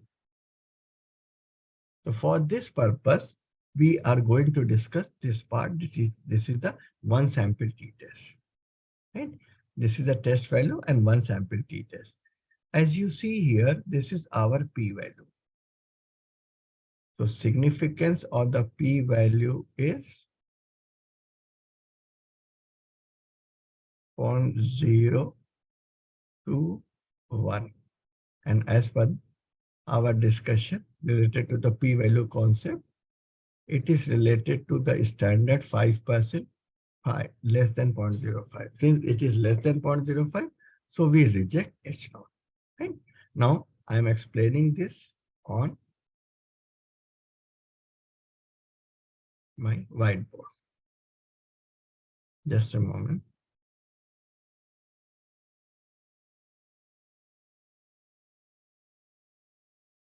Okay, so here, as you see,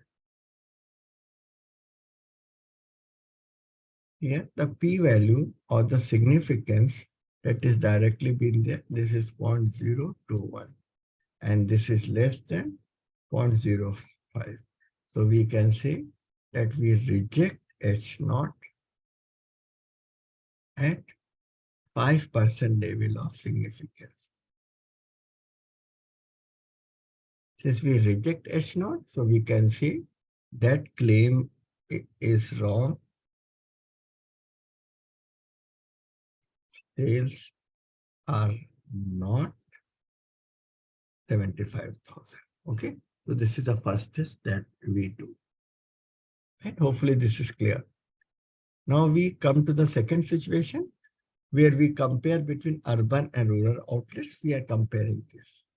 So in the second situation, we have the hypothesis as rural outlets average sale equals to the urban outlets average sale, and H1 is rural outlet sales are greater than urban outlet sales. Right? I'm just taking an example. So to demonstrate the things, you can change accordingly. And we are applying this for Q3 sales. This is our data set where we are employing this test.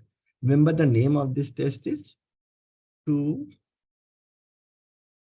independent sample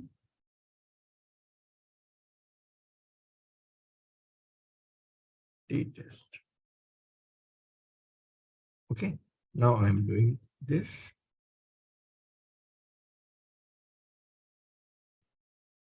We go to analyze. We are discussing only the parametric part. Then we come to the we go to the analyze. Then we come to the compare mean part, and then we select independent sample test. This is the independent sample test. Just for the demonstration purpose, I am taking the Q3 quarter sale.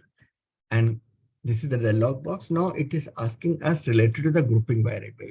Okay, this is our variable is sales of the outlet in the third quarter. And we require two groups, one for urban and one for rural. So this is there in the type of outlet. Right? Remember, type of outlet can either be urban or can be rural. So we select type of outlet. So this is our grouping variable. As we transfer the grouping variable, it is asking us to define the groups. Now we can define, either we can write 1 and 2, where 1 denotes urban and 2 denotes rural. Now the test that we are applying is the t-test, which is symmetrical. Means the left tail is exactly equal to the right tail. So it doesn't matter whether we write 1 and 2, 1 as the group 1, or we write it as 2 and 1. It doesn't matter which one is taken as a group 1 and which one is taken as group 2. Okay, so this is being done. So this is our t-test, this is our output. So if we discuss the sample values, one value is 64, other value is 61.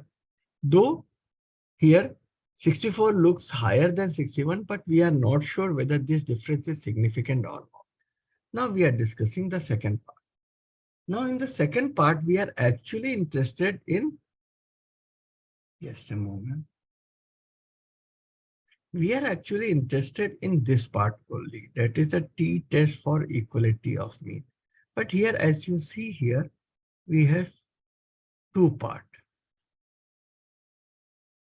of the output. Though we are interested more in this only, but there is one more. That is a Leibniz test of equality of variance. So why it is there? Because we have two p-values, two significance. One is 0.149, other is 0.115. 0.149 is for equal variance and 0.115 is for unequal variance. So first we have to decide whether we should use equal variance or we should use unequal variance. So in the first part, we are using Leibniz test to examine whether variances are equal or not. So here, as you see here, this p-value for the Leibniz test is 0.052.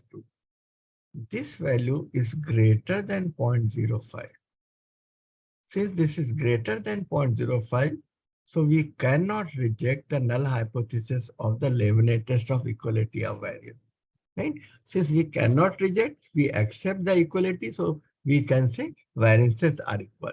Since variances are equal, so we are interpreting the first part. We are not considering the unequal part. Okay, so this I am explaining again on my whiteboard also, so that you people have a better understanding.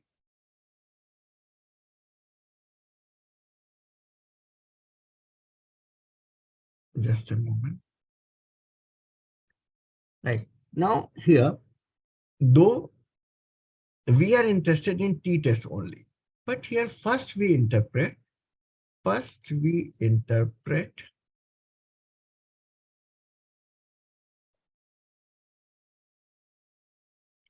Leibniz test of equality of variance.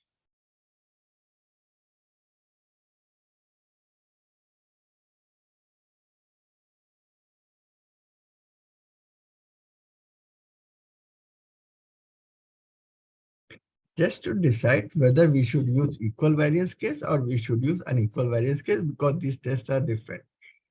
So here also, as per the rule, null hypothesis remains the same for variances, means variance of the first group, means rural, is equal to the variance of the second group, that is urban. And here the significance of the p-value is from the Leibniz test, that is 0.052 that I have just shown you. This is greater than 0.05. So we cannot reject the null hypothesis. We accept H0. Accept H0 means variances are equal. Since variances are equal, so what we are going to do? We are interpreting. So because of this, we are interpreting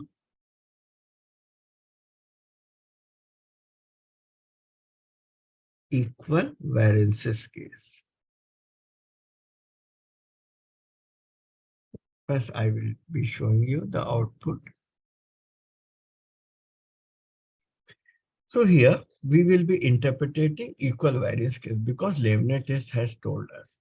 Now for the t-test, which is our main test. Sorry. Let me erase this.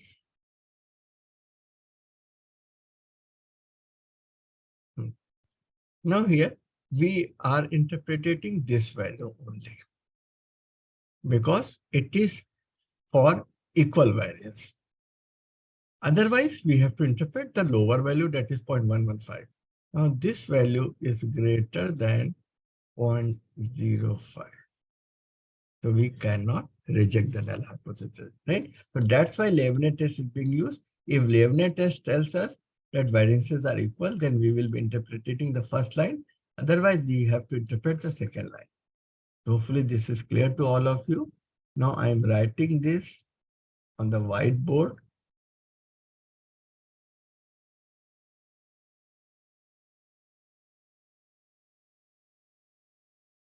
Okay. So here, as per the output, we have p-value as 0.149, which is for the equal variance case. And this value is greater than 0.05.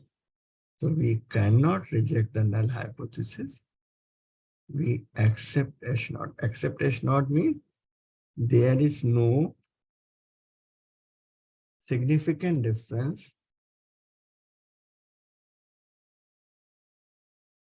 between rural outlet sale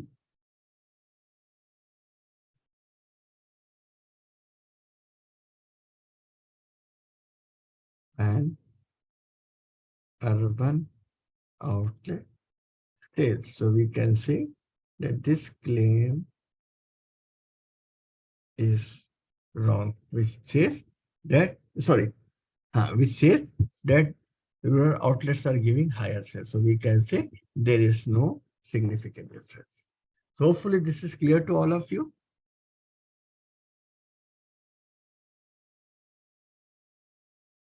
Any question? Okay. Now we are discussing the next situation, that is a third situation.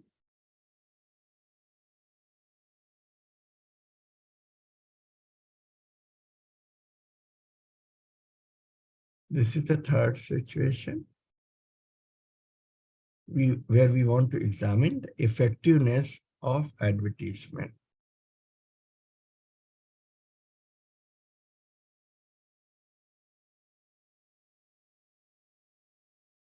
First, we compare Q1 to Q2. We compare Q1 to Q2. So H0 is average sale of the second quarter is equal to average sale of the first quarter, because H0 demands that there should not be any difference. Since there is no difference, so we can say that advertisement is not a success. And H1 is mu of Q2 is greater than mu of Q1. Sales have increased, so we can say that advertisement is a success. Now here, as we have discussed, we will be using paired t-tests,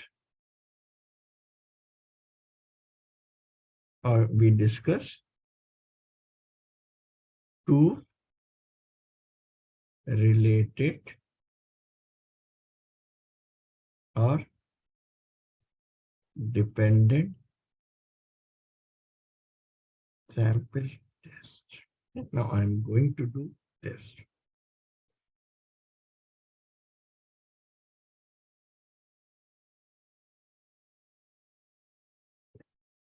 So here we go to analyze, then we go to compare mean, then we use like what test we are selecting, that is a paired sample test, because they are the paired observation. And the two pairs are Q2 versus Q1. Again, this is a t-test, so it doesn't matter whatever variable you take as the variable 1 or you take as variable 2, it doesn't matter. If we press OK, so this is the output.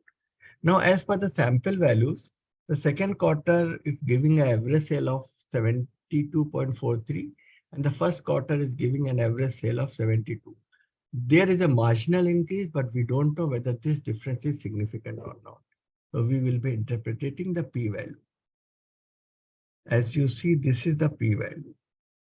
This is the significance. and this is greater than 0.05. Since this is greater than 0.05, so we are not rejecting, we are accepting the H0. So we can say that there is no significant difference in the shape. Okay, now I am putting this on the whiteboard.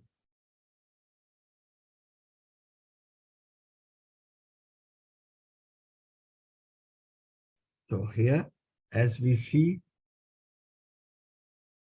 that the significance of the p-value, this is the p-value, probability value, significance is 0.688, which is greater than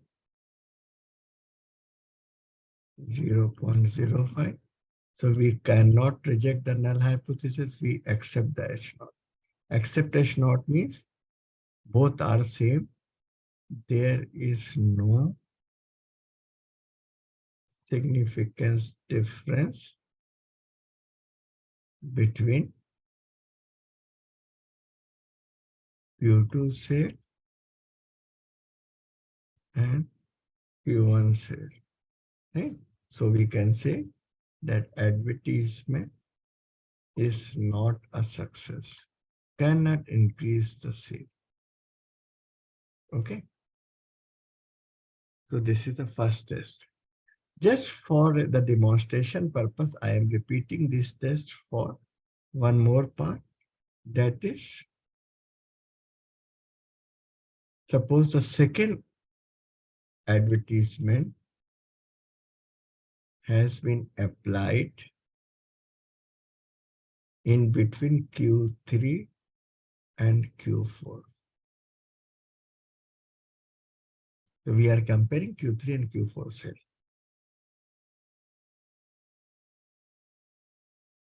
So here mu H0 would be average sale of the fourth quarter is equal to average sale of the third quarter. Means there is no difference. So advertisement is not a success, is a failure. And what is H1?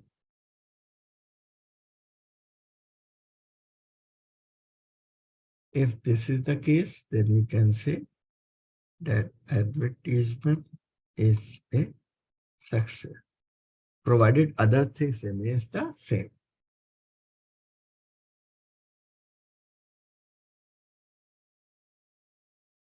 So I am repeating this test again, just for the demonstration purpose, for another set of values. Now we will be selecting Q4 versus Q3. These are being selected and we put OK. Now these are the values. Average sale of the fourth quarter is 74. Average sale of the third quarter is 62. There appears to be a gap, a difference. Now we are examining whether this difference is significant or not. So here, if we look for this value, this is the p-value. And this p-value is less than 0.05. Then this p-value is less than 0.05, so we will be rejecting H0. Okay. So now,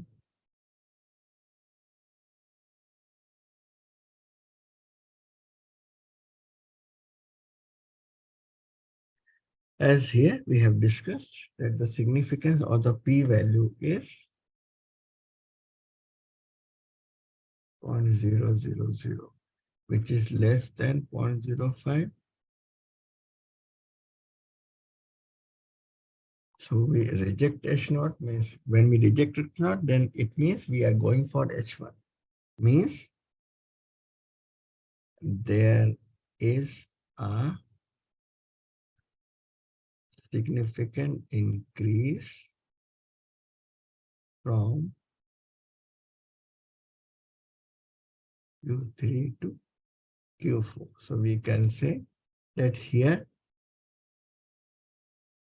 advertisement campaign is a success for increasing the sales. Okay. So this is pair T test. Hopefully these tests are clear to you. Or if you have any problem, you can ask. Any question?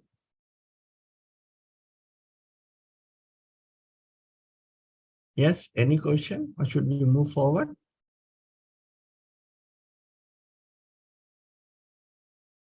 Okay. Now we are coming to the fourth situation.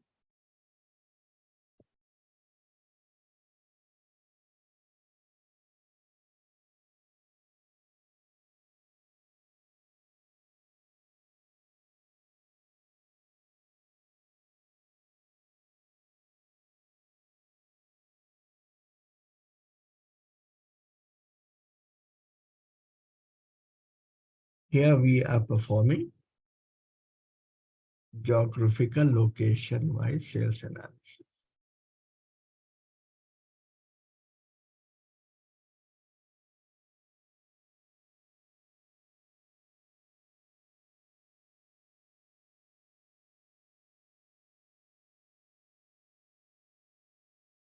Means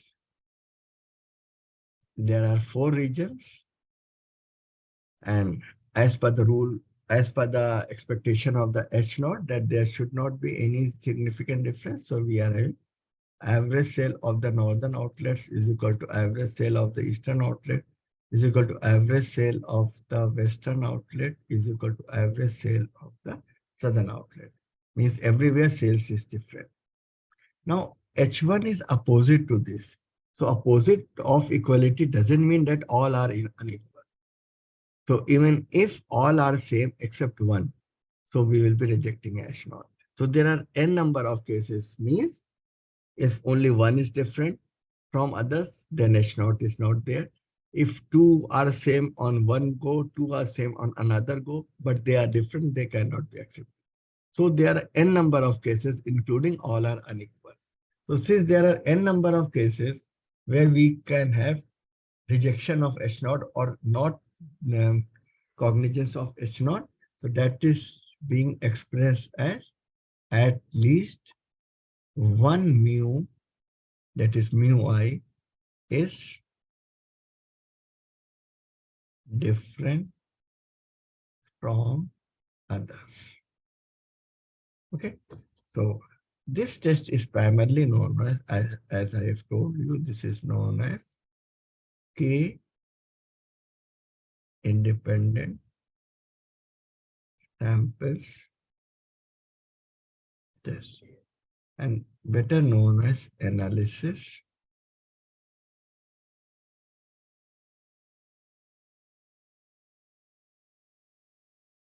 of variance or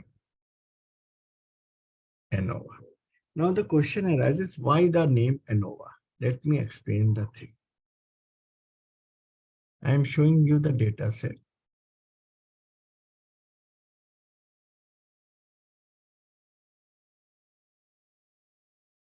Suppose we are considering Q3 cells. As we look for the Q3 cell, these values are different. 62 is different from 53, 53 is different from 69, 69 is different from 77. These values are different, so we can say that there is variation. Now we are discussing why there is a variation. Suppose we take these two cases, case number 5 and 6. Their sales are 63 or 61. Their sales are different. So we can say why they are different, because one belongs to the location 3, that is the western, and other belongs to the location 2, they are different. In the same way, if we take these two, one value is 69, other value is 77. So you can say this difference is because one belongs to the location 3, that is the western, and one belongs to the location 4, that is the southern. Since they are different locations, so there might be difference in the seed. Okay, so the one reason is in between location or in between groups. One reason is. But if we compare 1 and 2, 1 and 2 both belongs to the location 2, both belongs to the eastern region, but their sales are different. One is 62, other is 53. So obviously here the difference is not because of location, not because of the group. It is because of something else which is not being considered here. So this is known as unexplained variation or variation because of some extraneous factor, right? So here I am going to explain this concept here. Right. So as I have just shown you,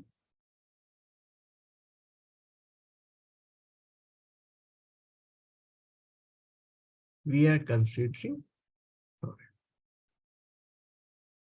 the total variation.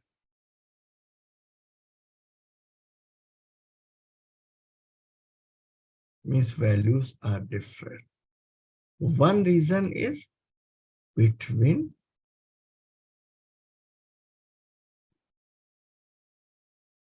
locations or between group variation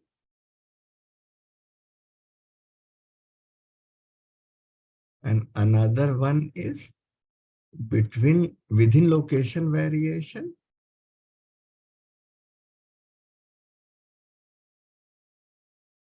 or within group variation.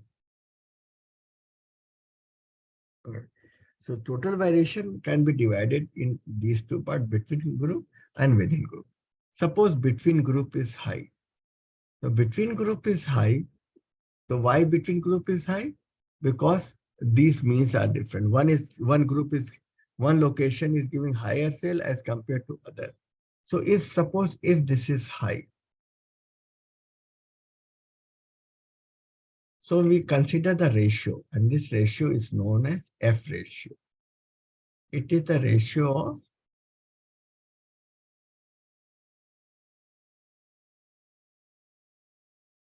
between group variation and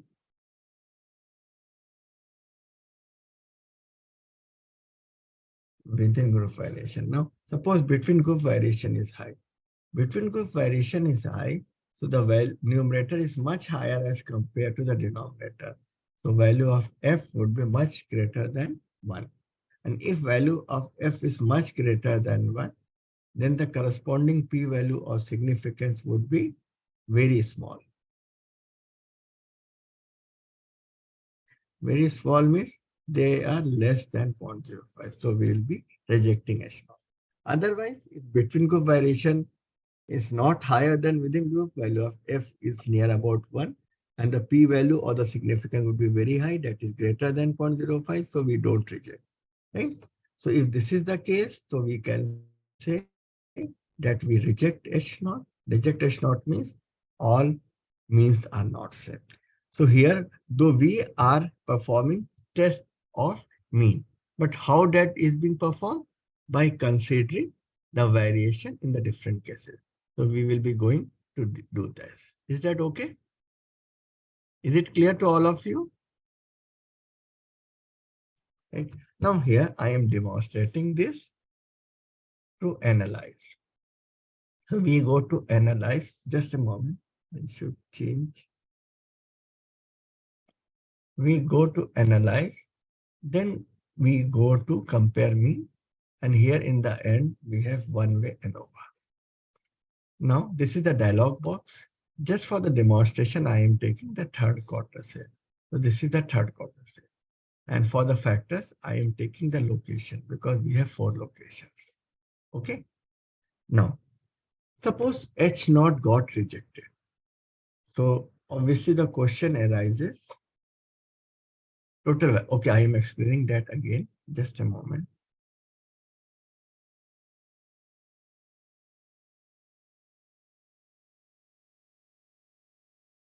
Now here, if you see the third quarter set, as you see, the values are different. So we can say there is variation in the value. Now we want to examine what are the reasons of the variations, right? Suppose we compare these two, case number 3 and case number 4. Case number 3 has location 1. It means that is a northern region outlet. And case number 4 is having location 2. It means it is a eastern region outlet. And their sales are 69 and 77. So you see that these values are different. These values are different. So you can say it is because of the location difference. So this type of variation is known as between group variation. This is one reason. Another is if we consider these two cases, case number 1 and case number 2, both are having location 2, but their values of the sales are 62 and 53. So there is variation even in the case where the location is same. So this is known as within group variation. So we divide the total variation into two parts. One is the between group and other is the within. Okay. Sorry, screen is not there. I am not other screen. Now here I am explaining that again. I forgot to change the screen. Now if we compare 2 and 3. Sorry. If we compare 3 and 4, both are having location 3 and 4. 3 is having location 1, that is the northern region. 4 is having location 2, that is the eastern region. And if we see the sale, one sale is 69, other sale is 77. So there is much of the difference. So you can say that because of this difference, the reason for this difference, reason for this variation is one belongs to the different location and other belongs to the different location, means the reason for this location is between group or between location variation. Okay? This is the one reason. Now, instead of this, if we compare 1 and 2, both belong to the same location, 2 and 2. Both are eastern region outlet. But if we look for the Q3 sale, one value is 62, other value is 53.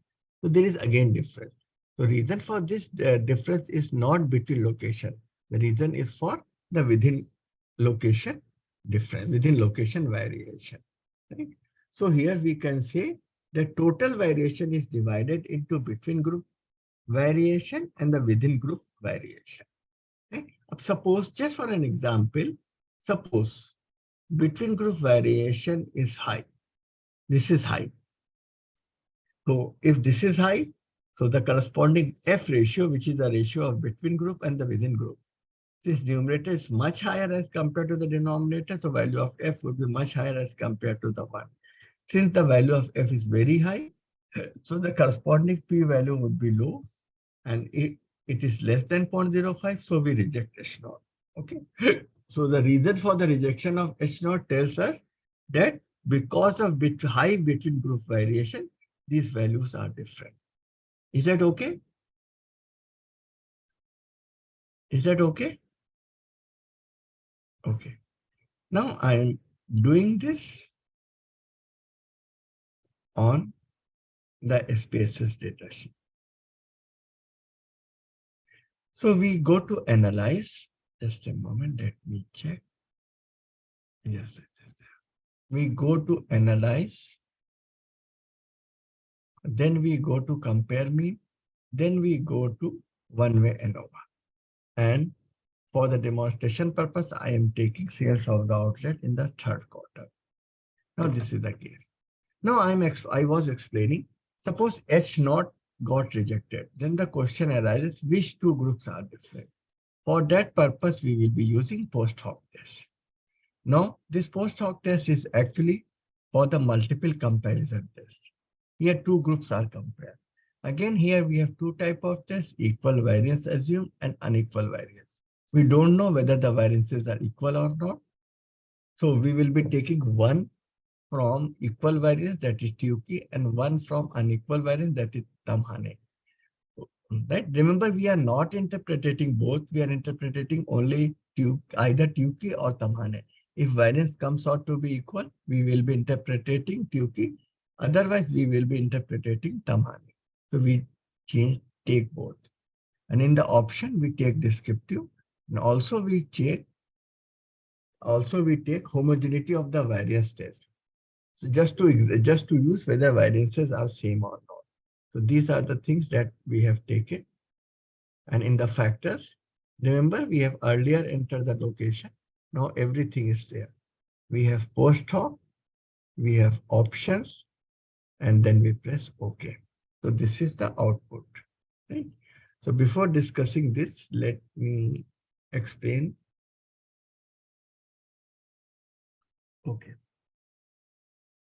Here, I am explaining why we have used the post hoc. So here, if H naught is not rejected.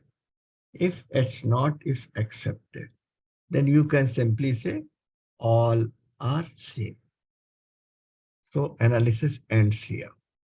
Okay. But if H naught is rejected, then the question arises, which pairs is or different?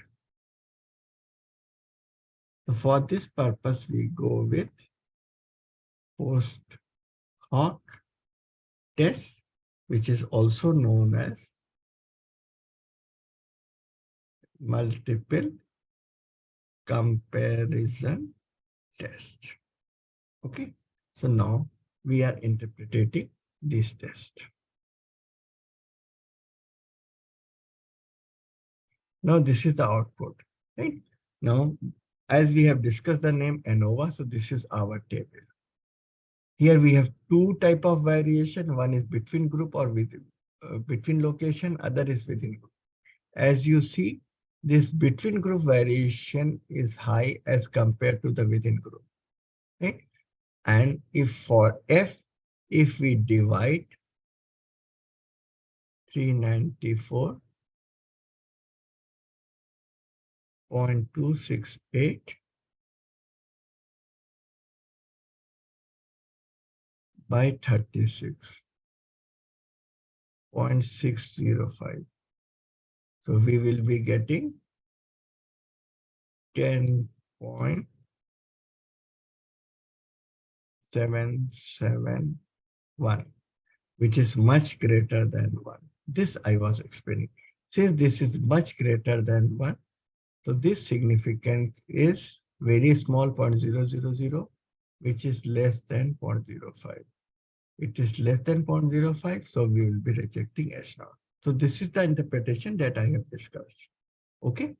Now I am putting this on the whiteboard.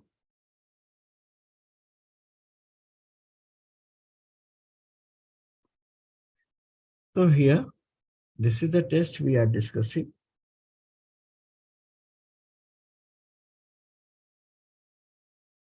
And here, as per ANOVA table,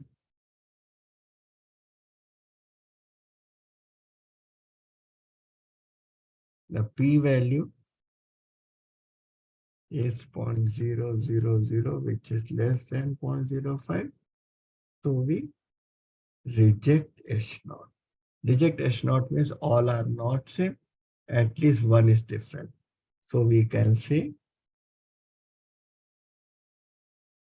at least one is different. So we have to find out which one is different. So for this purpose, we have to use post hoc test or multiple comparison test.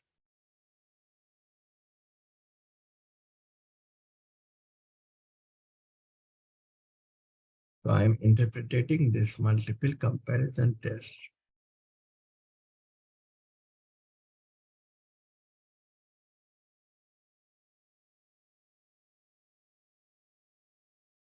Now here I am explaining what do we mean by post hoc test.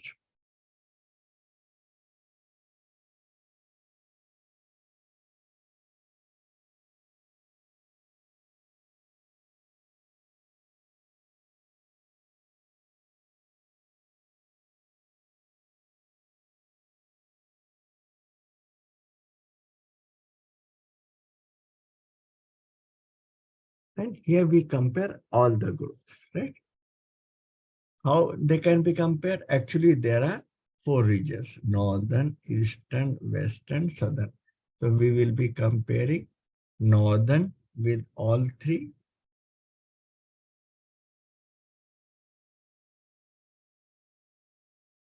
We are comparing northern with eastern. Then we are comparing northern with western. Then we are comparing northern with southern. One northern is being compared with eastern. There is no point of comparing eastern with northern because they have the same result. So for Eastern, we are not comparing with Northern because it has already been done. We are comparing Eastern with Western, Eastern with Southern. Okay. Now with the Western, it is not going to compare with Northern. It has already been done. For Western, it is not going to compare with Eastern. It has already been done. Only one remaining, that is Western with Southern. These are the 6 pairs. Now we are comparing these two. So we have 2 tests. One is the Tukey, which is used for equal variance, or we will be using Tamhane,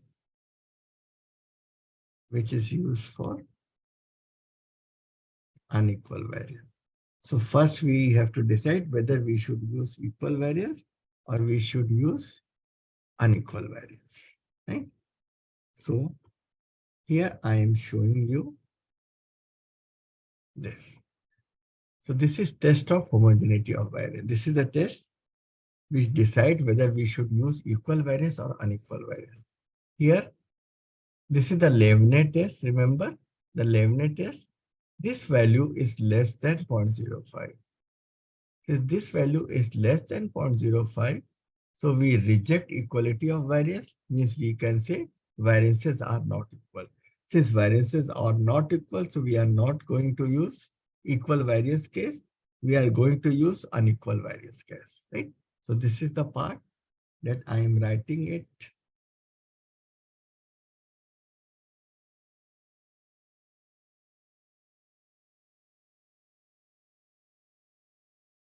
So as per the Leibniz test, remember here we are discussing this test. As per the Leibniz test, the significance is 0.043, which is less than 0.05. So we reject H0 of equality of variance. So variances are not equal. Since variances are not equal, so we are considering Tamhane. If variances comes out to be equal, we use Tukey test. We are comparing Tamhane test. Hopefully this is clear. Means both tests are same. We just have to examine whether variances are same or not. Okay. So for this purpose, I'm showing you this. This is the post hoc test that I was discussing, and this is the multiple comparison test. Here let me use a note. This is the post hoc test that I was discussing. This is the multiple comparison test. The first one is Tukey, other one is Tamhane. So either we use Tukey or we use Tamhane. Since here variances are unequal, so we are not considering Tukey, right? Otherwise, as per the column wise, both the tests have represent the same thing. And here we are going to discuss this column only, whether we are discussing Tukey or we are going to use Tamhane. In this case, we are using Tamhane. Okay. So since I am changing the screen, so it is better that all of you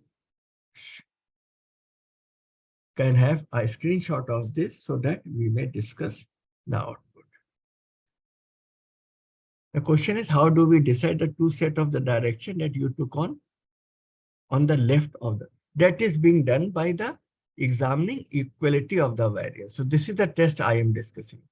That is a test of homogeneity of variance. This is the test, Leibniz test. So here the p-value is 0.043, which is less than 0.05. Since this is less than 0.05, so we reject equality of variances. So we will be interpreting Tamhane. If this p-value based on mean, that is the Leibniz statistics, comes out to be greater than 0.05, so we take equality of variances. So in that case, we are discussing the Tukey test. Is that okay?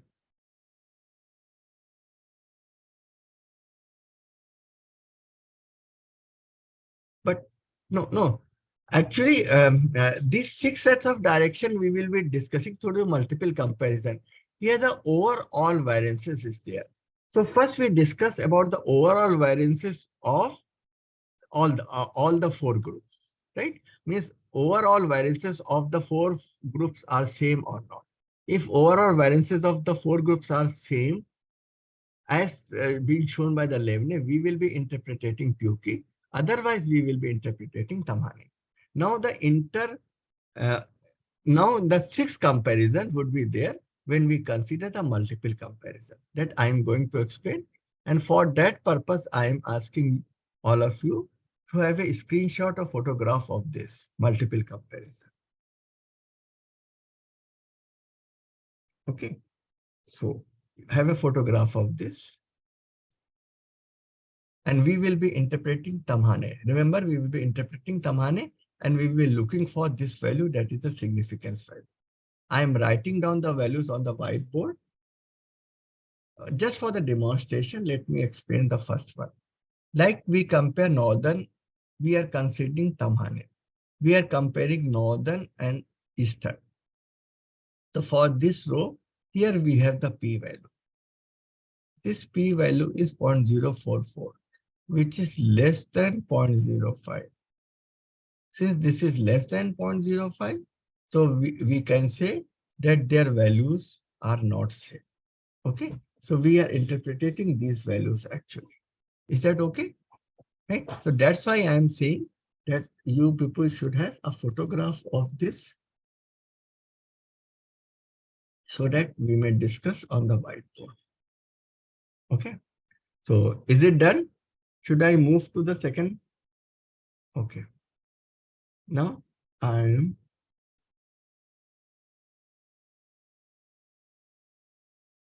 okay. Right.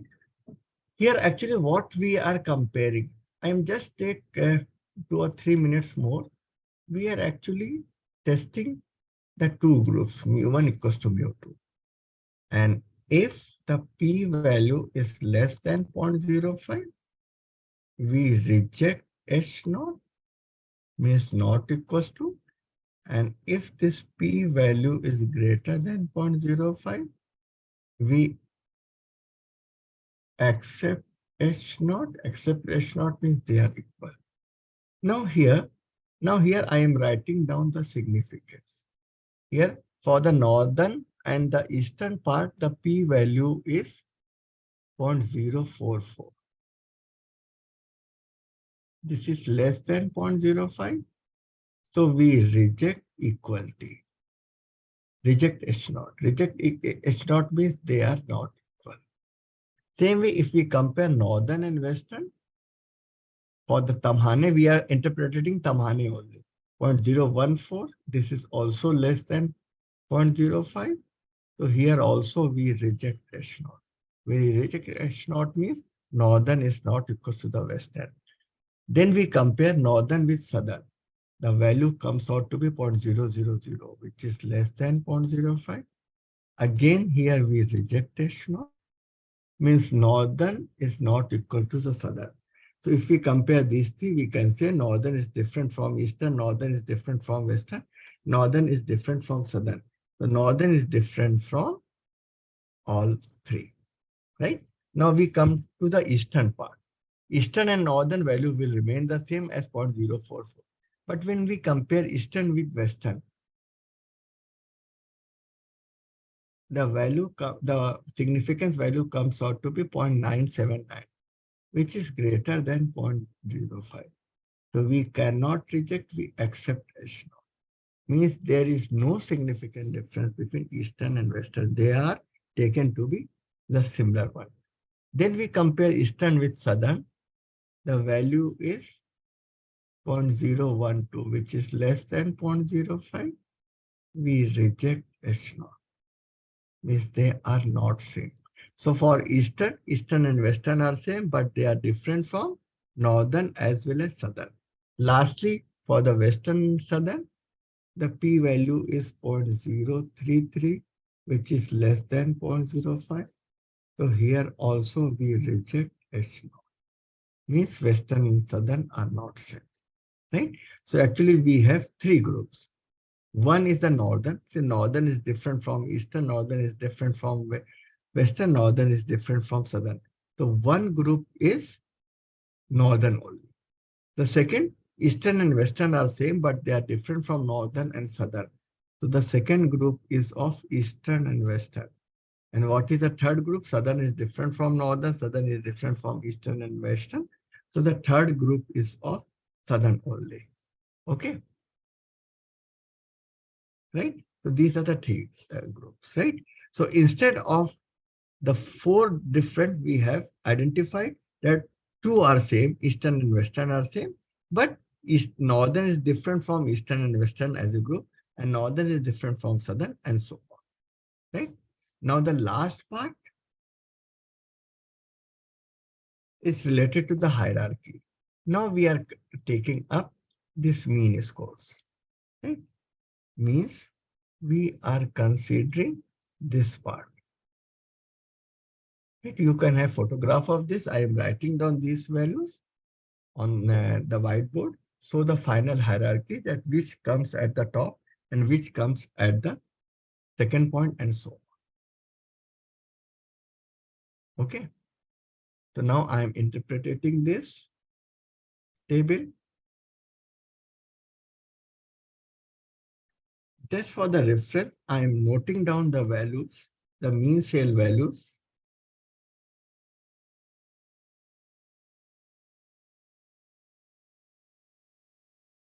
Average sales of northern is 70.64.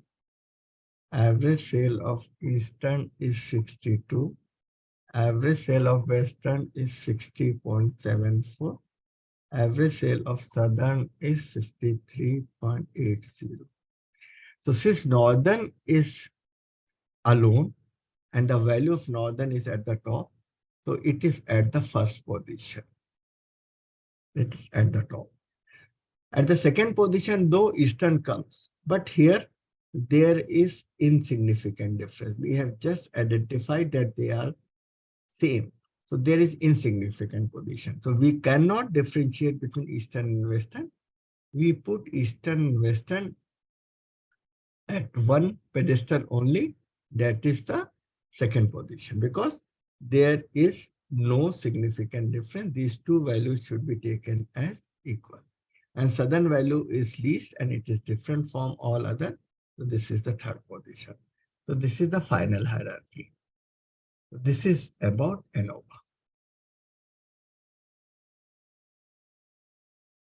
Okay. So this is all from my side. Any question related to ANOVA?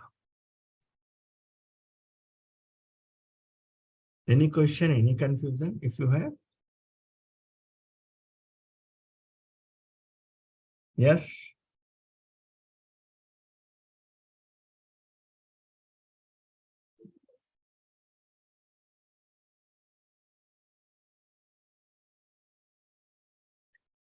So probably there is none. So thank you. And if you wish, I can share these slides or the analysis that I have done on the whiteboard that can be shared with the organizers, and they will be that to you also. Sure, sir. Thank you very much for your talk on this very important topic, sir. Thank you very much. Thank you. Thank you. All the best. If you have any problem, you can always ask. So I'm leaving. Okay. Thank you. Thank you. Yes, I will share.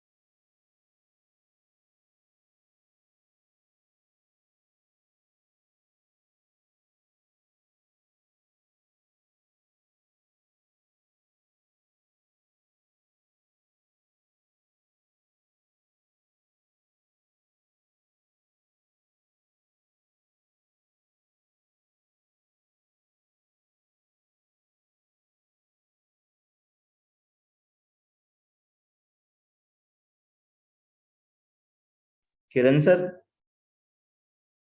Kiran sir? Yes, Can I close this session? sure, sure. So we can close the session and the participants can leave the meeting. Thank you.